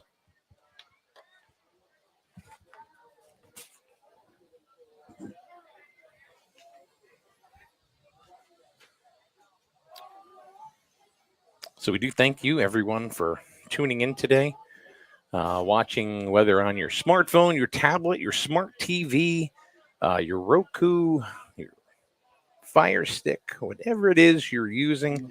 We appreciate you taking the time to join us on this Labor Day weekend. Are you doing anything for Labor Day? I think I'm going to go to the Woodstock Fair, even though that you said that's not. Not for me. I mean, look, I never got to finish telling you why. Oh yeah, yeah. It's you said it's too commercialized, right? Not really. It's not really so much that it's. I've spent $30 before I've walked in the door. Oh my God, at Woodstock? Yeah, we got to pay $10 terrible. for parking, and it's at least $10 to get in. So if you bring somebody with you, you paid $30. Right. You haven't done anything. I just go for the food, honestly. I mean, they do have good food there, but here's what I'm debating. All right, so what do you eat for food there? You're a bison burger guy, right? Oh, you're talking about the Creamy Brook place or whatever it is, right? So how much is a bison burger? It's like $10. Honestly. Okay, so you walk in, and all you do is get a bison burger, right? That's Right. a $40 burger. Essentially, it is. Yeah. I'm Lebanese, right? Mediterranean, so I go for the Mediterranean food that's there from time to time. Big gyro guy. Yeah. But I'm struggling with something, Mike. I gotta tell you. Is it Euro? Hero? Is it? There's a song about it that Luke Bryan put on about it with Jimmy Fallon, out of all people. Is it Euro? Gyro. I don't know. Gyro. I don't care. How the heck do I know? Nice pitch. Oh, a big stiff arm, but a big wrap at the same time. Getting in his face. It's getting a little rowdy. Nice here. pitch off to Elijah Ansel. Wow. But he got decked. Wow. Trying to see who that was on the play. Looks like it was number 6, Logan D'Amico.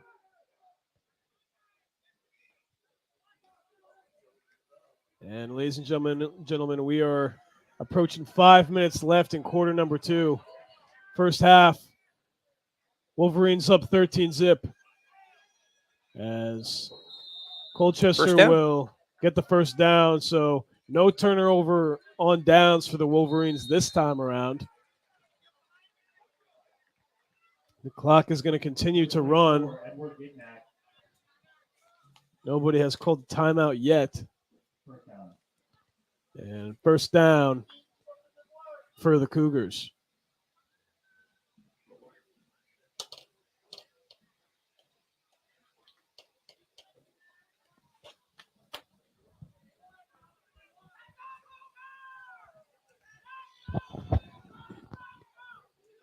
It's going to be snapped into the ground, although the Wolverines defense is going to say, no, sir, you're not going anywhere. Number 57 with the tackle, Ryder Gilman.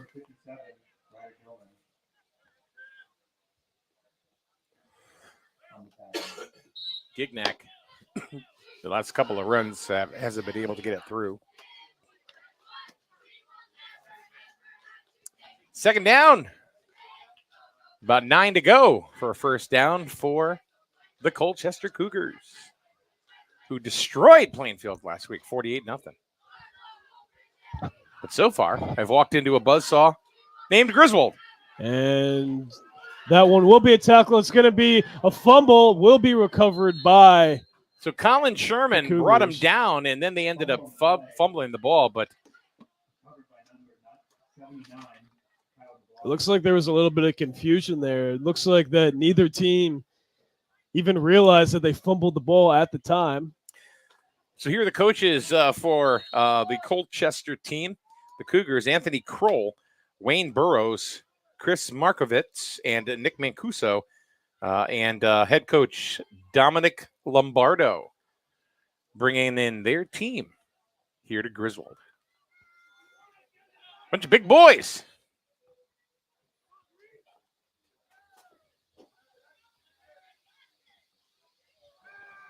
The quarterback's going to give that a Hail Mary heave. That's intercepted, and it's going to be intercepted by the Wolverines. Yeah. Mike with the call. Number 17, former Major Leaguer Mark McGuire with the catch. I mean, you got to use that reference a few times every game. And the rally buzzer being aired here in the Griswold stands. So 2.5 to go. So see if Griswold can put some more, maybe another touchdown on the board.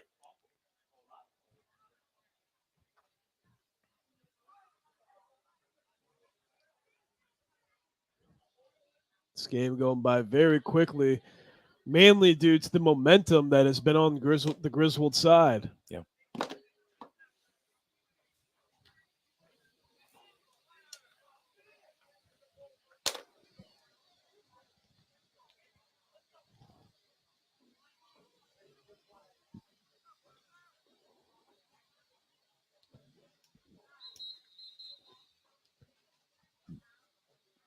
It is getting hot. Yeah. You can tell that just by where the sun is that it's 2:46. And no, I did not just look at my phone to tell that. But, No. I'm an astrology man. You know what I'm saying? I'm looking at the sundial across the field. I didn't even know there's a sundial. Oh, you got me again. It's that old guy stuff. I know. Old Mike and young Mike. The Mike and Mike show. Cougars is looking to stop the Giacomo who stiff arms him once again. Yeah. No, sir. Everybody's going after him and finally are able to tackle him and take him down after he punched through about 6 guys. Tyler McLaughlin making him into a Christmas present. And the clock's going to continue to run here as Wolverines taking their time in the huddle. Either way, first down. You might as well just keep giving the ball to Giacomo if he's going to just punch through them every single time. Giacomo and D'Amico. And that's good. This one's going to go to Mills. who's going to take it for a run, but he will be tackled for a slight loss of yards. Italian connection. Looks like just a yard lost on the play. So 2 and about 11 to go with 1:45 left. You got to get yourself one of these. I do. I always go to the gas station and get the Smart Water, but dude, that's like a unit right there. Look at that thing. Come on, man. I was raised on backyard water out of a hose. I mean, I was too. It was good that way. That's hello. Must have some Smart Water. Hey, gotta keep you smart. You know, it tastes good too. You'd be surprised. You know who's smart about that? The marketing execs. Oh, smart. It's called Smart Water. Oh. People will feel smart. And apparently it has alkaline, whatever that is. It's a battery. It says vapor distilled ionized water and electrolytes for taste. Oh, I got this water the other day. It was really, really cool. It said TAP, tap water. It was delicious. And guess what? It was free. There you go. You know, and we used to all drink water out of a hose. You know, especially in the summertime. We would go to a brook and just slam our face down and just drink. Drink till your heart's content. Yes. You know, I'm okay, even though I have this nervous twitch now. But I mean, Jackson D'Amico with he almost stepped down, out, but finally he did. Yeah. First down. Stadium announcer is he keeps mocking what I say. Every time I say something, he says it. I think he likes you. The power of the man bun. He's a jerk. He's a jerk. He's got a nice man bun though. I don't like the man bun. Oh, really? Come on, I used to have one of those. No. You know what it is? It looks like the top of when you tie up the garbage bag. That's what a man bun looks like. I had a nice one. All right. Hashtag sorry, Back not in sorry. the day, I had a nice one. Yeah. You ever used to have long hair, Mike? I did, yeah, Ooh. but it wasn't a midlife crisis either. It was oh, Mills gets the ball. Where's he going? He's gonna go left, right, left. Oh, and he might go all the way. Unless what a tackle. A last ditch effort. And the Wolverines. Josiah Wells. Wow. Wolverines using up their last time out, and why not? You're so close to hitting pay dirt once again. Wolverines once again looking to make themselves a couple of rich men. Let's see what they can do with 13 seconds left. Josiah Wells just made the play of the day for Colchester. Outstretched, just tripped them up and saved 6 points. You got to do what you got to do. Good on you, young man. Good on you.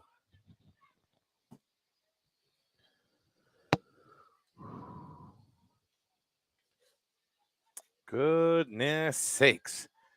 And then Facebook user says, good job. Splendid. Josiah Wells. That's heart right there when you just throw your body. A lot of Cougar fans in here today. Also, I'd like to give a quick shout out to my broadcast partner with the Unicorns, Andrew Myers, who is listening in the house all the way from New Jersey. Oh, very nice. Yeah, now, you guys did play-by-play for the Unicorns, right? Yeah, well, I did mainly social media. He was the play-by-play guy. Gotcha. But we always had this like 7th inning special where I would come in and we would tickle the audience with our voices and our oh no. Uh-oh. The Giacomo lost it, but he said, you know what? I still got it. And he still might go. You've got to be kidding me. Oh, my Lord. And he's going to make it. Are you serious? Oh, my goodness. Jackson, Aiden to Giacomo. Have yourself a day. That's a 3. hat trick. All 3 touchdowns for the Wolverines have come by Aiden to Giacomo. I had it written down ×2 for touchdowns on my piece of paper, but I'm just going to add a little dash to make that ×3. Aiden to Giacomo, have yourself a day. So let's see if they can convert here and make it 20-0.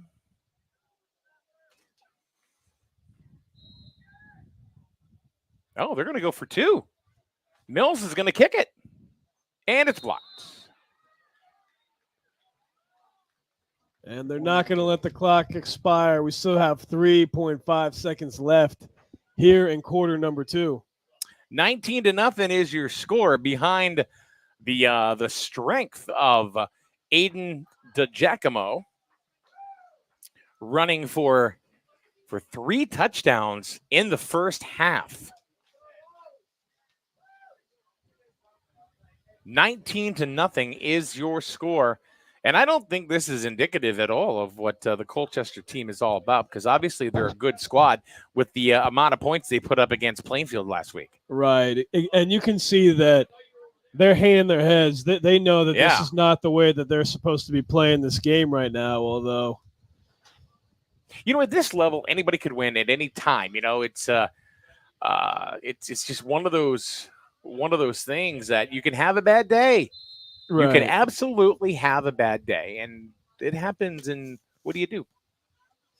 That's going to be a line drive picked up by number 8, who's going to try to take a bunch of bodies with him, and that's going to end it for the first half here from Griswold, Connecticut, as your Griswold Wolverines senior club is up 19-0 versus the Colchester Cougars.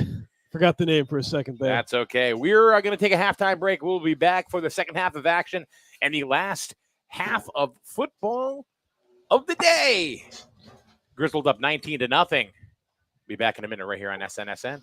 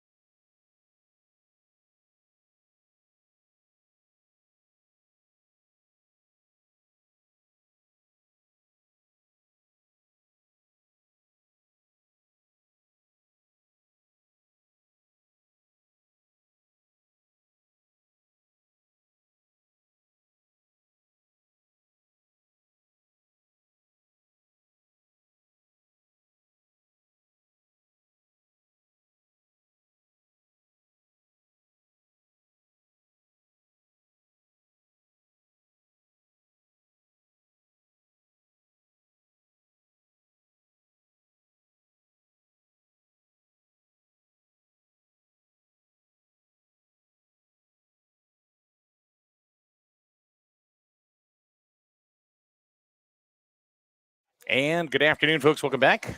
We are about ready to start the third quarter. Griswold up 19-0.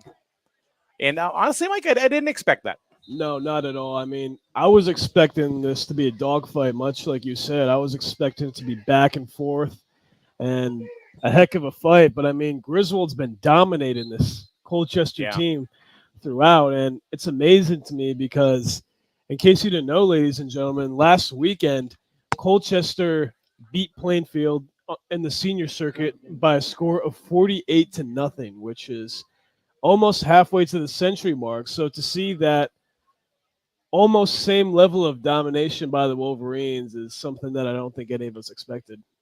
No, I didn't expect it like this.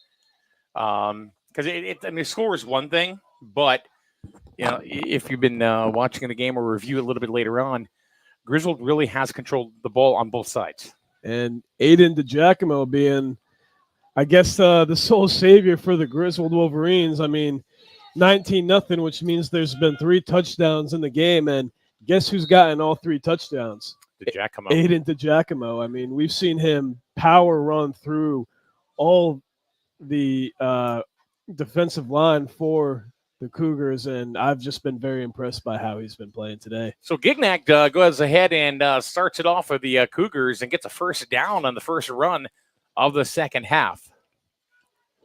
So maybe they got energized, rejuvenated. We'll have to see because there's still a lot of football to go. This game is not over. Not by a long shot. And you can see that the Cougars are running with a little more sense of urgency. I mean, first possession of the third quarter, they get a first down. And now being corralled after looks like a gain of about 2 or 3. Yep. Gavin Rivero, number 78 with the Wolverines, with a big tackle on that one. Let's see if they can repeat what just happened. And it seems as if that the Cougars have been running the ball almost exclusively the entire game, although now we will see 2 slot receivers left and 2 right. So you might see it get in the air this time. And that's exactly what we're going to see. And just dump it off to Gignac. And that'll be first down. First down. And maybe more. And unless number 11 for the Wolverines can stop it, he will. Looks like that was Remo Lazia with the tackle. Remo Iazia. Iazia is how you say it. Iazia. That's like a Randy Orton RKO out of nowhere. Much like a similar play that we saw earlier on the game, except with the Cougars making a point-saving tackle. So here we go. So maybe that's all that the Cougars needed was a new half, which means new life. They got it down to the 12-yard line, 1st and 10. They're knocking on the door, looking for their first score of the ball game, Michael. Let's see what happens. I'm going to make a bold prediction. We might see a Wolverine interception or a big tackle and fumble recovery. And there's a big tackle. There's a stop. Number 6, Logan D'Amico with the tackle on that one. Shout out to the PA guy. I could not see who that was at the time. It's so bright. I mean, like right now, the sun is coming right in on us. Right. I've got my sunglasses on and I can barely see anything. I can't even, I'm having a hard time reading the screen in front of me. Oh, I just thought you were staring at a black screen. And that's going to be Cougars will elect to run once again, although they will be met by the Wolverines' defensive scrum. Looks like a gain of about 1 on the play. So we move to 3rd down and about 5 to go. Maybe a little bit less. Yeah, it looks like about 5 and 3 to go. Trent Smelzer just kind of hobbled off of the field. He looks like he pulled something. He's looks like he's in a little bit of pain. Nope, he's okay. He's gonna walk it off. These are tough kids. Wolverines looking for a big stop. Quarterback keep.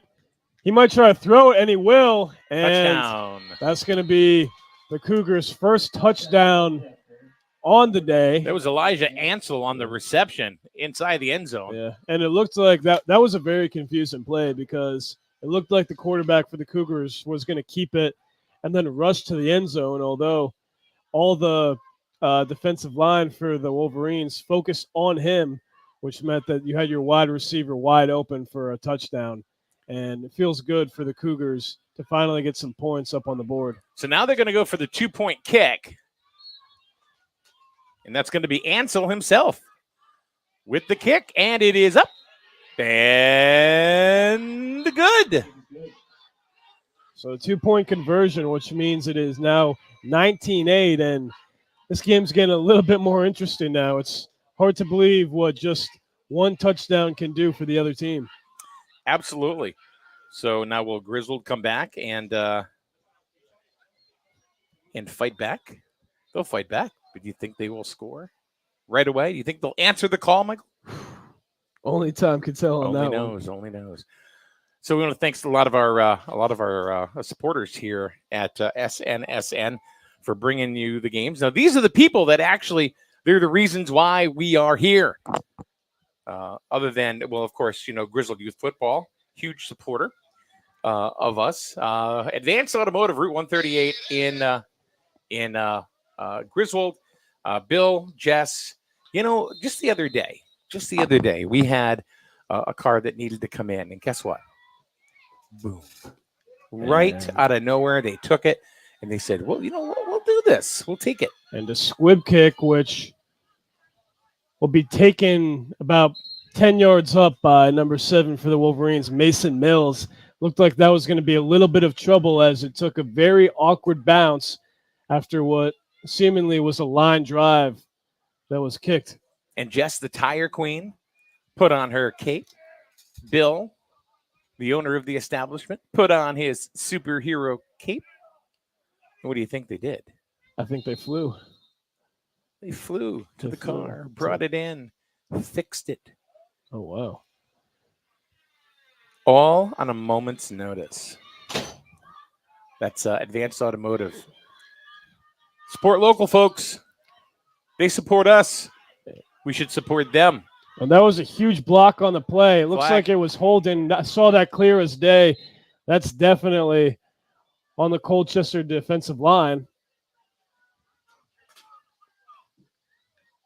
So you're calling it hold on Colchester? I'm calling it a hold. And you are wrong. Oh, it's a hold on. It's a hold on the Griswold. Wow. Because number, I think it was number 79 for Colchester. I saw him just shove somebody to the ground right as the ball was snapped. So I assumed that it was going to be on him, but I guess not.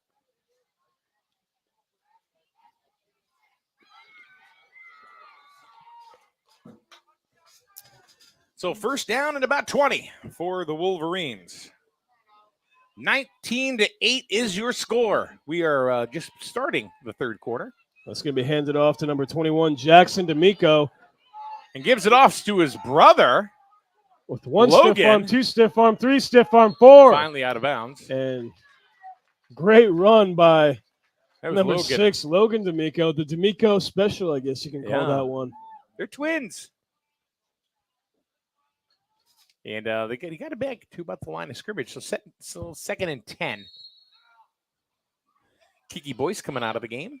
Going to get a little bit of a respite. Yeah, he's been grinding it out all day. He's been having a heck of a game so far, being stalwart force on defense, not letting anybody crack through that line. Kid's a bruiser. He is.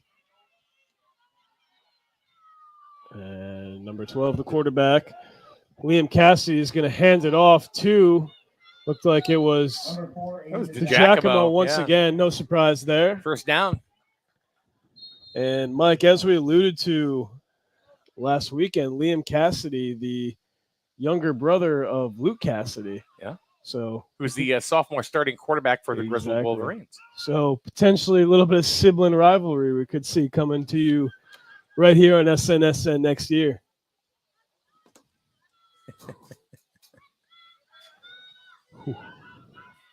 It's a hot one here in Griswold, folks.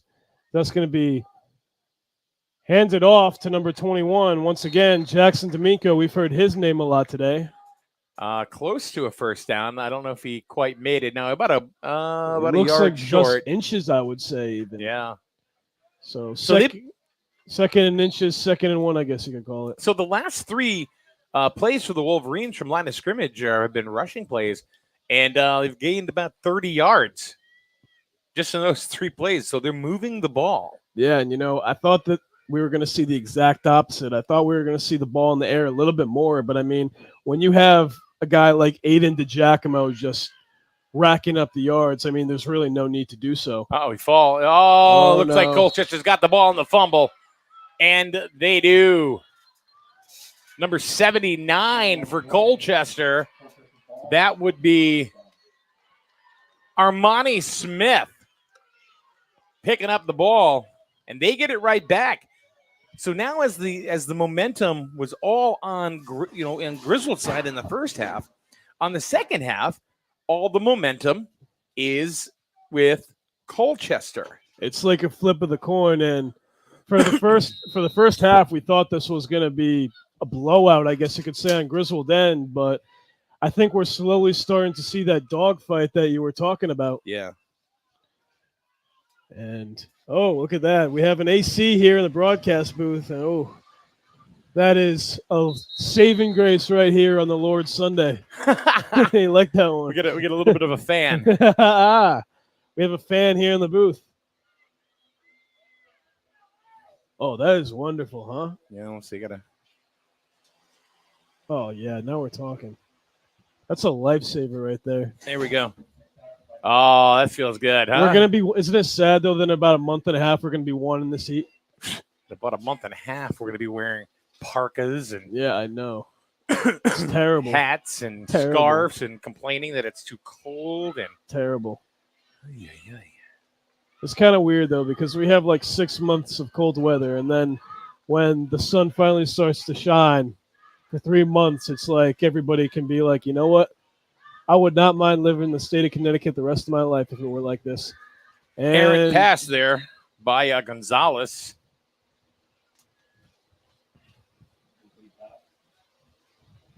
Threw it kind of in the kind of low. So 3rd down, and it looks like about 10 to go still. Thanks for joining us here at SNSN. Mike Minarski and, of course, Mike Neville and Cameron Staniski on camera. And Tex Taylor. Hashtag Taylor Gang, the stadium announcer today. Call him No Tunes Taylor. I just call him Man Bun McGee. Man Bun McGee. And another errant pass. Yeah. So those are 2 kind of passes that were just not the best in the world, unfortunately, for Colchester. And it looked like that one actually went through his hands or was just off a little bit too far to his left. He did not have anybody surrounding him. So if he did catch that ball, we might have been able to see a first down for the Colchester Cougars. Well, right now, the Cougars, they can't have a momentum killer. And right now, they need this first down. It looks like they're going to punt it. They've been punting the ball good all day, though, so... And that's going to go the other way. A nice little Griswold bounce. Ooh. So the charity hop in the Griswold direction on that one, possibly blessing them with a few extra yards. About 5, it looks like. So the Wolverines will get the ball 1st and 10.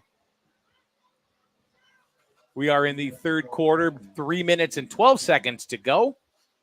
Griswold looking to hold on and go 2-0 on the season.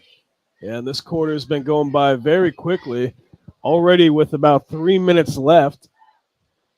And it's the beauty about this senior Wolverines football team is that it's probably some of the most high-intensive action you're going to see all game, and it also goes by the quickest. That just shows you how much fun we're having up here. It is a blast. It is. It really is a blast.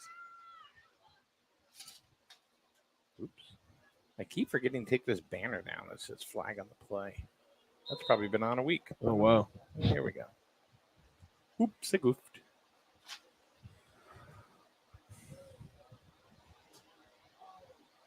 So Griswold trying to get the momentum to shift back into their direction. They scored 19 unanswered points in the first half, and right off the get-go in the second half, Colchester comes back with a touchdown and a 2-point conversion kick. So 19-8 is your score. It's been a good game. And the flag. Strange. As soon as they take that flag on the play banner down, they throw a flag. Looks false like start. False start. Griswold. Yep, on Griswold again. We've seen that same play called a few times in today's contest. If you like the broadcast and want to be alerted to other youth football contests and high school contests, subscribe to our channel at SN Radio on YouTube as well as clicking the bell. If you click the bell, you'll get notified of upcoming events. And the Giacomo's going to take that for himself. He's looking for his blocker. He had it momentarily. And about a 4-yard gain on the play, although still a little ways to go for a first down. We're looking at 2nd and 11.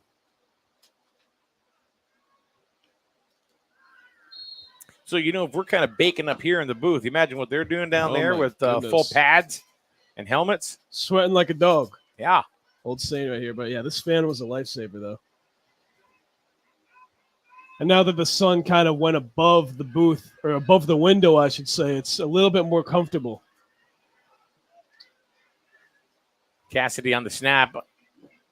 And he's going to slingshot it. Intercepted. And it's going to be intercepted. Colchester just seems to have an answer for pretty much anything Griswold's doing so far in the second half. So with 2 minutes left to go, if I'm the Cougars right now, I'm going to try to score a touchdown with these 2 minutes to go and not let that happen before. Don't waste any time. Why waste time? Just get it done if you can. Because they're still down by a touchdown if you score this half, no matter what. So I got to tell you, like I was, how I always kind of herald the kids, being tough kids. When they get knocked down, they get right back up again, right? Right. Well, I played in the seniors division back when I was a kid here at Griswold, right? Played one game. It was against New London, and because I was a big kid, they put me on the line. There you go. Nice run, nice break. Just kept breaking through. The Giacomo once again with the tackle, doing it all tonight. And I took one hit to the jaw. And then that was it for you? Yeah, flat on my butt.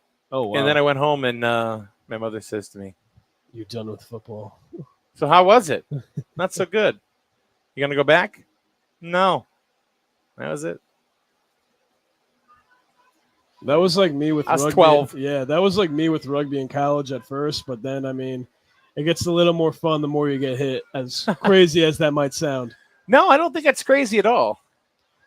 Little outlet pass to Gignac, and he's got some room, and is he going to go? He is not. I thought he was for a second. It looked like one of the Griswold defensive linemen. Mills was on there.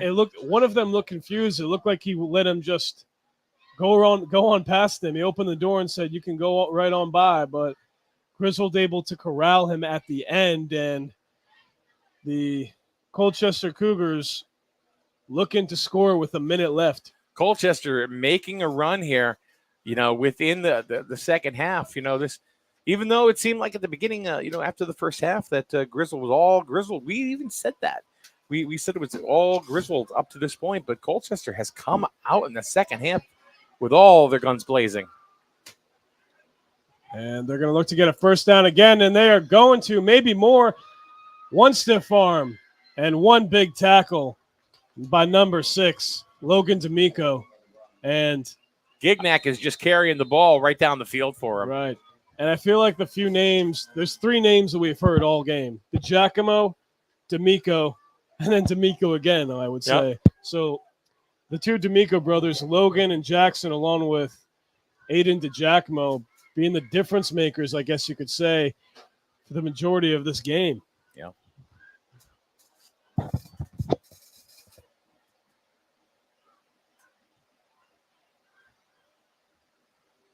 lot of people from Colchester watching this afternoon's broadcast. Thanks for watching the broadcast on SNSN. We appreciate you spending some time with us.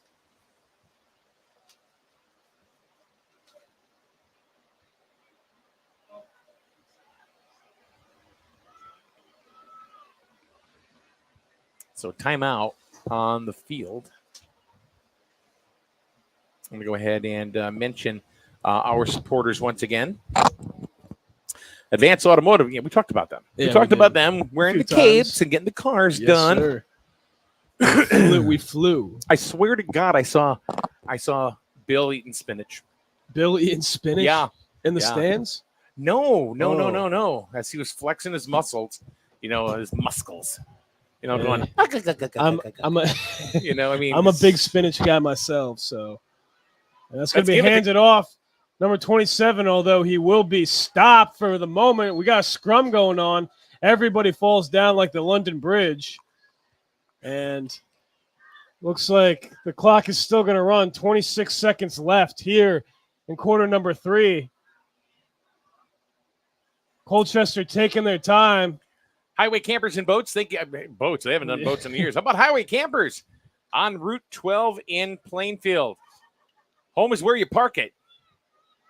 It's true. Colchester looking to park it in the end zone right here. We got a quarterback rush. We got a throw. It's going to be thrown nowhere.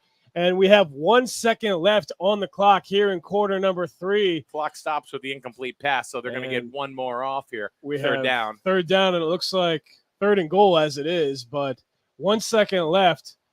And Cougars are hoping for a touchdown here, so they do not have to start quarter number 4 with a 4th and goal.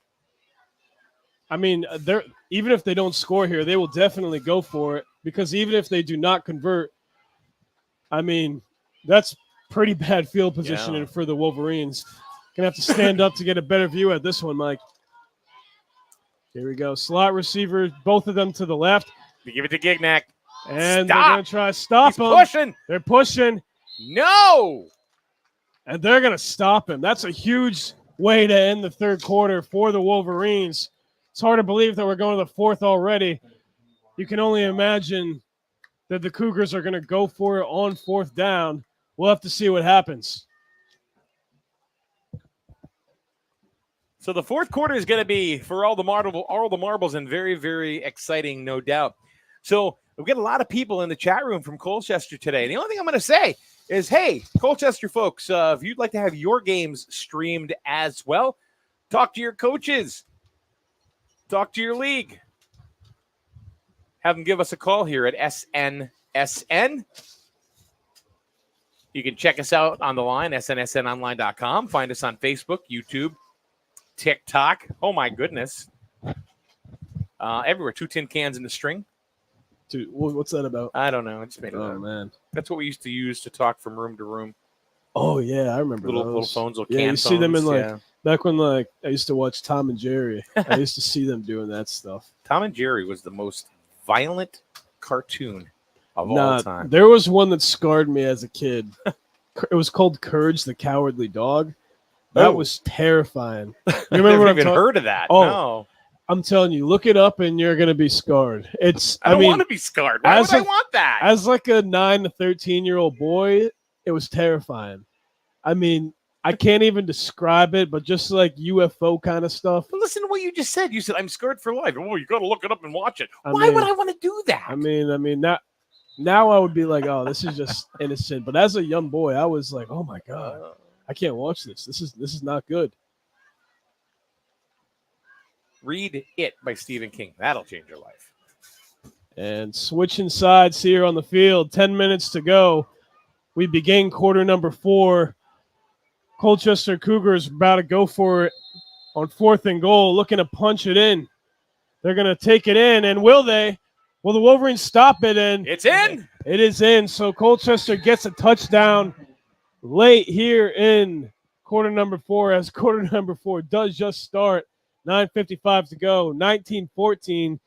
Colchester's going to look to go for the 2-point conversion, while Griswold is going to look for another touchdown. Well, here comes Colchester. And the kick is up. And it's going to be off the crossbar. So just short by a matter of inches of 2 extra points for the Cougars, but their score remains 19-14 Wolverines. And we know what this means, right? What does this mean? This means that Colchester really could win it on a 6-point touchdown. They could. So this is anybody's ball game, folks. Now we're in that dogfight that you were talking about, Mike. Colchester has given up no points in the second half, while Griswold has given up 14 unanswered. Right. So the first half was totally dominated by Griswold. Second half, so far, total domination by the Cougars. And you have to imagine that the Giacomo is going to be playing a big role in attempting to get the Wolverines some more points on the board. He's played back, so it looks like he's prepared for a kick that's going to go back. What's up, Greg? Where you going? Back 9. You got a minute? Yeah, of course. Hey, yeah, have him the handset for a minute. The headset. State your name and rank, sir. State Representative Greg Howard just stopping by to watch the Griswold Wolverines. How you been? I've been good. I was actually there goes Mason. There goes Mace. He's in. There he is. Been good. Busy just running Stonington Youth, of course, as usual. And then I got a campaign again this year and working at the PD. But that's why you're a detective, right? Yeah. Yep. Yeah. And then I coach seniors. Sean and I are real good friends, and we were watching some games last night over in Ledyard, and then I went up to Plainfield this morning. Or this afternoon, I guess. We were scouting up there, and I figured I'd stop and see the rest of this, but that was good. Yeah, I got to tell you, last year at the Super Bowl, you guys were incredible hosts. You guys made our job so much easier. So we really appreciate it because the Super Bowl last year was in Stonington. Yeah.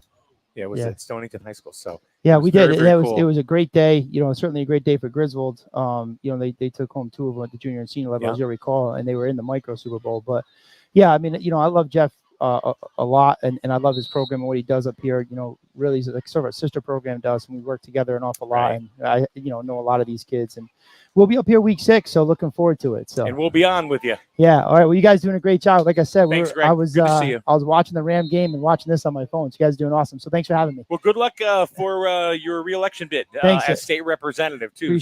Appreciate it, guys. Have a great day. All right. We'll be in touch because we got to get you on the air along with Heather Summers. So, all right. Thanks, Greg. That's Greg Howard. Who runs? He's a busy guy. You want to talk about a busy guy? He's a busy man. Not only is he detective with the Stonington Police. That's one thing. How about he's also president of the Stonington Youth Football League and a state representative. And a state representative. Talk about keeping yourself busy. It's crazy. And just to come out here for some fun. How about that? I know.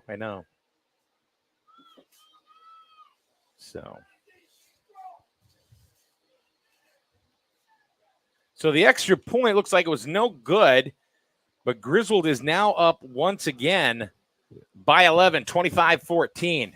So that could be a difference maker right there because now it's a 2-touchdown game for Colchester. And that was Mason Mills with the carry and with the touchdown. Right from the kickoff. That's going to be his first on the year. These Wolverine seniors, they have so many weapons on their team. So many. Any of these can hurt you. Right. And hurt you quick. Right. All right, so there's the kickoff, number 29. Josiah Wells gets it and kind of sits on it to keep possession. No fumbling and stuff like that. And one of Josiah's grandparents are watching, or more, just says. We already put it up on the board. Said, have to watch my grandson, Josiah Wells. 25-14. 9:38 to go in the ball game. This is the rubber match. The Micros victorious. The juniors, they lost for Griswold. We'll see what happens here. There's a pass. All alone. But he's going to be caught. Superman dive by number 19 for your Griswold Wolverines. That is Cameron LeClaire. First time we've heard his name in tonight's contest. Was that Helm number that made the catch? Unfortunately, I do not have the roster, but either way, it's a heck of a gain for the Colchester Cougars.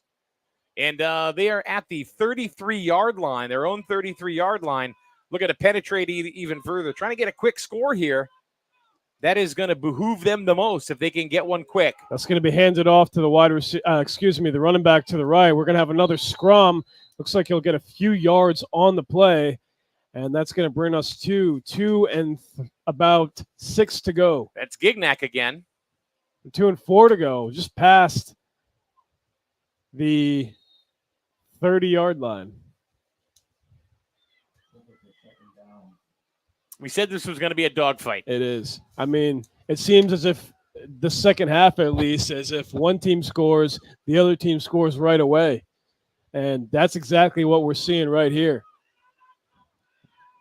Although that kickoff return for a touchdown to start quarter number 4 just a few minutes ago might have been a game changer. There's Gignac again. Gignac's going to break through one tackle. He's going to break through another. And first down. Almost makes it 3, but you said it, Mike. We're going to have another first down here with 8:15 to go in quarter number 4. Still a lot of football left. Anything can happen. There you go. And that was Wells that caught the ball.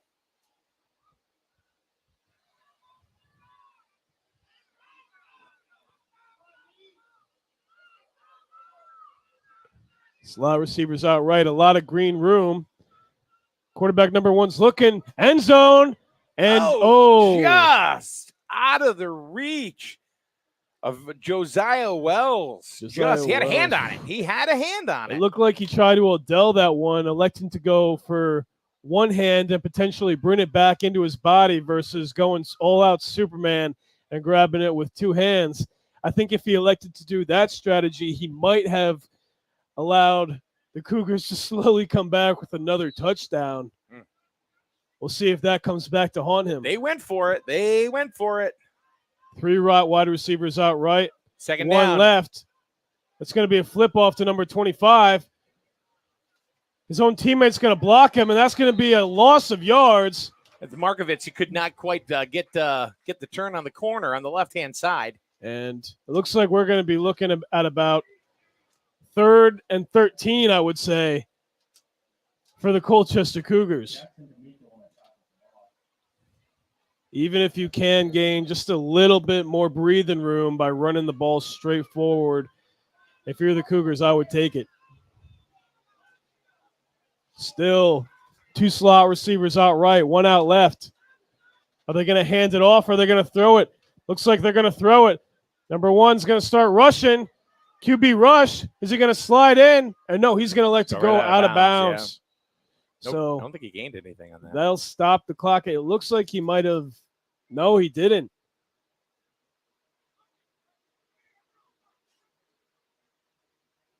Well, maybe a couple. And maybe about a yard. Yeah, maybe about a yard or 2. So we're looking at 4th and about 5. Yeah, 4th and 5. Very important play here for Colchester. Mike, if you're Colchester, what do you do? First do you down. Get the first down. Just first down. Get the first down. A lot of room on the left side. He's going to let it go right. He's going to go deep. It's intercepted. And that's going to be an interception. That's too much of a high-risk play there. Right. Number 7, Mason Mills, intercepting that at the goal line. Looks like the Wolverines are going to get it at the 1. Obviously not the fielding position that you want, but any way to get it away from the Cougars' grasp. I mean, I don't agree with that play selection at all. Not at all. No, I mean, it's 4th and 5. You want to get the first down there instead of going for, pay dirt there. It was just too high of a risk, and they paid the price. I would have liked to see them go for a halfback toss or something like that. Yeah. Because if you look to the left, there was about probably 6-7 feet of open green grass. I would have gotten it to Gignac. That's what I would have. That's probably what I would have called. Right. And it doesn't look like it's that much grass, but I mean, these guys are quick, and somebody's not going to be able to cover that much distance in such a quick amount of time like that. You get some blocking, roll right, roll left. Gignac, though, I mean, he was just pushing forward, pretty much all game. I don't know. I mean, but that's why we're up here and we're not on the field. So what do we know? We can be Monday morning quarterbacks all day, right? Mm-hmm. So, but the bottom line is right now, no matter how you slice it or how you dice it, 6 minutes and 49 seconds left. Griswold's got the ball, and they are up by 11, 25-14.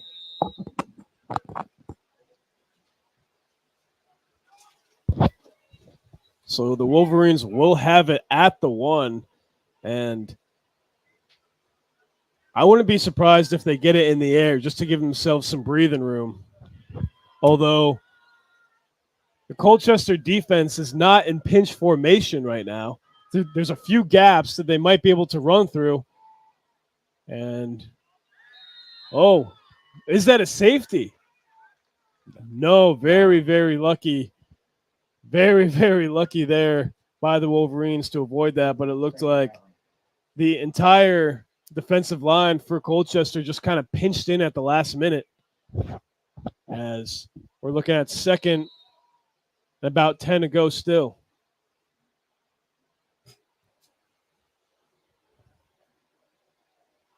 Still a lot of talk about the field here, and it's not a done deal, but they are talking about, and they are doing a study right now on what it's going to cost to put a turf field in here. Ooh, a multi-purpose field. The Giacomo with a big stiff arm, another stiff arm, and he's still up somehow. He's still fighting and moving forward.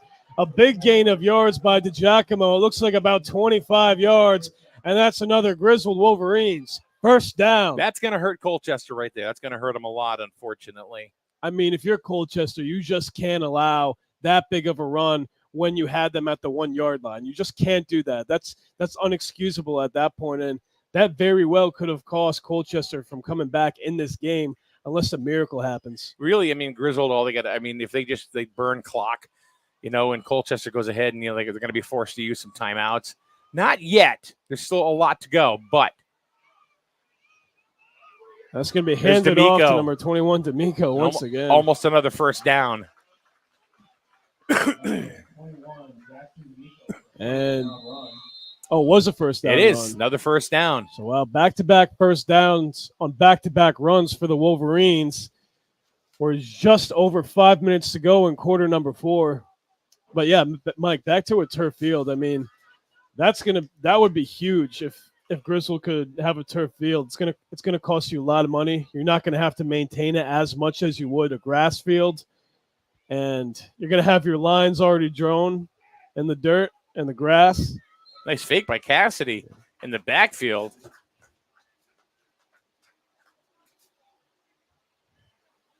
That was D'Amico, straight up the middle for about 8.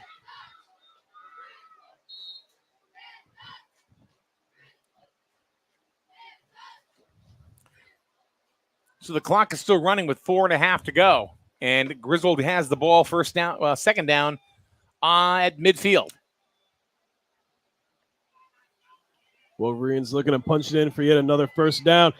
A little high of a snap. DiGiacomo going to get a first down? Of course he is. He's still on his feet. He's going to try to go for a touchdown, and it looks like he's going to get it. No one's getting him. No flag on the play. That's ball game. Say it once again. Aiden DiGiacomo. 4 touchdowns in the game, and Mike's just called the game, and I got to agree with you on that one. Griswold Wolverines had paid their once again courtesy of Aiden DiGiacomo. And I don't know, the Colchester Cougars were so close in that last offensive selection. Then that interception and I think that took the wind out of the sails, right, out of a lot of the Cougar players, and that'll happen. I mean, it's like ugh. And I think a lot of that allowed Griswold to go ahead and to go down the field. I mean, there's a reason that these guys are reigning Super Bowl champions, as I guess you can say, and they're showing why right now. They want to do it yet again. So now they are up by 17. It's 31-14. Here in the 4th. And honestly, the Cougars came out with guns blazing here in the second half, and they controlled the entire third quarter. And looked like they were starting to control the fourth quarter as well. Then the interception happened. Right. And what I'm seeing right now is, for me personally, it's kind of hard to wrap my head around that this is the same team that put up 48 points last week and shut out Plainfield, not only throughout all three games, but throughout the senior game also. I can see it happening, though. I mean, Gignac, he's quick. He's fast. He's a heck of an asset for this team. And that's going to be a squib kick by DiGiacomo, doing it all today. Excuse me, no, that was number 7, Mills, who has taken over the kicking duties for the most part of this game. And ladies and gentlemen, we have 4 minutes, 5 seconds left here in quarter number 4 before we wrap it up here in Griswold, Connecticut. We got an exciting finish. You definitely do not want to go anywhere.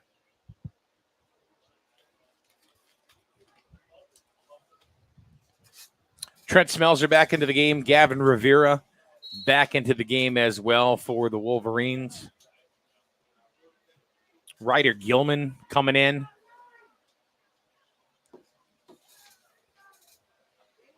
Remo Ayazia in there as well.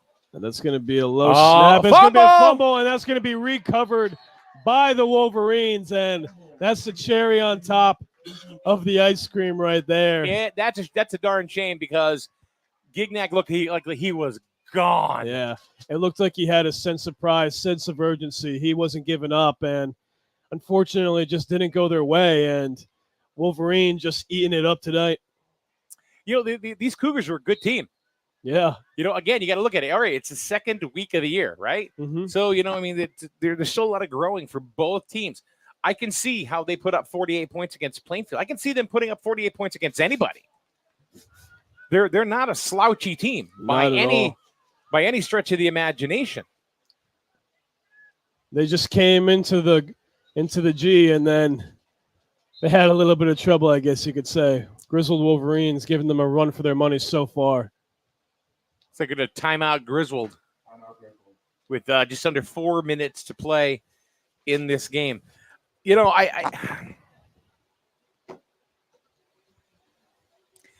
I just say I didn't agree with the and I don't have to, but I didn't agree with I really did not agree with that pass selection or that pass play. The interception on the 1 yard line. I just thought it was too high risk. Come on, you want to do high risk, high reward sometime, but I don't think that was the time. Throwing it back to about 5-6 years ago, that kind of reminds me of Russell Wilson's interception throw to Malcolm Butler in the Super Bowl versus the Patriots. Just why would you throw the ball when you're that close to the end zone when you have a great set of running backs where you can just pierce it in, Yeah, you got Gignac who could have given you 5 yards, and that's what they needed, and quite possibly could have taken it in, because he's another one of those. We talked about how the Griswold running back, 2 steps, boom, full stride. Gignac is the same way. And that's going to be handed off to number 21. Once again, Jackson D'Amico will Tyler McLaughlin just held him back. Looks like D'Amico will gain about 1 yard on the play. Looks like we got 2nd and 9 to go. And the clock will continue to tick. 3:38 left here. McLaughlin, he's a big kid. He's going to be a good addition to a line someday for some high school team. Hopefully the Wolverines. Well, he plays for Bacon. He plays for Colchester, so maybe they'll move. Who knows? That's going to be handed off to Giacomo once again. Aiden with a stiff arm. He says, "Not today, sir." And look at him just holding on to his leg. He's going to get a first down. Aiden DiGiacomo not happy with the tackle on that one. Yeah, but good sportsmanship there by number 1 Gonzalez, helping him up, giving him a little pat in the back. Says, "Hey, you know what? We're playing football. We're competitive, but you know what? Doesn't mean we don't like you." It's a good way to put it. Yeah. So you got to give the sportsmanship, That's award what I right like there to about this, Colchester. too. Sure. That's going to be a handoff to number 6, That's Logan D'Amico. Once again, No. a stiff. Oh, wow. Oh, it's going to be a fumble, and it will be recovered by Colchester, although I think it was after the I ball think it was after down, the yeah. ball was down, yeah. I mean, this game is just wild. Like, it turned into going from a dogfight to just fireworks left and right. That was Colchester read that one perfectly. Remo Iozia comes into the game. Now we're gonna get you to say that name right yet. It's Remo. Remo. Aya. Zia. I gotta write that down. Say Aya. Aya. Say Zia. Zia. Aya. Zia. Zia. Aya Zia. There you go. Oh, wow. Can turn that into like some reggae rap song. You could. Yeah. Could. See, that's one of them names, That's a superstar name right there. It's gonna be handed off to number 7, once again, Mason Mills. Small gain on the play, nothing too much as we got a minute 40 left. Harden used to call him Darth Remo because he last year he played for the juniors. Maybe that's what I should do for the people that I really just can't pronounce. Just give them a unique nickname. Oh yeah, there's Aiden Lamont that played basketball for Griswold. I called him the governor. Lamont, not Lamont, but Lamont. So I called him the governor. That makes sense. I didn't even put 2 and 2 together there. You see what I did there? Yeah, I do. But then I actually talked to his dad, like after I'd been calling him the governor for about 3 weeks. Don't tell me he got offended by it. No, no, he thought it was cool.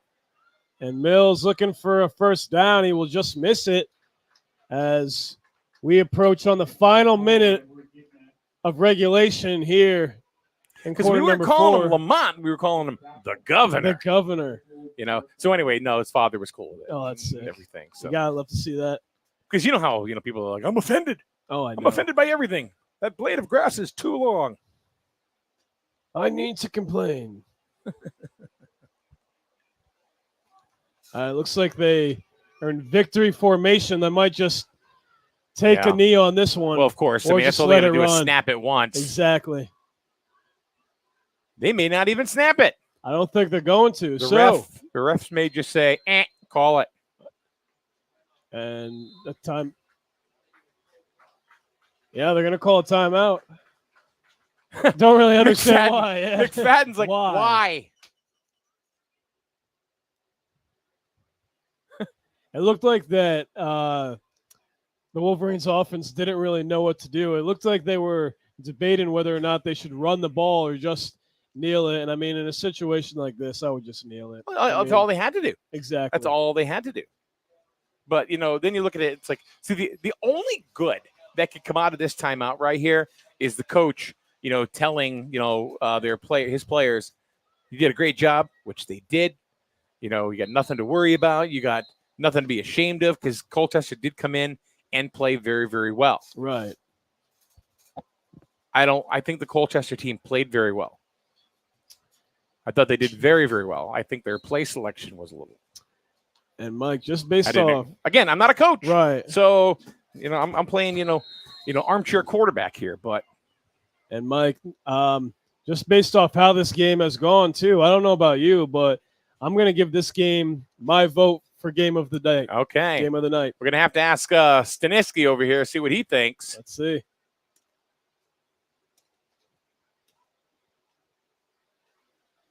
Snap it once, it's over. And no, they're going to try to get some more points. And he's going to we're going to see a hurdle. He's going to run past them, going to go out of bounds, going to be clotheslined at the very end. And they're just going to let the clock run. And folks, that's going to be your ball game here. The final game from Griswold, Connecticut for today. Your Griswold Wolverines 31 and Colchester Cougars 14. So let's just go ahead and recap, what happened today. First game out of the box, the Micros. The Micros were victorious against Colchester. That was the first game. Second game was, of course, Hey, Cameron, we're still on. I don't know what you're doing. We're still on. Oh, okay. The second game went to Colchester in the juniors game, and the third game here goes in the rubber matchup. 2 out of 3, if you want to say that, right? I guess you could say that. Goes to Griswold. So the last game here, 31-14. You give your vote to the seniors, the senior game. And the reason why I'm saying that is we saw a lot of things that we didn't think were going to happen. Yeah. It was the total opposite of what we thought. We thought this was going to be a dogfight, and to an extent it was. I mean, the first half, it could have been anybody's game at that point up until DiGiacomo started scoring points right off the bat. But, I mean, you got to give it to the kid. I mean, Aiden DiGiacomo with 4 touchdowns, Mason Mills with 1 touchdown. And by the way he was running, by the way he was penetrating through the defensive line, he really, really impressed me. And the reason why I'm giving them my vote for the game of the day is just how they played as not only a cohesive unit, but a stalwart unit, and showed you exactly why they want to be Super Bowl champions once again. Gotcha. Cameron, what's your vote for game of the day? This one right here, huh? I got to agree with you. I got to agree with all of you. So it's a unanimous decision. Seniors win game of the day. And that doesn't happen often. Usually it's the micros. I mean, and the thing is, the micros, in my opinion, played better of a game than they did last week. Yeah. And this game right here was back and forth. Right. You know, there was, it's like, what's going to happen? You know, because all of a sudden it started getting tweaked up a little bit about Colchester. You know, they were coming back. You know, then unfortunately there was that interception that happened. But this was definitely the best game of the 3 today. And the nice thing is that everybody can go ahead and review the games. They are all going to remain online here on SNS and YouTube. So check them out. Coaches will even go through these, and look at plays and stuff like that. So anyway, Mike, we appreciate it. Thank you very much for being a part of the broadcast once again. For Cam Staniski, for Mike Neville, I'm Mike Bonarski. Have yourself a wonderful Labor Day weekend, folks. And final score here in the seniors game, 31-14, Griswold over Colchester.